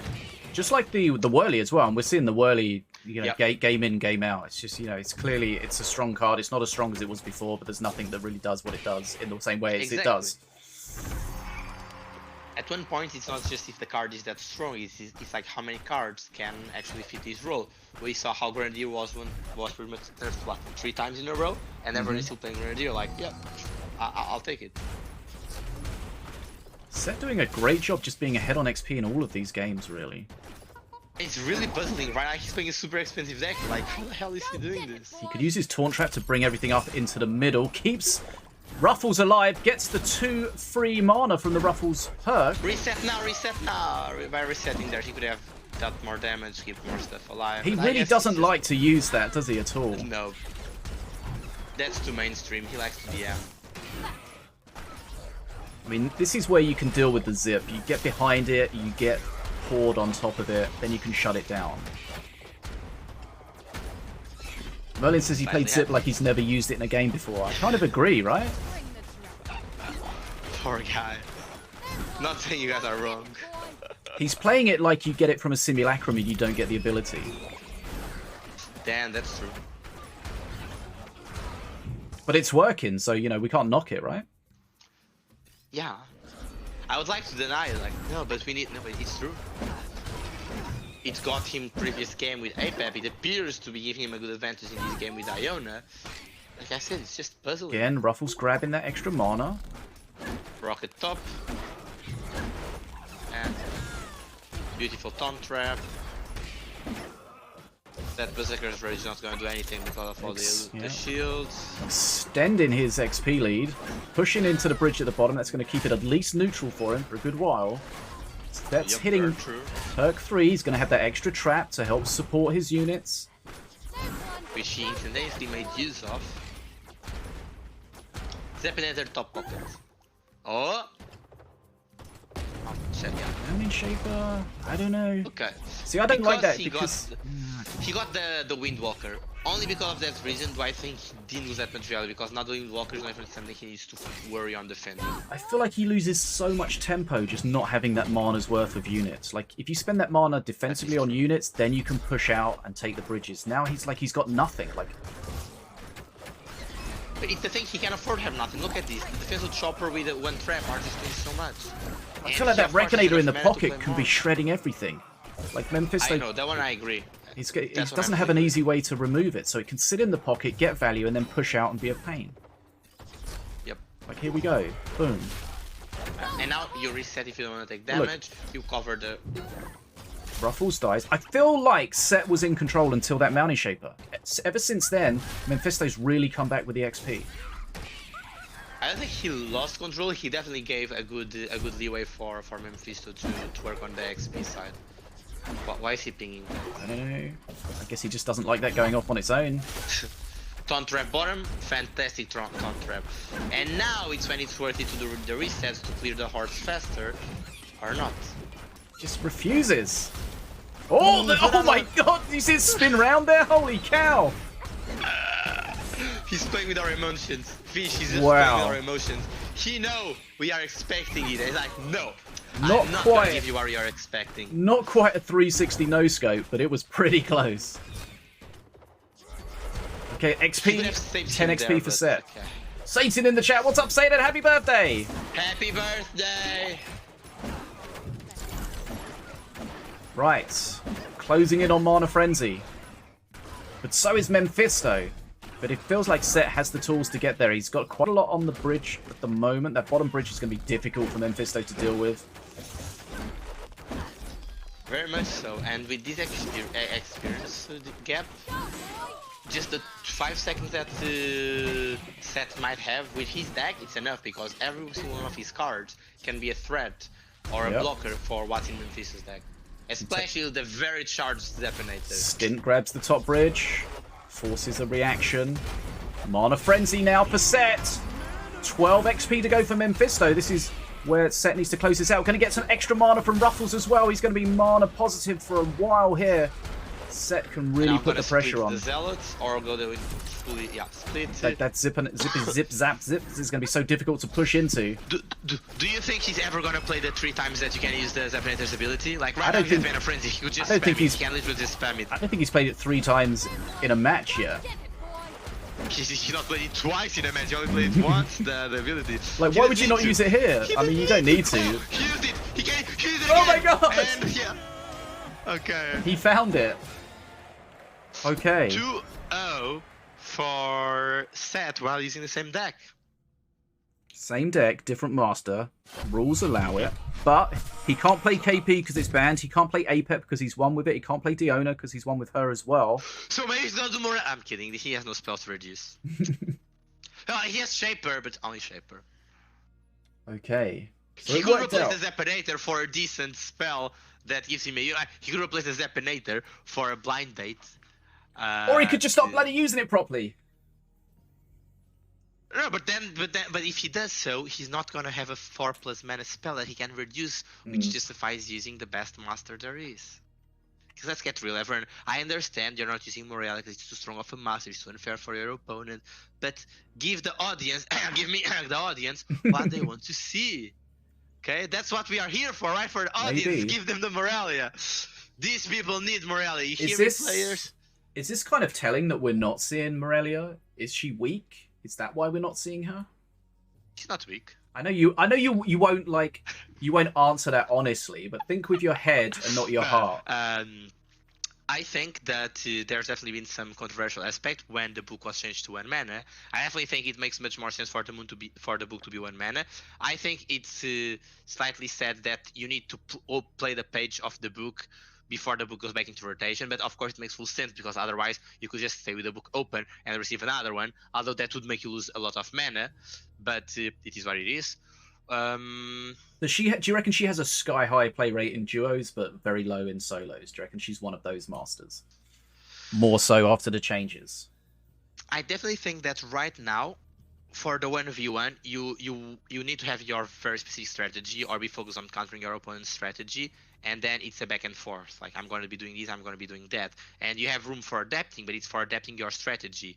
Morale gives you a much broader versatility. When you're in 2v2, you can have your teammate focusing on the main cards of your strategy, and you're focusing on supporting your strategy, and you have many more tools to adapt that support based on what your opponent is doing with the versatility that Moralia gives you. The same way around with the extension as well, which Moralia is very good at doing, your teammate can support that. Like I was saying the previous idea that if she's only good as a support, you can also use her as the core master. Yeah. But definitely in 1v1, I can see it being too broad of versatility, and as the strategy she's the core of, Cursed Ascension, it's probably just requires too much of a build up. Okay. I definitely think if Korgoth gets changed,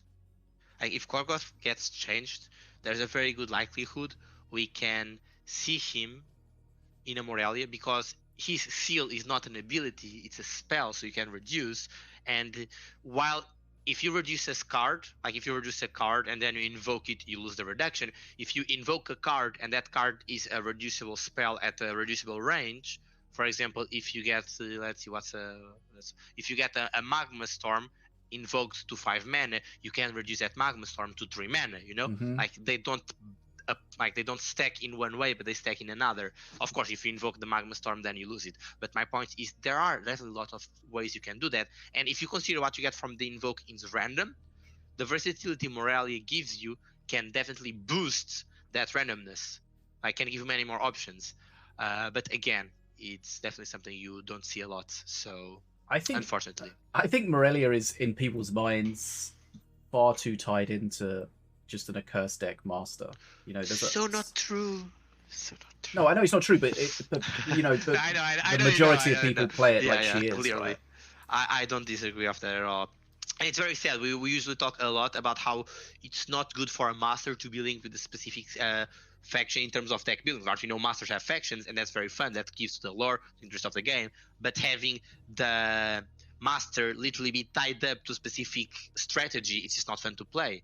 And if you literally feel like the master is not at his full capability when you are putting him on a different environment, you're just not going to use it, and that's bad. I do not think that's the case with Morelia. Skeleton Horde, it's a very good standalone Horde card, and everyone knows it. And Morelia can get that card for 1 mana at second perk.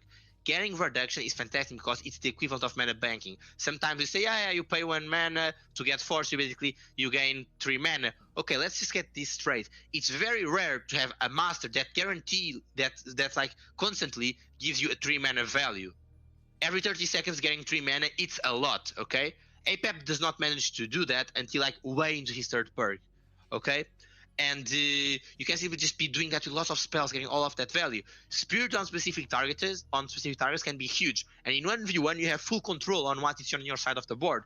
So you can like play a backline, spirit it. Now that backline is no longer removed. You can even do the other way around. You can play the spirit, and few seconds before the spirit procs, you play the unit, so you guarantee that your unit gets the spirit, so now it's not even removable. Like they don't even have any time to react to that, and then you can play something else to get it. So there's really a lot you can do with that diversity. Not to mention the health drain. You regain health, and you can also remove critical units. So like you're always forcing the same way you need to counter Daka by having a small unit in front of your big unit. Similar with Morelia second perk, you need to have something in front of your squishy backlines to enable Morelia from getting that value from the reduction. Okay. Man, I could have been talking that my 1 minute I was here alone before I could have just talked about Morelia. God damn it. God, okay, thank God we got a game to distract you from that. Right. The light. Here we go. Oh my God. Game number 3. Guess what deck Seth is playing? Okay, and after all that, no Morelia. Oh my God. Thank you for reminding me. Yes, Seth's playing Valorian with a very brand new and creative and original deck we've not yet seen today. And Memfisto is playing King Puff. We saw him play Wrecked Walker, if I'm not mistaken. No, was that Stint? That was Stint. We saw him play Stint. We saw him play Tranquil. Saw him play Bounty Sniper. And we also know what else he has in his hand, although I have no idea. Snipe Door! Exactly, this might be a sniper. We got Sniper Mortar. Now, let's see how that works out. What kind of removal? It's always important to look at the removal options that Seth has. He's going to have his Searing Light at perk 2, but apart from that, maybe not too much. And again, there we see the Crystal Construct. But Separator on Mordor's face is going to be so bad for Mana Frenzy Mordor. If Mordor manages to get Mana Frenzy, we can see already right now how he's getting behind on experience. This makes sense. You're a Mordor. No surprise, they're not grabbing that bridge, is very bad. But you still want to try to capitalize on it. Is this Crystal Construct gonna die before the Tombstone goes out? I believe so, but he forced the rest of the Yeah. So that's one thing you've got to pay attention to when you're playing against Mordor. You've got to look at the Tombstones, try to make sure them not res what they want to res. But it feels like the snipers are just going to be a real problem. Memfisto not too far behind on XP at the moment. Right, Searing. He has perk 2 Searing Light now, so he does have the sniper removal. He's going to want to prioritize that bounty sniper, of course, but there is a tombstone up. So, okay. So he got kind of lucky there with the way that the aggro happened, that it killed the regular sniper first. But he's just gonna have faith there. Oh, that was faith, but like the stats. Oh, he saves the sniper. I think it's going to survive anyway. I'm not sure, but yeah, I mean, it's definitely something because the snipers are really difficult for him to deal with. He Saves it again. used an iron grenade to kill a rocket threat for saving sniper. So what we're likely to see here is Set There gets combustion. no. Damn it, combustion Set- can be very good here. Set's going to get into an XP lead, With combustion. and then Memfisto's going to come back late game.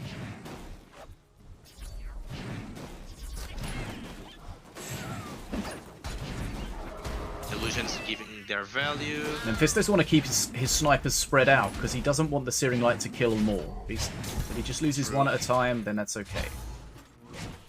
He's gonna get a Tranquil res, or can Memphis set force anything? Nope, Tranquil, that's a fantastic res. Yep, and he pinged the X like I should not have allowed this happen.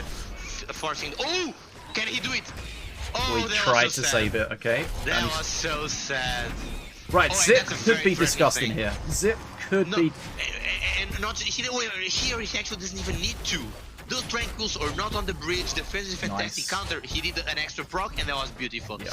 This is very bad for Memfisto. He needed to use the proc really because I think he needs to kill it before the And tombstone. Steam res is also not what Memfisto wants. And Okay. he has Zepinator and Zealots coming up. And he cannot play the Joel on bottom. He needs to just assume that, okay, this Mordor is not going to attack anything right now. Okay. Ooh, this is such a bad matchup. Yeah, Searing Light's just cleaning all those snipers. This is really... It looked like the snipers were a problem, but suddenly... Set taking over. Set's going to be in the grand final. Keep hitting and hitting, and There it bam! is. Set takes it. Wow, that looked like it was going to be a decent matchup for the snipers. The longer that match went on, the better the snipers should do. But the Searing Light from Valorian really did come in clutch there. Wow. Okay, nice to see a Mordor in and about the tournament, but unfortunately, goodness me, too much. And honestly, it's like, I'm astonished at how well this deck is performing. Okay, so Set is into the grand final, 3-0 against Memfisto. Absolutely on top of that one. Right, so we're going to have... Nick and Dark Crow were waiting for us, right? Yep, so we're going to have our second semi-final. We'll get that set up as quickly as we can for you here. We've got the bands in, so these guys were ready, waiting for us. So thanks to them for that. Right, let's have a look. So Nikshow and Dark Crow.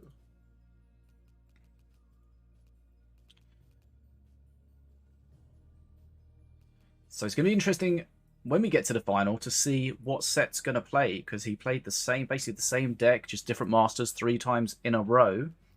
And I feel like he got fairly lucky with the matchups there, because I think if he'd played like that Mordor deck with Apep as the master, he wouldn't have had probably any removal, and then those snipers would have got huge value. But of course, coming up against that deck with Valorian, he gets that Searing Light at perk 3, and that's just going to chew through those snipers. Okay. Nikshow, Dark Crow. Who's online? Dark Crow's online here. Okay. Nikshow is probably really restarting, right? Okay, I'm just going to use the restroom, and then we'll be back. We've got the bans, if you want to go through those briefly. Yes, let's see. So, Nikshow banned King Puff, Avea, and Idol of Sacrifice. Dark Crow banned Wrecked, also Avea, and Rock Rivals. So, once again, no Aveas. Nikshow cannot play King Puff, Dark Crow cannot play Wrecked. Dark Crow cannot... sorry, the other way, guys, the other way around, guys. Dark Crow cannot play King Puff. Nikshow cannot play Wrecked. Dark Crow cannot play Idol of Sacrifice. Nikshow cannot play Rock Rivals. Let's see how this is gonna go. I mean, with lots of AV banned, and I think most of these two players have have had a very ban for them throughout pretty much the whole tournament. So I'm not expecting that ban to be very targeted. I love Sacrifice, interesting ban, but I think Darkrow is a very good player that can, once again, like similar to Set, make use of these cards that are just on a very good spike. And Rock Rival is a very solid card. We talked about it before, and definitely Nikshow can make a very good usage of that. He has decks that rely on it, so that deck, that ban definitely feel not just targeted, but just a very good general ban. Let's see what they bring forth. What else have we seen? We've seen Nikshow play Millowin. We've seen Darkrow play Wrecked and also King Puff, if I'm not mistaken. So they might also use those decks, those masters with those decks. It's a secret. I mean, it's not a secret, but like it's a surprise. We don't know anything that might come up right now. We do know that once they win with the master, aside from the master that was banned for them, they cannot use that master. So definitely very interesting decks that we can see. I'm very hopeful that we are going to see some new combos we've not yet had the opportunity to see. Just waiting on the players. Okay, just setting up here. Okay.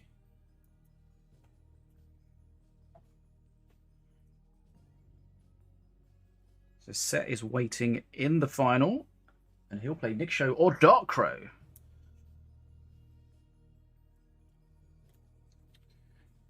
Nikshow and Darkrow. Right, so Nikshow bans King Puff, so no King Puff for Darkrow. Darkrow bans Wrecked, so no Wrecked for Nikshow. We've got Rock Rivals Avea and Idol of Sacrifice. People still respecting the power of Avea. It's good that we didn't see her, in the sense that how overpowered she can be. But again, having the bans on Avea means we're not having a targeted ban. And I definitely think at this point on the tournament, targeted bans are very crucial. Like, you need to know, okay, my opponent's going to be capitalizing on this, I need to stop it. The same way as Memfisto banned Shen Stormstrike for Set. Yep. Okay.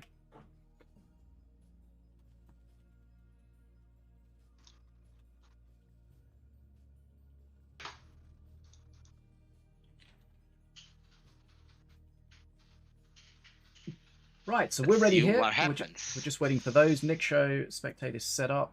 Darkrow set up. Bans are in. They are not.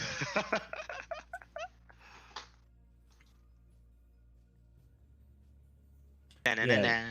Use the siphon like Morelia. You suck everyone else's energy. His floor is just littered with just energy-less corpses. Do you want yours back, Fish? I have some here from even the previous tournament. So. Actually, someone has told me that I'm like an energy vampire, you know, like I just siphon energy from... Yeah. Yikes. Yep. Shall we go back to Morelia or we go another topic? Oh! Or not at all because... Yeah. No Morelia. Doesn't this feel like it was on purpose? Shall we go back to Yeah, Morelia? nope. And spectating match. Let's get... Okay, here we go. Semi-final number 2.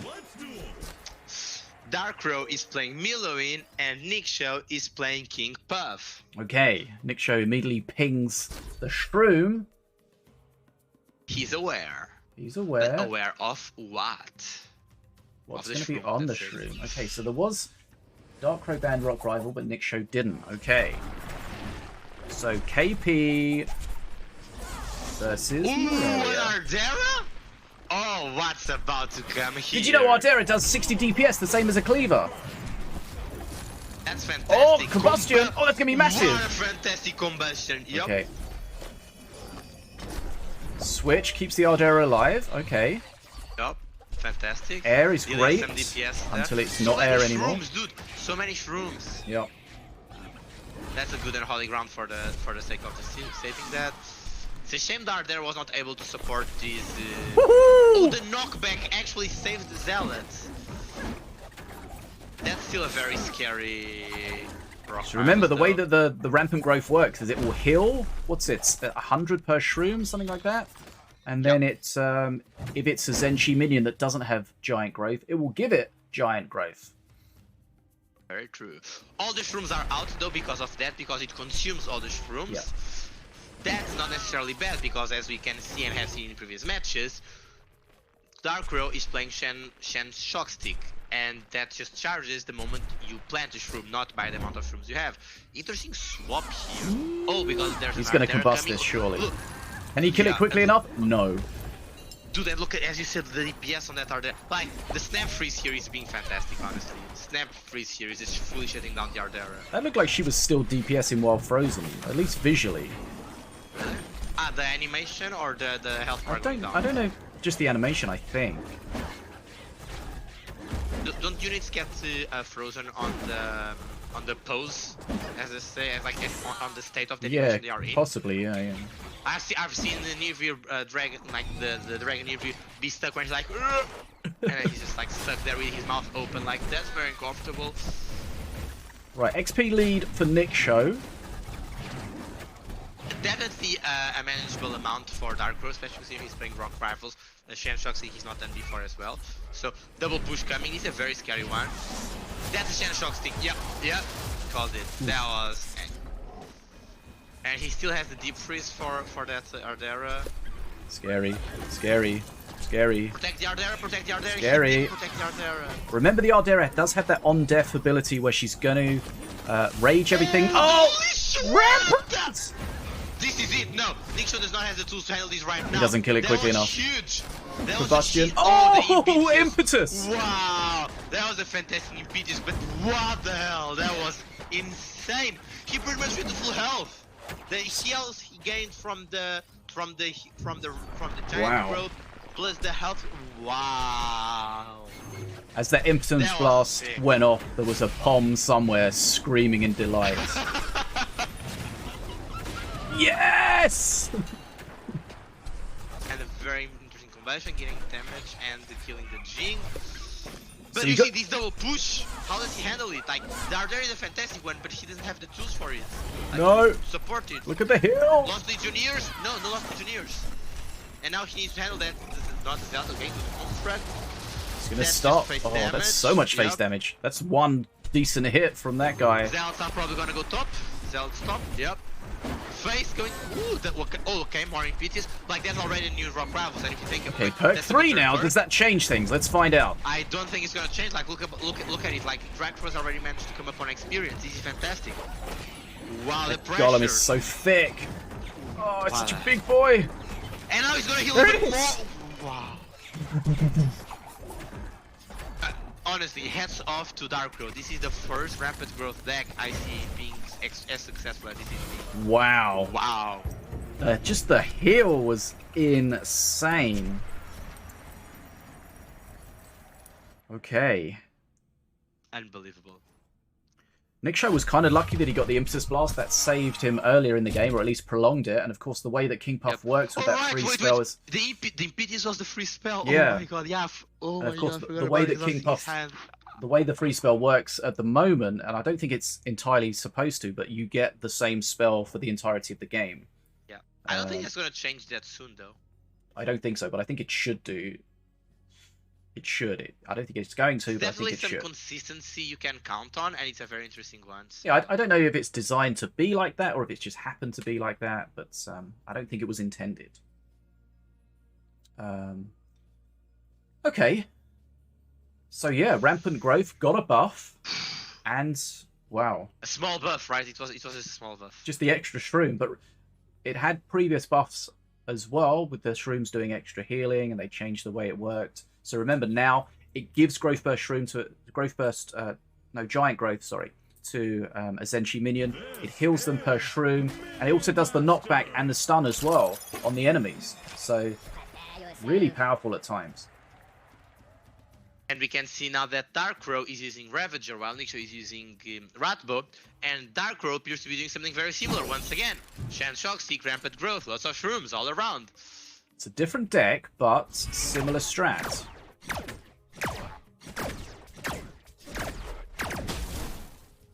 Darkrow pinging an X on his Fang because he didn't go to the bridge, it got kited.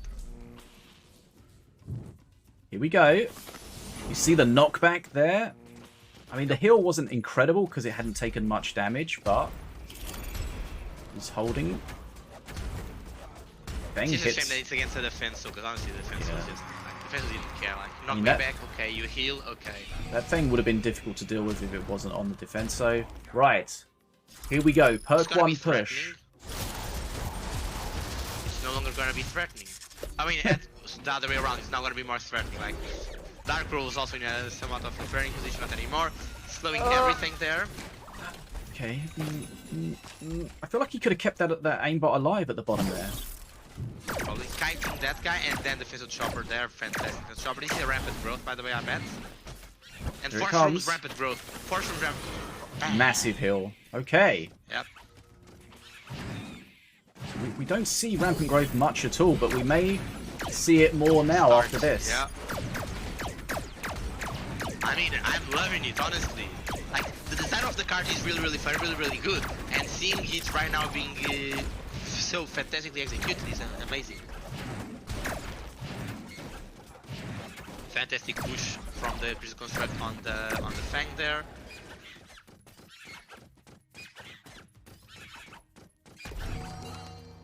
Fang still managed to kill the Prison Construct though. Interesting lone wolf, definitely in this deck. I'm Blood not really sure himself. why it's there.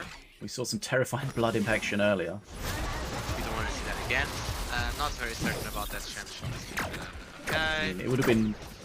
Direct killed walker everything. there with the net. That was fantastic. Here comes the heal again. Yep. But like again, defensive chopper MVP. And still, like, this pressure is enough to enable Nikshow from getting an experience lead. So the big question is Nikshow going to be able to deal with Perk 3 push? Nets. I don't think that. Yeah. Oh, and then the Fang gets the giant He growth. does have a dagger available. I feel like he could have killed that Fang there. Deciding not to pull the trigger. Did he maybe not have the experience? Oh, he's got the And now flyby Fang's on there. face. This is He's so threatening frustrating. A lot. Like, he didn't have defense right to push it or anything. His No. monkey action is just killing him. I And, still like, think he pushes could have. The skeletons are on face. Yeah. He might just die here. Jinx also on Jing- face. Yeah. Too much he- pressure. He could have killed Definitely that. did that deck. He could have killed that Fang with that dagger. I think he was a little hesitant because there was a few things around it. He didn't want to hit the little thing, but it looked like Fang was a legit target. Oh, I think you're fully right. I think you're completely correct. Okay.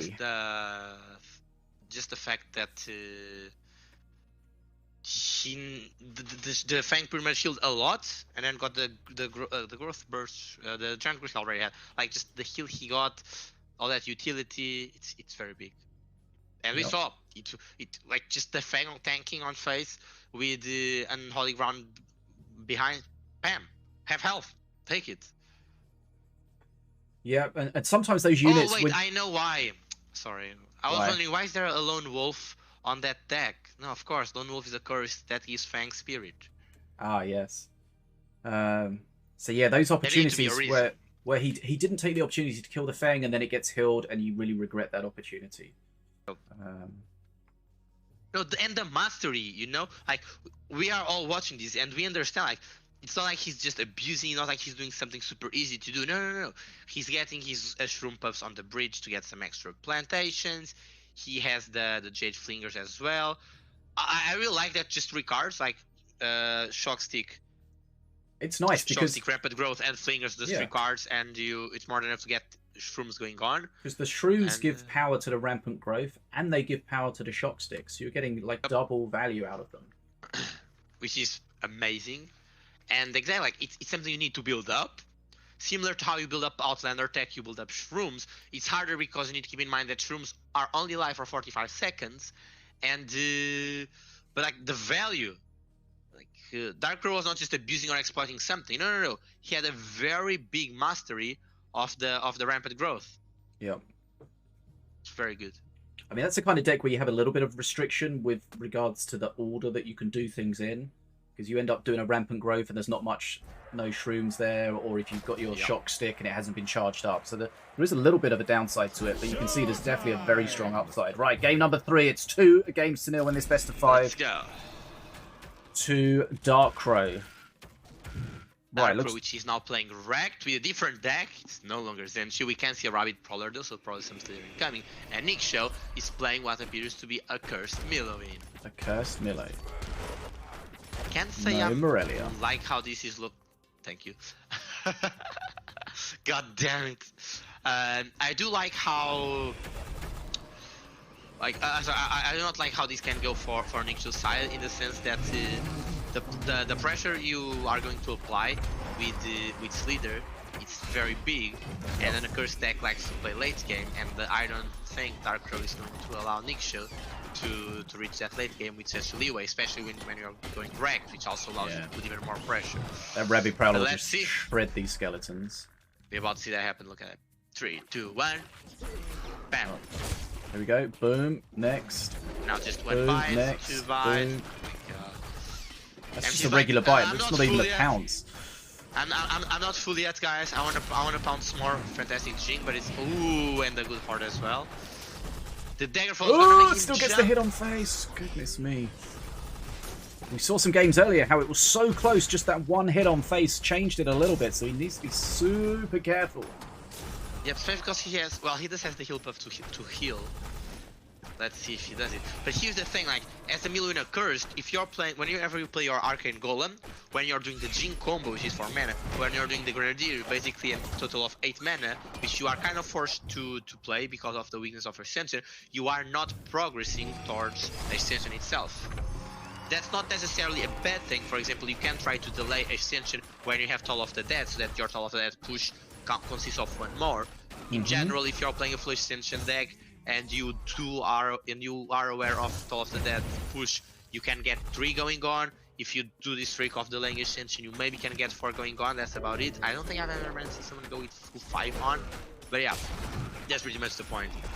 Okay. But again, on this sort Prowler. of deck where your opponent just doesn't allow you to do that, Oh, see, there he goes. It always gets a hit on face.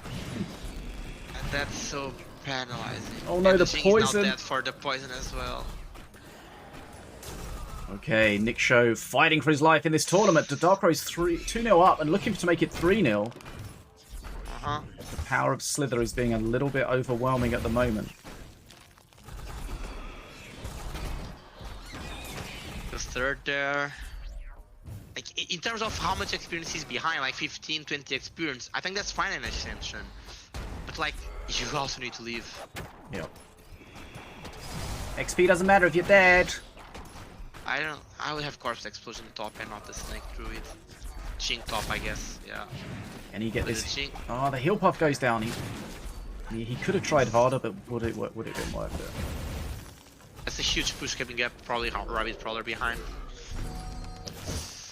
Okay, what's the strategy here? Skeleton Horde, but the Skeleton Horde is gonna be Daggerfall. Yep. He needs something tankier, but the problem is the Prowler's just going to murder everything. Keeps going. The Hypnotize. Okay, the stun saves it. Okay, nice. Wow. That was a good Look save. at the health, look at the health. He's dealing damage, not that it matters at all, I know, but like, he's doing something. Can he do more?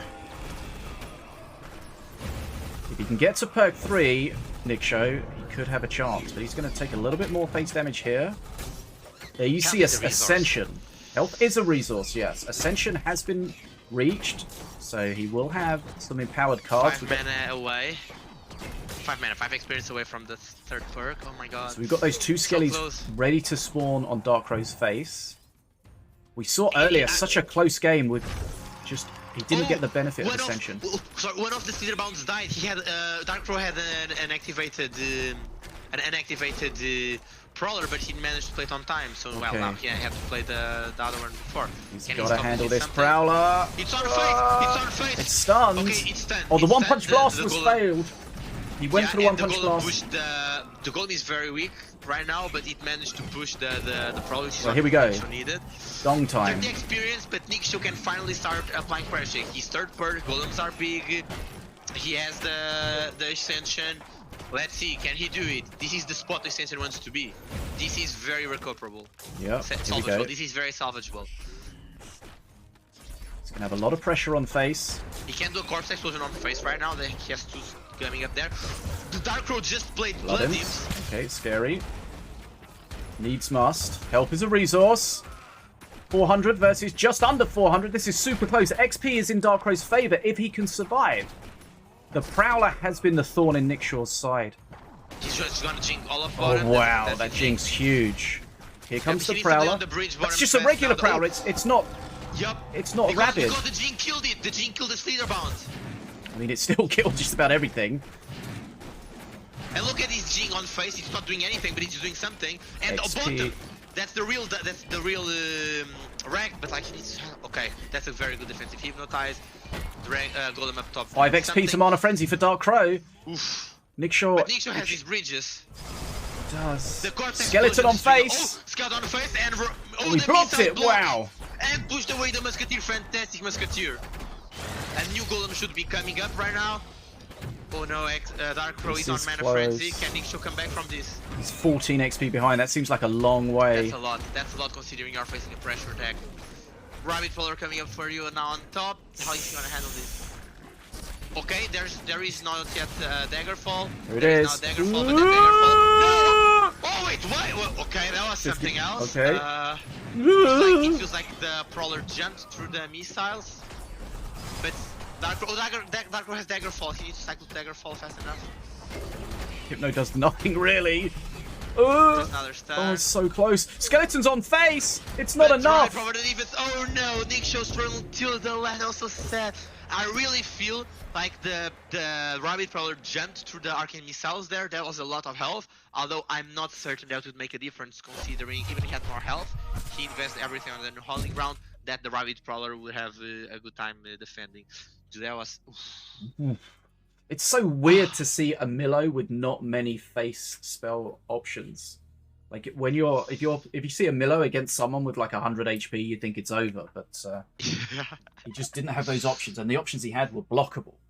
Okay, that was close though, and I think it was just the Prowler. The Prowler was the thorn in his side the whole game.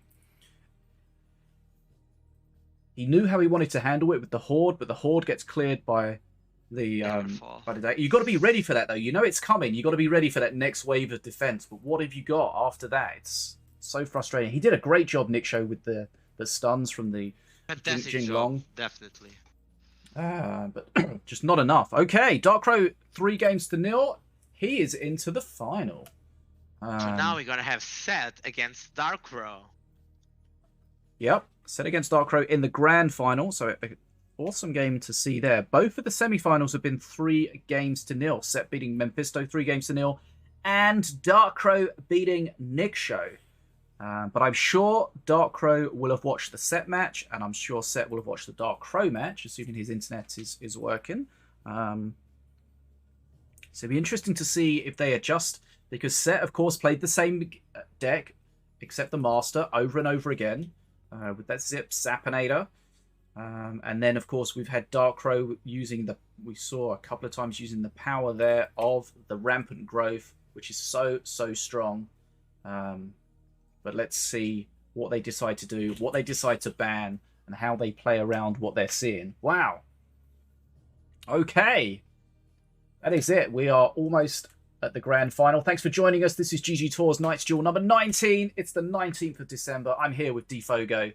This is presented by GGtoor, Team Mana Frenzy, and BetaDwarf. We've got Sinobii, of course, greasing the wheels and us behind the scenes. And it's all on the line.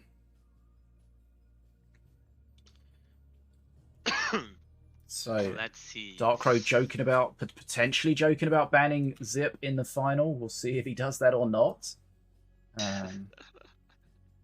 Okay, so that's 2 pretty quick semi-finals. The matches themselves weren't necessarily that Very quick, exciting. but Yep. 2 3-0s.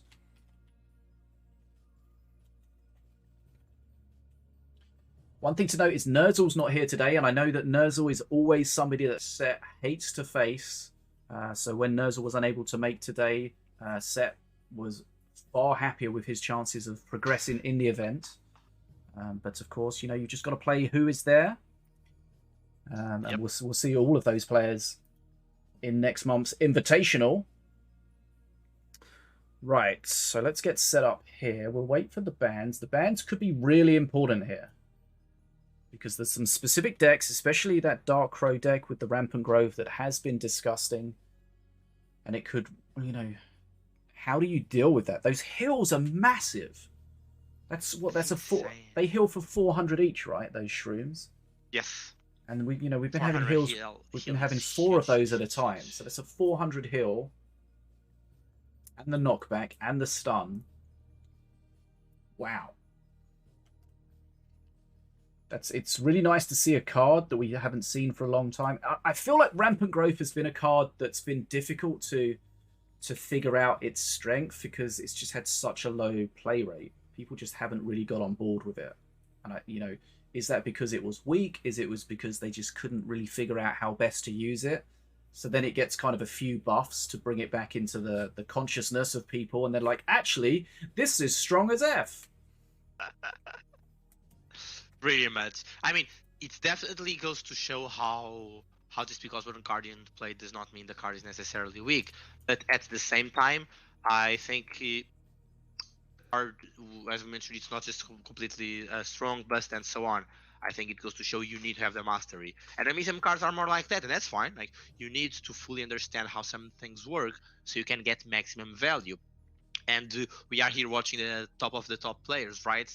It makes sense that a card they have very good mastery on appears to be extremely oppressive and destroying and mind gobbling, like just because you don't have the tools to handle it. Indeed. Okay. It's fantastic. It's really, really fantastic.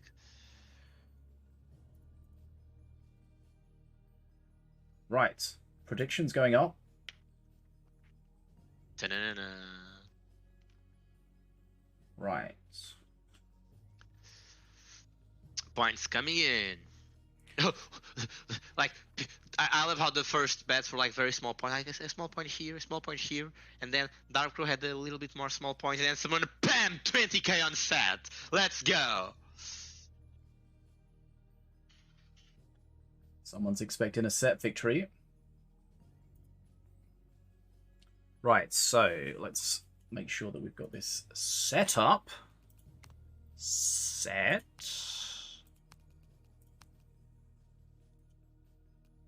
Against. Right. Do we have a Dark Crow? Okay, Dark Crow looks like he's restarting.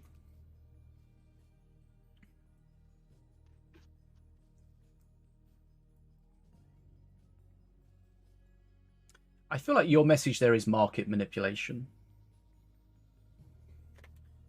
Is it? I mean, I don't have. Well, if I had insider for information, I know we are kind of trading. 3 minutes in the.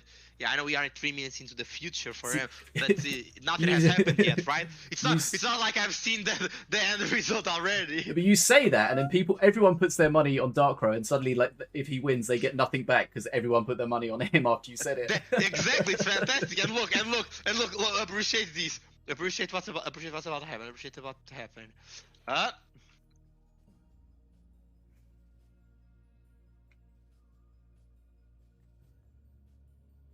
So the players may be taking a small break, potentially. It's been a long day.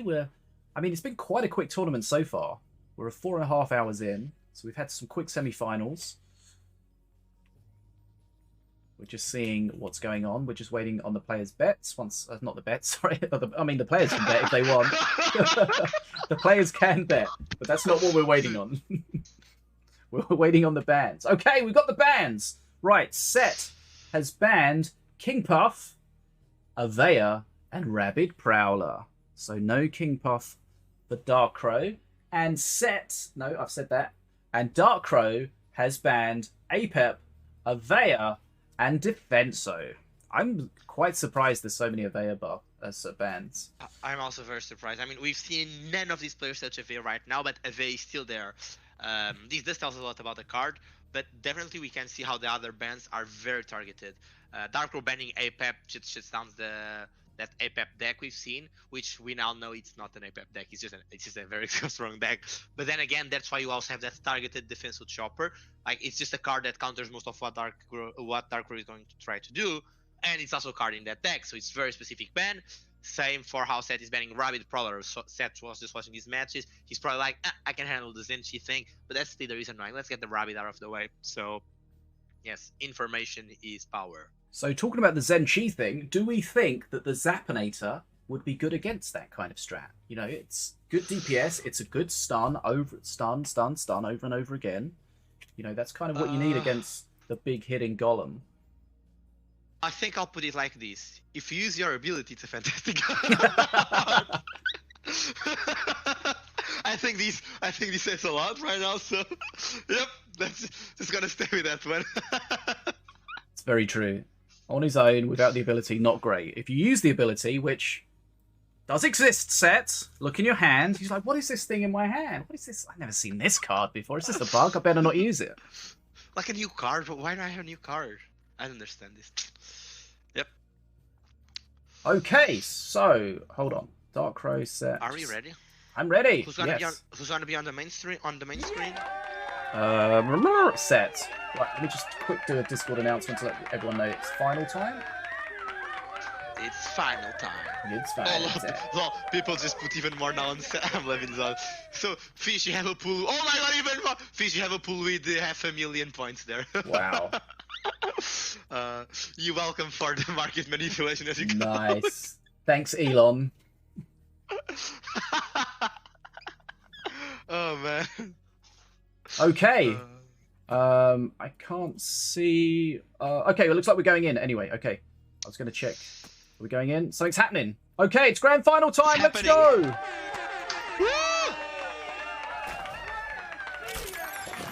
All right, Dark Crow is playing Millowin. Seth is playing King Puff. Ping. He doesn't like that. Right. We expected it though. Shrooms. He's pinging the shrooms.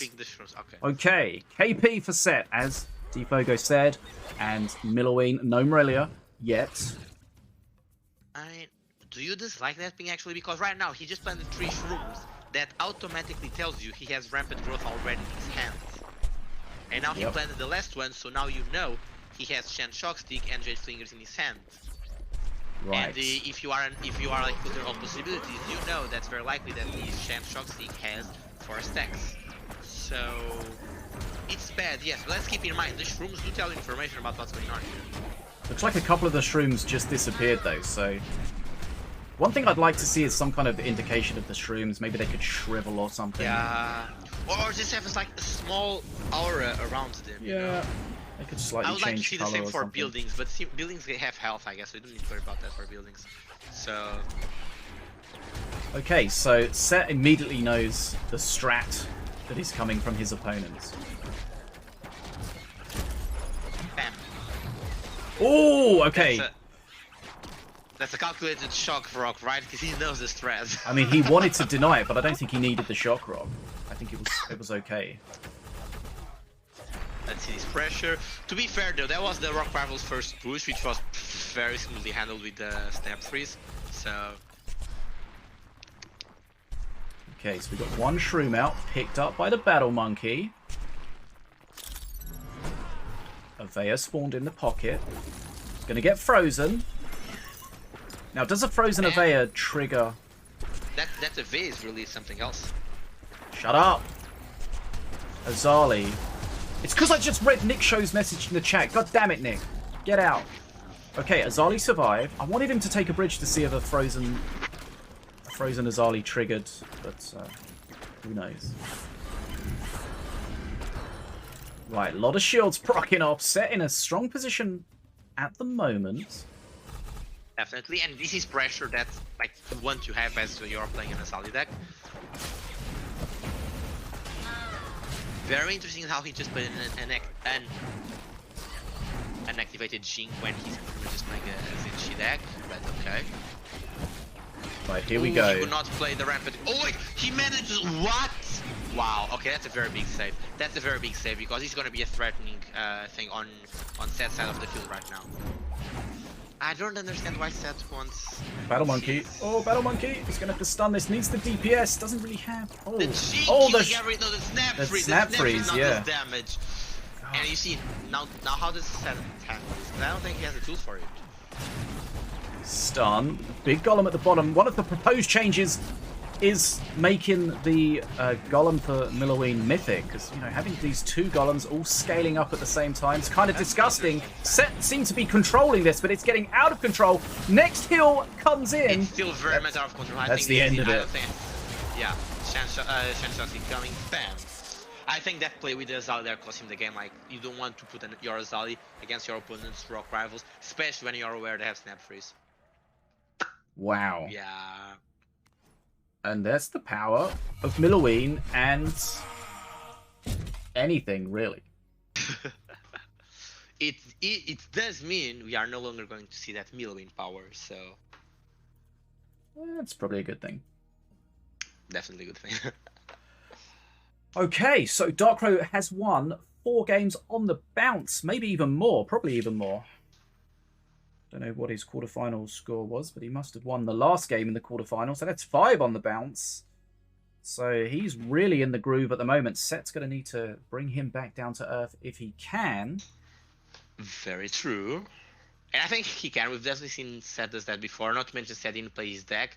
Probably because he maybe don't think that defense was much of a key card. Let's see.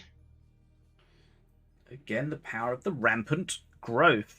Huge heal, nice knockback. Although, honestly, to be fair, in this matchup, I think more than the rampant growth, the failing to understand how to properly tackle the core strategy of your opponent's, what your opponent is doing, I think it's what costed Set the match. Because just he trying to put the Azali against the rock rivals, he literally swapped the rivals into the Azali, hoping for the Azali to just sit him down, and that is not what happened. So yeah, I would say more than a good play, we saw not being able to play to get the most value out of what you're doing.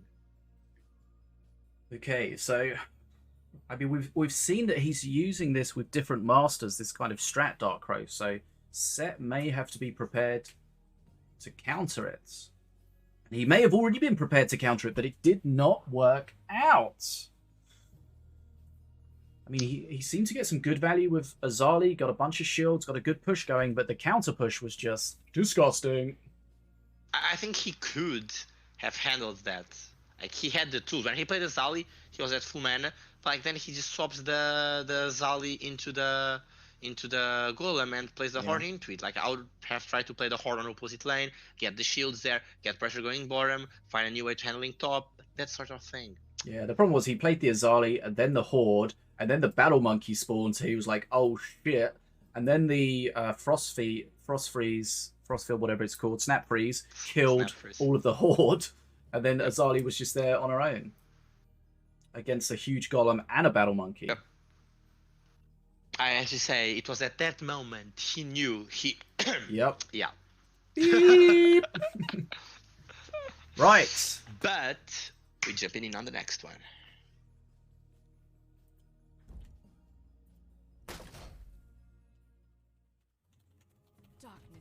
Ooh, we have Diona versus Diona. Darkrow appears to be playing a deck we've not seen yet. Look, I think so. At least very control-ish deck, has Magma Cannon. Now, we've seen him play Magma Cannon. No, Nikshow wasn't playing Magma Cannon. And Seth is playing Diona. Yep. As well, yeah. Just to clarify the confusion in the chat, I said about the change to make Milloween's Golem mythic. That was a proposed change ages ago. It hasn't gone through. It's not in the proposed changes for this patch. I haven't heard anything for a while. But it just came to mind when we saw 2 of them in that game. Right. Zip is back. Instead of the defensive chopper, so he has Shen and Zip. Yep, okay. So we see the Prowler spawned. He does have a lot of ways to deal with it. How is he going to do so?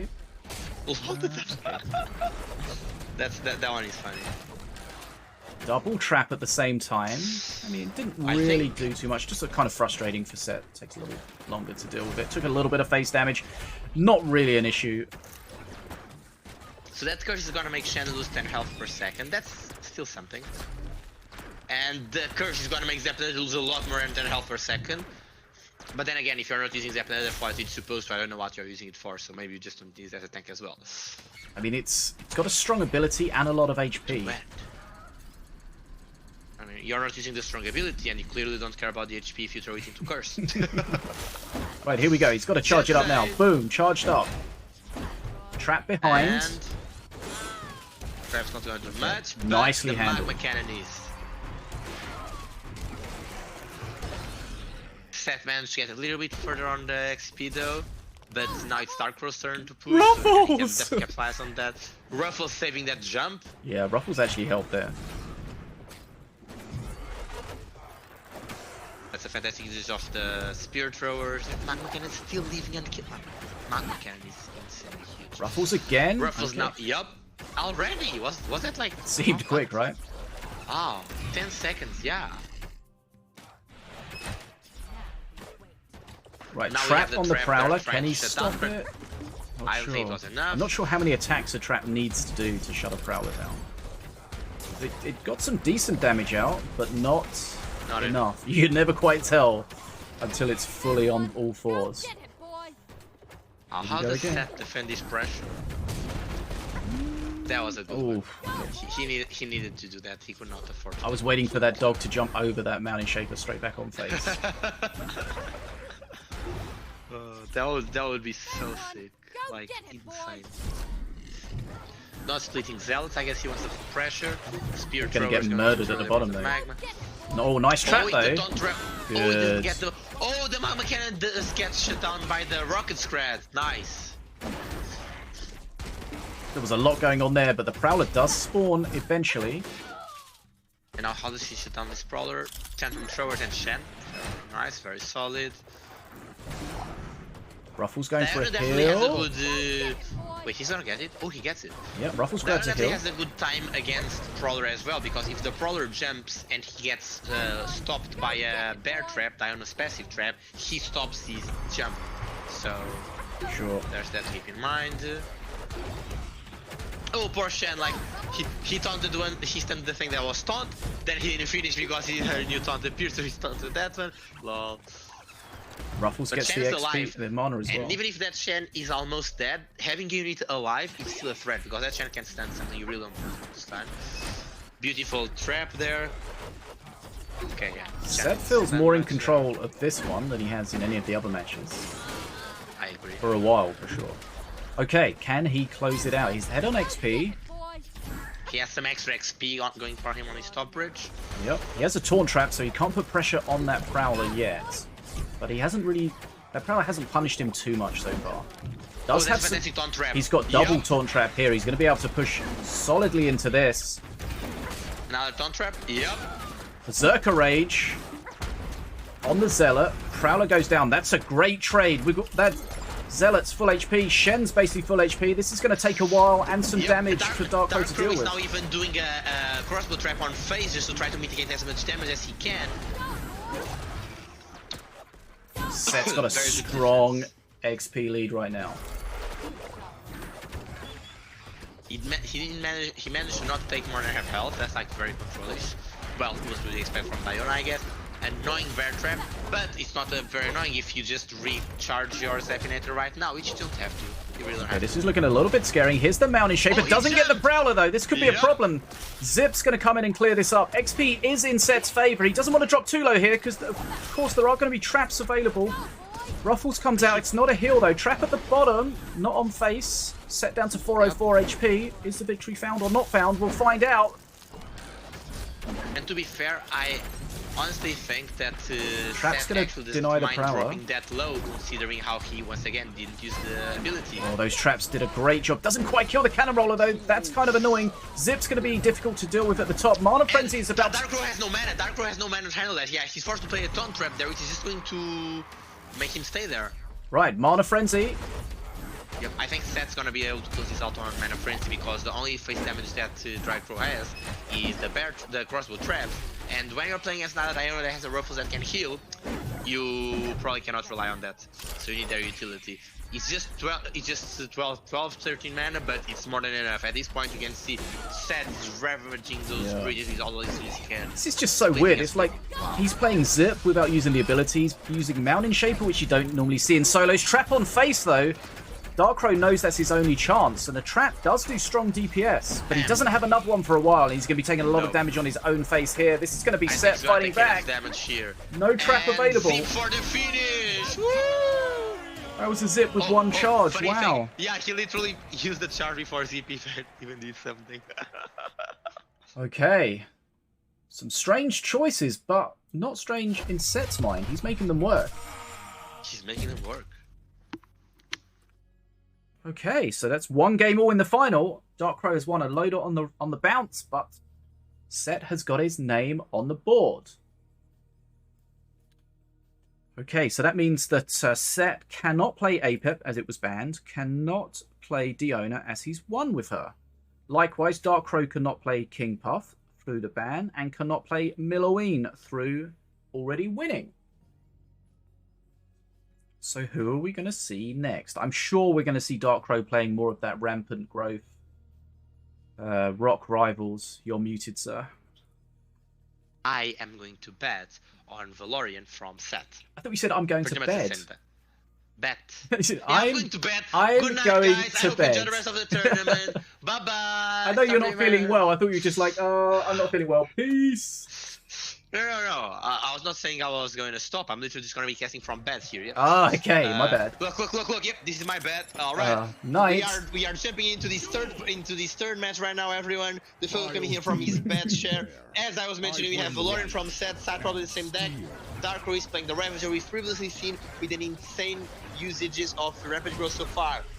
Don't lose this. Wow. Especially Okay. because lots of you have bet lots of points, so.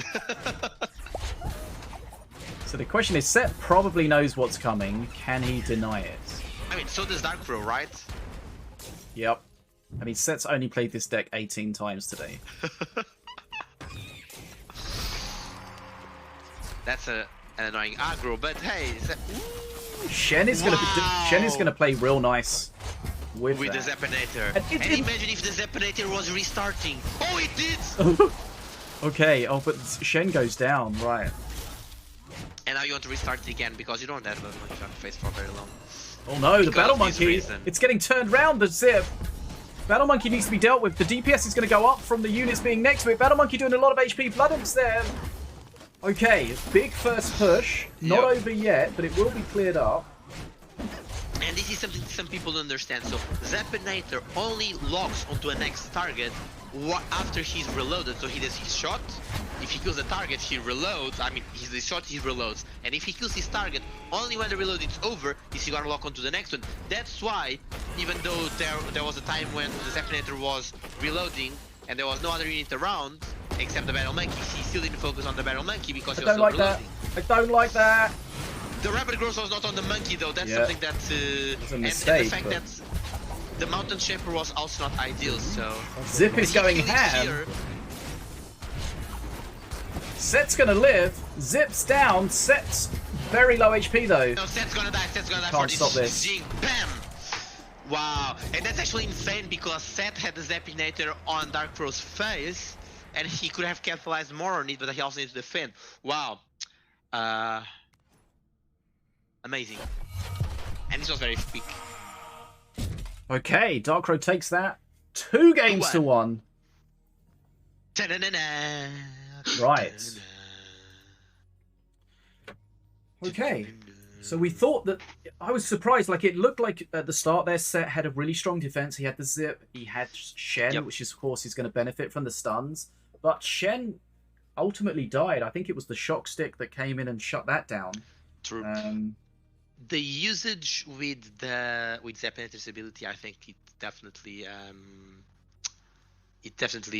made a difference there.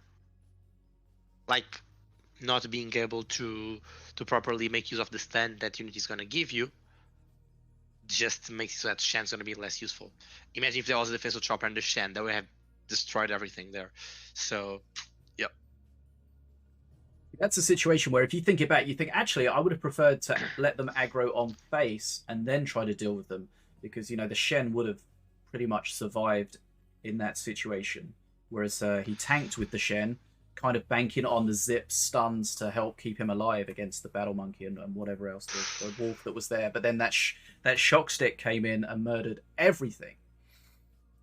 I think you could, like, if you're against Ravaging, you want to conserve your health, you definitely want to avoid taking as much damage. The main problem from that Shen, in my opinion, is that he was tanking both of them. I think you are very right. Like, you want to consider avoiding it, like keeping the Shen alive. But yeah, Shen ended up tanking the 2 monkeys right at the beginning, and that's definitely not good. Okay, here we go. Guess what set's playing? Yes, the same deck. Right, Hypnotize here. What and do now we have? use your ability set. Get your Zepnator to hit your unit again. I don't know, you gotta be careful, he's gonna put Oh, that was beautiful. Oh, juicy. That was amazing. Wow. That was a beautiful usage of Elite Stormer paired up with Rocket Threat. Amazing. What else do we have? So we've got a Slither deck coming out from Dark Crow. It has a Fergus in there as well, not a normal Slither deck. It's a new kind of Slither. We're about to see the true meaning of Stout's Heart Slither because they both start with S, so this is S and S. Maybe his great grandpa was a Slither or something. Maybe, but like, why did you just play that Shen as that Fergus as a 7-mana bridge grab, knowing your opponent has a Shen in hand likely that he can use to react as we are possible? Okay, I don't understand what that was from the start. Okay. Rocket Scratch again on those. Ooh. Not huge value, but getting some decent damage each time. And that, if he does that every time, that's going to start adding up real fast. Shen. Right. XP level. Remember, this is the grand final. 2 games to 1 for Dark Crow. Can he close it out? Can Set fight back? I feel like Dark Crow is going to struggle to get value out of the Fergus. There's too many stuns in Set's deck, but he's going to play it around. And this is where the ability card's kind of annoying because it holds up your hand a little bit. He's going to have to cycle something else. Right, Shen again. I mean, Shen is a good thing to play there. Oh, Hypnotize though. It didn't really work out, yeah. Oh! Fergus getting a lot of value against that though, ultimately killing it. Right. Look at his Rocket Spread, look at his Rocket Spread, bam, more! Again, like another 300 HP. As you said, these 300 HPs are going to start stacking. 3 times already 300 HP and we're already on 900, which is pretty much almost 1/3 of his health, so you gotta be careful with that. Okay, more of the Blood Imps taking big hits from the Zealots, down to nearly 1100 HP. There's a fantastic defense there. And then a grab. At one point, Dark Crow is gonna stop being able to play these Blood Imps, and I think we are reaching very, very close to that point. Massive Rocket Scratch. Elite Swarm, nothing. Rocket Scratch, yeah, amazing Rocket Scratch. I'm loving the Rocket Scratch set string right now. That's a good Hypno. Ooh! I mean, that is a 10-mana combo to handle a 6-mana card. Beam of Doom! Denies the bridge as well, so that's massive value. But I guess it does remove 7 mana from what you used to handle the Zealots, so it was actually just remaining to handle the Zealots, which is very good. But like, Set was also very happy with that trade, so I'm not gonna say that Dark Crow came out winning. It was a nice quick reaction from Dark Crow there with the Daggerfall to kill the Grenadier before it got a toe on the bridge. And this is good because like Set's been applying lots of pressure, forcing Dark Crow to play Blood Imps, and that means Set's been behind on bridges, and now he's getting that advantage back. And honestly, Stormbringer pings are going to be very annoying, but I'm also very scared about these third perks. Yeah, well the question is, whose third perk is going to change the game more? You know Stormbringer's annoying as hell. I think the heal though. He's still playing those Blood Imps, I mean, he probably knows that he doesn't have the Rocket Scrat to punish it quite yet. Yep. But he's still dropping HP every time he uses it, and eventually that's going to bite him in the ass. There's the Rocket Scrat, grabbing the bridge, grabbing the bridges is very important for him. The one thing that Set's not really been able to do is to keep any support with the Zip. Zip always is going off on his own and getting kind of shredded.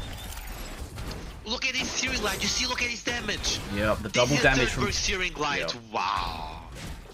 XP still level.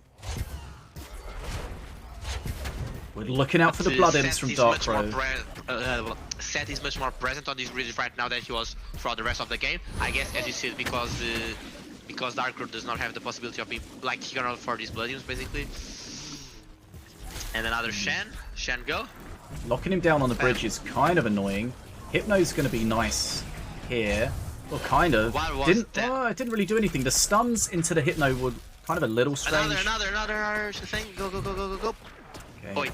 Oh, he has fully used the ability. Wait. Is this just me, or has Set actually fully used Oh, it looks like the it, yeah. ability on it? Nice. Okay. Wait, Darkrow just... Blood And I imps? would not have played these Rocket Scrat. I mean, you If could I'm have not shredded it, mistaken, yeah. Zephyr have a lot more damage. Rocket Scrat going into phase, that is still 100 damage you need to consider. Does Set have any sort of face damage? Okay, he has a beam that he shouldn't use it defensively. Because it's still 3 beams, right? So it makes sense. Yeah. I mean, he started using... Killing the Musketeer before he goes in the bridge is also huge. Yeah, because it's so close, XP's equal. Wow, dude, this is intense. Stormbringer with the pings and pings and Darkrow, he's still playing the blood imps. He needs to punish them. He can't die just now because of this. Rocket Scrat. The Rocket Scrat, it's gonna be it. Is that Oh it? no, he's only with 34. Oh, Wait, goodness. that's right, no, Right, 64 HP, dead to a beam. Yeah. Beams Dead in to a hand. Beams Has in he hand? seen it? Okay. Beams in hand. Here we go. Set's going to level this up at 2 games all. Has Set seen it? Has Set seen it? He hasn't seen it! The beam! Well, Has he seen it? Is he trolling? Beam! There it is! He's seen it! Oh my god! Just BMing. I don't think so. I don't think he saw it. I think if... Oh wow. This is intense. Wait, so we are literally going to 2-2. go to the 5th game of the best of 5. Yeah. Woo! Okay. Let's keep it pumped up like this, everyone. We're having intense matches here, super close, fantastic players. Wow.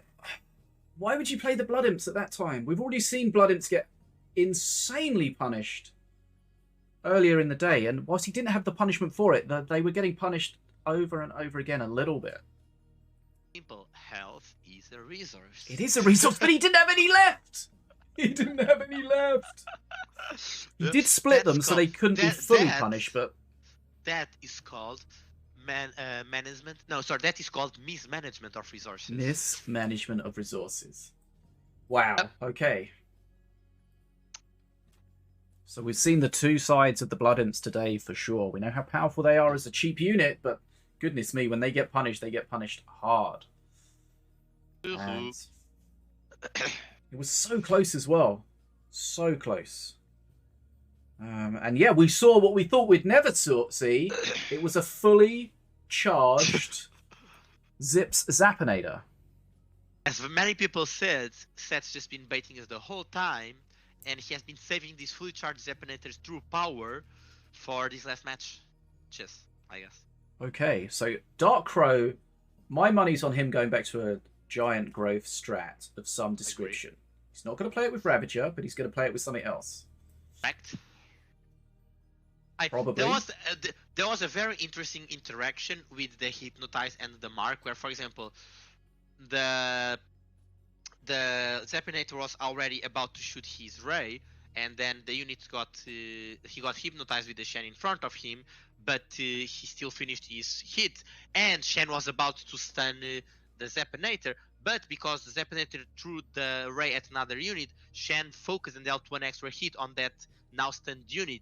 That was an interesting hypnotize, something going on there, but yeah, anything with a taunt and anything with a marked, they don't play necessarily happily together. That's the thing, though. There was no taunt or mark. That was on the other side. Well, I mean, yeah, just I guess. fully Well, like hypnotized units. the Hypno's kind of a taunt, right? That's a fair point. Yeah. I was Because, forgetting like, to marked- series that way. Marked overrides taunt, I think. But it does not override Hypno, right? Wait. Does Mark override Hypno? Ta-na-na-na. Da-na-na-na-na-na-na. We could create much more like enthusiasm here, start doing a build-up of something, but we do not have to! Ladies and gentlemen, we are jumping into the last match! Here we go. This is the final game of today. It's 2 games all. It's King Puff. It is Mordor. Okay, so it looks like... Oh, let's have a look. This looks like a completely different kind of deck. We've not seen this before for sure. Different enough anyway. So Mordor against King Puff. Pebbles in Mordor. Set is playing the interesting. same deck. What? Really? I'm Bounty surprised. Sniper. Pebbles, of course, got buffed in the latest patch. And they definitely look to be in a much more stable state as they Do we have were. a rampant growth? We do have a Shen Look at that Chopstick. value! Look at that Pebbles value! Yep, getting hits off just as they're about to die. Good value. I'm not very satisfied with that snap freeze, I think, because I just made it stay there longer. Well, I guess you won the trade, so at the end it's worth it. Right, let's have a look here. I think Set will be happy for this going on, but he needs to get through this Battle Monkey. Okay, he's decided. Ooh. He's decided he's going to switch it. Shame he couldn't force the Jing res first. That's not Not good. a good chopstick. No charges, really. Now he's gonna do again. That statue is going to be on face. Mordor couldn't kill that if his life depended on it, which it kind of does. Yep. The Pebble mean, helped him, but he's been forced to spawn the Pebble on its own, so that's less efficiency. Right. Okay. That's more than happy health. And more. He's happy with it. Big thumbs up from Set there. Ooh. Massive value. Yep. But of course, That's he's very not going to see fantastic another swap. statue today. This ability is also fully charged. Look at the damage. And if he did manage to do one more, if he was not fully charged and Seth had just done another charge, we have destroyed the Tranquil Monkey. Right, here we go. What is Set? Second perk for King Puff. Weird that he didn't play it on the Night Puffs, but I guess he just wanted to force that res. Enraged Shen at the top. Bridge switch available, so he can pull that Shen down the bottom to help. And But he should. he should, but there's I guess, the Jing, stun right? from the Jing would have been a potential problem. Oh, the Shen gets round to... Okay, they combined, they killed the Bounty Sniper. That's nice. Right, Bridge Switch is available. Not using it at the moment. How does he deal with this Golem? Does he have another Shen? How does he... Okay, right. Zip. Boom. Boom. Boom. Okay, so this Now is... he can take damage now. Health is a resource. And there's a Shen, which just took an unnecessary hit. Yeah. Just what you got to remember about stunned units is when their stun finishes, their aggro resets. So they'll whatever's closest to them, they'll aggro on. For example, this Shen right now is about to die to the Pebble. No, never mind, because only Whoop. one hit. 2 Shen hits coming from the stun from the King Puff. Fantastic. Nice. Okay, Tombstone up. And right now, Darko needs to play it into that Shen, which is this- really not something he wants to. Oh, What the a beam! fantastic beam of Massive! Doom. It's going to res, though. This could be it. This could be. That's a very strong. The snap freeze, snapping everything there. There goes the. Look at the size of that Golem, though. Jesus. That's got a Spirit and Giant Growth on it. Right. Now Seth needs to handle the push that's coming his way bottom. He kills the monkey, the Shroom Puff to guarantee that nothing else gets it. Fantastic Nice, swap, yep. insanely good swap. Wow. And that's the best part. Killing the of Battle things Monkey with there King was Puff. really important, Like yeah. the Oh, Tombstone! Shen of the stun. Tombstone going to go down. No, nothing's going to die. Okay, Yep. Tombstone down. Wow, That's massive. That's very bad for Dark Bro. Seth's leading this match so strongly. No, that's a stun. That's a freeze. More stuns going that way. He's gonna try to get one more value. Managed to get it. And now Shen finished the job. Zeppelin Perk 3 King Puff is just going to be just extra value. And okay, that's a very good usage of the Jing with the Pebble trigger. But Thumbs he up. needs to kill this Shen. Okay, so Shen it's is DPS on the face right Tombstone again. Okay, we know if there's a Master that's going to survive this, it's Shen Beam! now. Not Mordor. This is not Mordor at all. And look, the retrigger there, and the retrigger again. He's using and the retrigger. he's using the tools available to him. Oh, the giant growth though. The giant growth was Oh, it very survives. It's That's alive. annoying. Imagine using rapid growth on that now. Disgusting. That was so huge. Bridge switch coming. Boom, dead. And look at the battle monkey. Also, pretty much just shred like nope, nope, nope, nope, nope, nope. Bam, bam. So that battle monkey would have died before the nerf to the night pups. Just a small thing there. Still getting value. Mana frenzy on the way for Set. Yes. Again, Now, I think Mordor would definitely. Have we're just gonna shot, see but beams. he's facing, Oh, he's bad gonna res! Mordor is terrible Tombstone res. aggro beam. And beam and the rocket scratch. GG. Set takes it Takes it all. by 3 games to 2 in the final there. Mordor, a ballsy play, but he wasn't able to get the value. There was one point there where the Tombstone died. There was no res. It could have been a big blue golem. It wasn't. That huge swing and the Beam of Doom is so good just to shut that down, especially getting a sniper, getting a Tombstone, putting pressure on face. Sets the champion. As a champion, and it was a fantastic victory. I mean, it's a deck we are not used to seeing. Lots of things were getting us confused, and he was still managing to capitalize and get lots of value. I think it also, I'm also a little bit curious about Dark Scroll choice, because he was aware of what Set's deck was. Like, this is Set's main deck, and he was playing it a lot. So playing Mordor into a deck that you know capitalizes on stuns leaves a lot to be desired. But Dark was definitely doing a good job, although again, the pressure at one point is just too much from the Zeppinator with the Shen and everything else. Wow. That was it. The power of the set. Power of the power set. of the Zippany. Now, did he play the Zip because there was a Shen ban earlier in the tournament? I can't remember. Like, Yeah. And I he mean, decided just to keep it. From our perspective, we saw him first play the Zeppinator when the Shen was banned, and then now they banned the Finso instead of Shen, and he was like, okay, fine, I'll also just keep the Zeppinator instead of the Finso. Wow. Okay, so Very much foul. Set really just playing the same deck, just saying, look, you know pretty much what I'm going to play. It's up to you to try to beat me. And Darkrow ultimately not able to do that.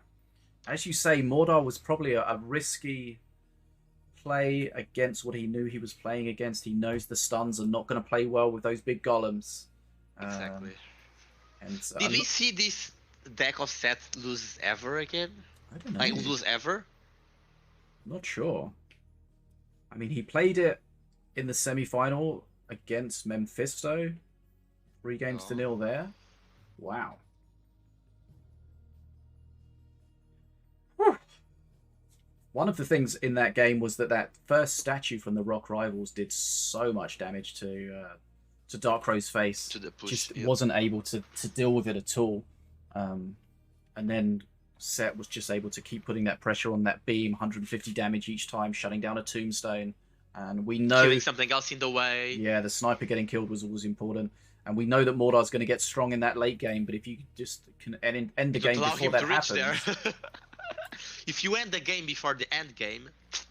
And King Puff was so good against that as well. That we saw that bridge switch, rocket scrap, killing that battle monkey, which is really tough to deal with in some of the other ways. I would definitely choose as the highlights the fantastic usage of Rocket Scrat and also the fantastic combination of Shen with the bridge swap. Not gonna say Shen with the Zeppinator, we've been through that, but Shen with the bridge swap was definitely very neat. Okay. So we may be able to get an interview for Set. We'll see. We'll see if we can get Anno to come in and do the translation. Okay, Anno says yeah. Nice. Okay, nice. Nice. Have we yet had any translation interview? Yeah, we had a Set one before. Nice. For sure. Right. Let's see it. Let's see if we can get this set up. Okay. Right, thanks for everyone that joined us today. We're going to have a quick interview with Set, see how he does. Hopefully we can get the prediction in the chat resolved. If you can handle that, Tanji, that'll be amazing. Oh yeah, do you remember that giveaway I started like 7 years ago? Okay, we could do that. Right, there we go. Sorry, I was a bit out of it. What happened 7 minutes ago? 7 years ago, that giveaway I started. Right, okay. Let's see if we can get this sorted. Right. Okay, sets. Sets the winner. Proud of you, Betty. Proud of you, Betty. Okay, so Set, you are muted, I think, but I think you're muted on your end. Set, can you hear us? Can we hear you? Wait, can you also unmute me so I can also do questions? I mean, he can hear you. You're just muted to me, right? Can he hear me? How? On Discord. You're just muted. You should be able to. No, I'm separate muted. What? No, you're not. Like, it says suppressed to me. Default Oh. also muted, yeah. So I can't That's hear just the muted default. for me, though, right? Not. Okay. Hold on. We're now finding out I've been always muted this whole time. No, you're muted on How Discord, am I speaking? so I don't hear you twice. But no, like No, you're... but you can. you're You can muted. mute me only on your end. I did. That's how it was But set up. I'm surprised. It says you don't have permission to speak in this channel. Okay. It's the live channel. Didn't we have this before? But it's all set up as it should be for me. Like I nobody would is. also suspect that nobody it's having is- the same issue of Yes. being suppressed. I expect so. Nobody is server muted. Like we Okay, had this problem with so- Nataraja last time, didn't we? But it's yeah. But they Okay. somehow fixed it. Включай звук. Okay, let's try this.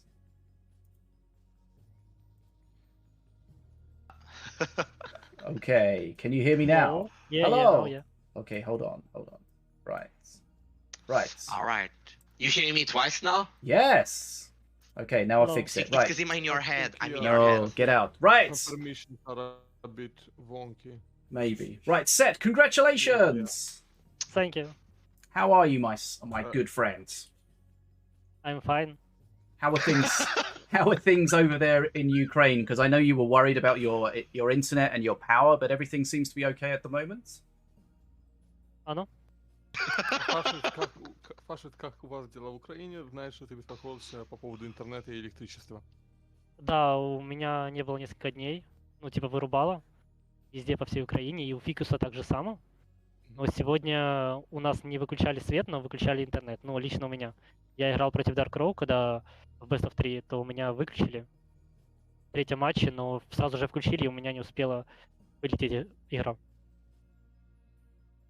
Yeah, so for the past few days there have been power outages, but today power was stable. But Good. internet did go out one time in a best of 3. А против кого еще раз скажи? Против Dark Row. Actually, in a best of 3 against Dark Crow, the Okay. internet did go out one time, but it reconnected very quickly, so yeah, he could Nice. finish the game. Good. Okay. Now, Set, we saw you play the same deck over and over again with different masters. Where did this deck come from, and do you feel like this is your strongest deck? Так, ты весь турнир почти играл одну колоду. Вот что это за колода, откуда она появилась, и считаешь ли ты, что это твоя лучшая колода? Я ее взял в ладере у какого-то пацана, и она мне понравилась, но я не хотел именно этой колодой играть в некоторых матчах, просто мне банили мои карты, типа антиколоды. Например, против Memfisto я хотел Кингпуфом играть, он меня забанил. Здесь я хотел Авеи играть от Дионы, а мне Dark Row забанил. Пришлось брать эту. Я просто не знал, как победить вот эту колоду его. Okay, so apparently that deck was taken from just some guy on ladder. And Seth actually did not really want to play this deck sometimes, like Right. for all the games, but some of the key cards in his other decks got banned, like his KP against Memfisto and his Avea his Avia-based Diona deck against Dark Crow. Okay. And he just took this deck because he really really didn't know how to defeat Dark Crow's deck. So he played Zip Zapinator quite a lot, and we were kind of screaming because he didn't use the ability very much. Is that a card that he's familiar with? Does he prefer not to use the ability? What was the thinking behind that? Ну, спрашивают, почему ты так долго не использовал эту способность этого зипа? Потому что я не хочу лишнюю ману почти всегда тратить. Я просто когда тренировался с Нирозом, и в случае, типа, если мне банят электрический танк, измельчитель, или Шена Громового, то я беру зипу всегда. И тренировал его так, чтобы не тратить еще ману. Чтобы он просто у меня за 5 маны что-то делал. So the idea of using the zip for set is that it's essentially a replacement for Shen or for this Defensive Chopper. for the shock. Yes, I forgot the name of the Defenso Chopper. Defensive Chopper, yeah. And so he did not play the ability to not spend extra mana, so it could work as a replacement for the same amount of mana. Ah, smart. Alright. Okay, any questions that you have, Dfogo? I was also very curious about that Zapinator part, but first of all, I should also say congratulations, Seth. Very proud, fantastic matches. Fantastic usage of Rocket Scrat. And I am curious, I have a curiosity, but I understand if he does not want to answer. What would you consider it's the biggest weakness of that deck? Говорит сначала Дефого, что очень хорошо использовал ракетного скрата. И спрашивает, какая, по твоему мнению, самая большая слабость этой колоды? Ну, я не хочу это говорить, какая слабость. Да, можно не отвечать, да. Потому что, ну, я знаю, ну, как ее победить очень легко, и в этом турнире это уже происходило, но я не хочу просто говорить, что именно. Yeah, Seth does not want to answer that question. He knows it can be defeated. Of course. Like, he knows how it can be defeated. It has happened. But very understandable with the SBI coming up. As one of the people that is invited, are you excited for it? What's your biggest motivation to win at the SBI? Насколько ты ждешь турнир Синоби? Очень сильно, это моя мечта с 2019 года. У меня в этой игре всего лишь одна мечта, это получить такой скин же, как у Memfisto или Кэта. Okay, so wait. Okay, he is really excited, really looking forward to the SBI. Winning one of those has been Seth's dream since 2019. Okay. He's been wanting to get like a tournament winner skin like Memfisto has, and All right, very nice. And so he now has the Dynasty Diona skin, which I think he's very excited about as well. Is that a skin we're going to see him using as soon as he gets hold of it? спрашивают, будешь ли ты использовать скин Династия на Диону? Ну, конечно, потому что он только у меня одного в игре пока что. Of course, Seth is going to use it after all. It's the only one in the game at the moment. Very nice. Okay, well, very well played, Seth. Thank you so much for letting us watch your games. Thank you so much for coming on, and I'm glad you were able to compete today. And please continue playing, and please continue staying safe over there, my friend. Very thank you. Give it your all. Good luck, Seth. Thank you, you too. Good luck. Okay, Bye. see you next month. Yep. Okay. And thank you, Sinobii, and all casters. It is our pleasure. Okay, so Very we had... true. There we go. That's Set, our tournament winner. Thank you, bye. Goodbye. Bye-bye. Right. Спасибо. Thank you very much.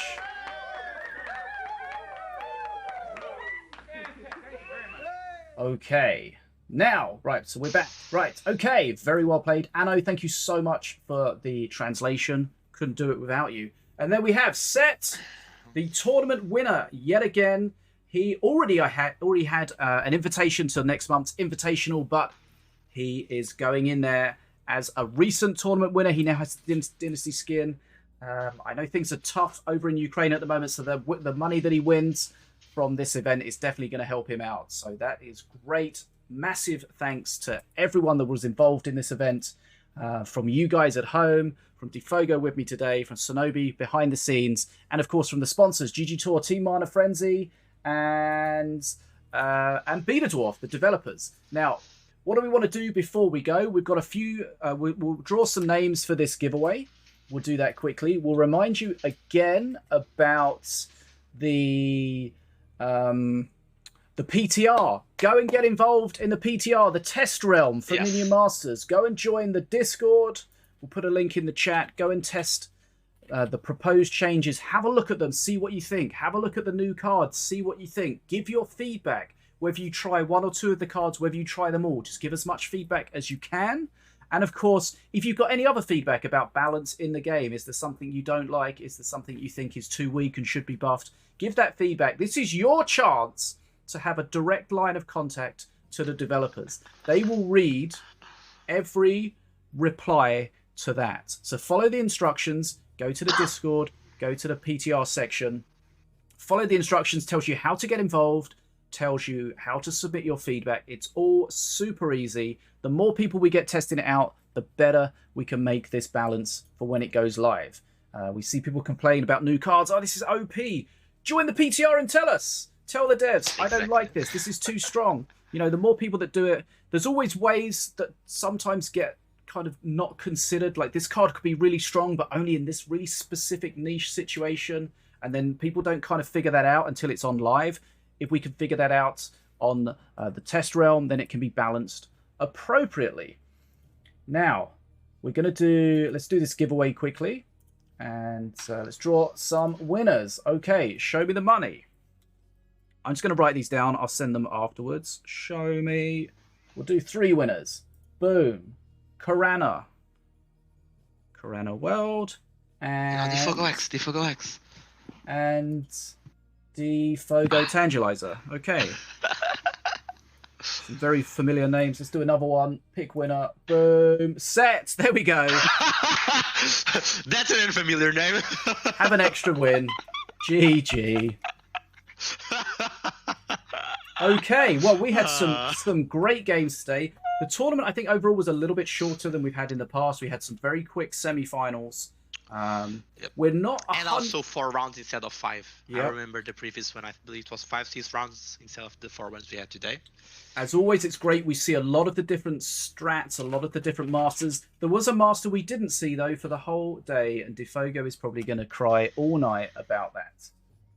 Thank you again for the reminder. You're not gonna let me get over it, are you? Yes. Sorry. So we'll see if there's any raid target that they want us to go and raid after this. Anything that I will need to tell you about? Now, the PTR is really the most important one. Check it out. See what you think of the changes. There's always some interesting things in there. We talked about a few of them earlier. And the new cards, of course, you get your hands on those before the masses. Right, so we'll see if we're going to raid. Then it's awkward wave time. Dfogo's favorite. Look at him. Look at that. Remember, you need to tell me when to start. Yes, I always do, and you just don't.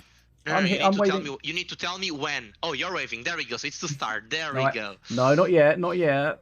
What? You just sit. What, yes or no? No, what? Okay, sorry. I'm not waving. I'm not waving. I am not waving. Right, thank you so much for joining us today. We're going to figure out where we're going to go, and then we're going to go there. That's exactly how that's going to work. Let's have a look. See if there's any other GGtoor events going on. Da-na-na-na. Okay, so we've got a Blood Bowl tournament. Ooh. It's always good to see. I think we raided that guy before. There's a Yu-Gi-Oh tournament. GGtoor, of course, supporting a lot of different games, a lot of different tournaments. So make sure you go and check those out. There may be tournaments for the games that you're interested in watching. If you're interested in playing them, there's a lot of cool stuff going on.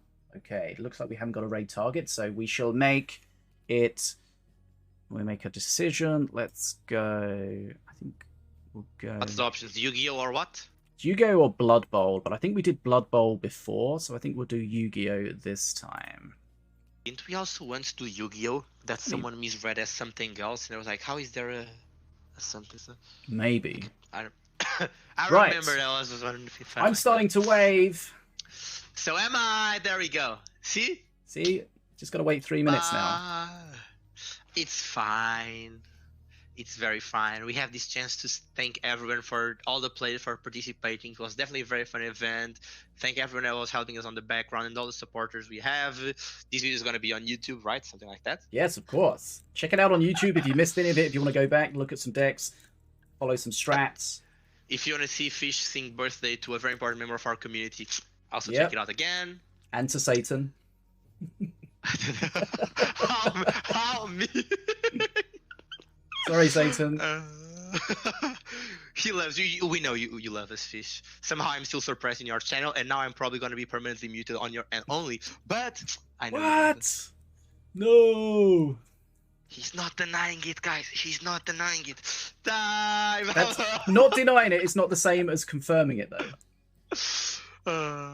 In Portuguese, we have an expression that pretty much means like if you're silent, that means you're saying yes. It can be very scary, and Wow. the right translation is not the best. But yes, that's why you should always be clear about what you want to do. Yeah. The silence is deafening. Silence is deafening, and they don't want our voice to be deafened when it should not. That's why you shouldn't mute me and unsuppress me. Just saying. You're not suppressed. No, I'm not suppressed. I'm not suppressed at all. There's But not yeah. even a Discord. There's not even a Discord red. It's not even like just a usual gray. There's a red icon on my but Discord. It's saying yeah, that's- you are suppressed. No. It shouldn't The be. person that owns this channel does not like you enough to allow you to What? speak your voice here. I'm letting you speak Only in his a head. different Only in his way. head. God Through your damn head, it. right? God. Okay, we're nearly there, I think.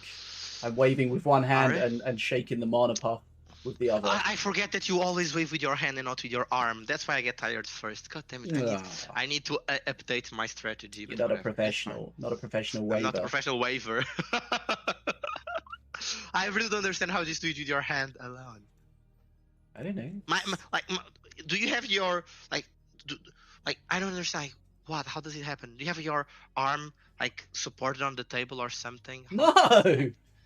Like you just keep everything tied up in space and then you just move your hand Yeah. alone. It's not working. Is it working for me, guys? Look, so Am I doing different it right? people wave in different ways. It doesn't mean that one's better than the other. You know, you just whatever suits you. I just don't have control over what my elbow is gonna do in that sense. Like, see, like, I'm just waving my hand and look, my elbow is like, I want to move too, I want to shake too. Yeah, I can't. Elbow stick. Okay. Now it looks weird. But that is it for that is it for tonight. That is it for tonight and this month. We're not 100% sure what the schedule is for next month, but as soon as we know, you'll know. AKA, stay tuned for more updates. Yeah, okay. Looks like We're waving. we're waving. Okay, remember, if you missed any of the waving, extra waving available on the VODs. Okay, we're starting the raid. The raid is going. Shall we click to raid immediately, or shall we wave for longer? Stupid question, really.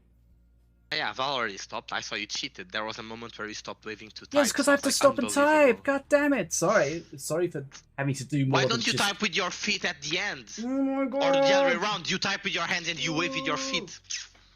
I don't know if that's allowed on Twitch. What? Why?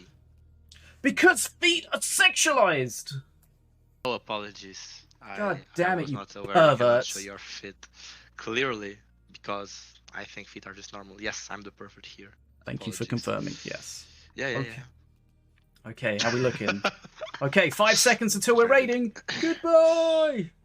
Bye bye. Say hi to people that aren't going to listen to this unless on YouTube.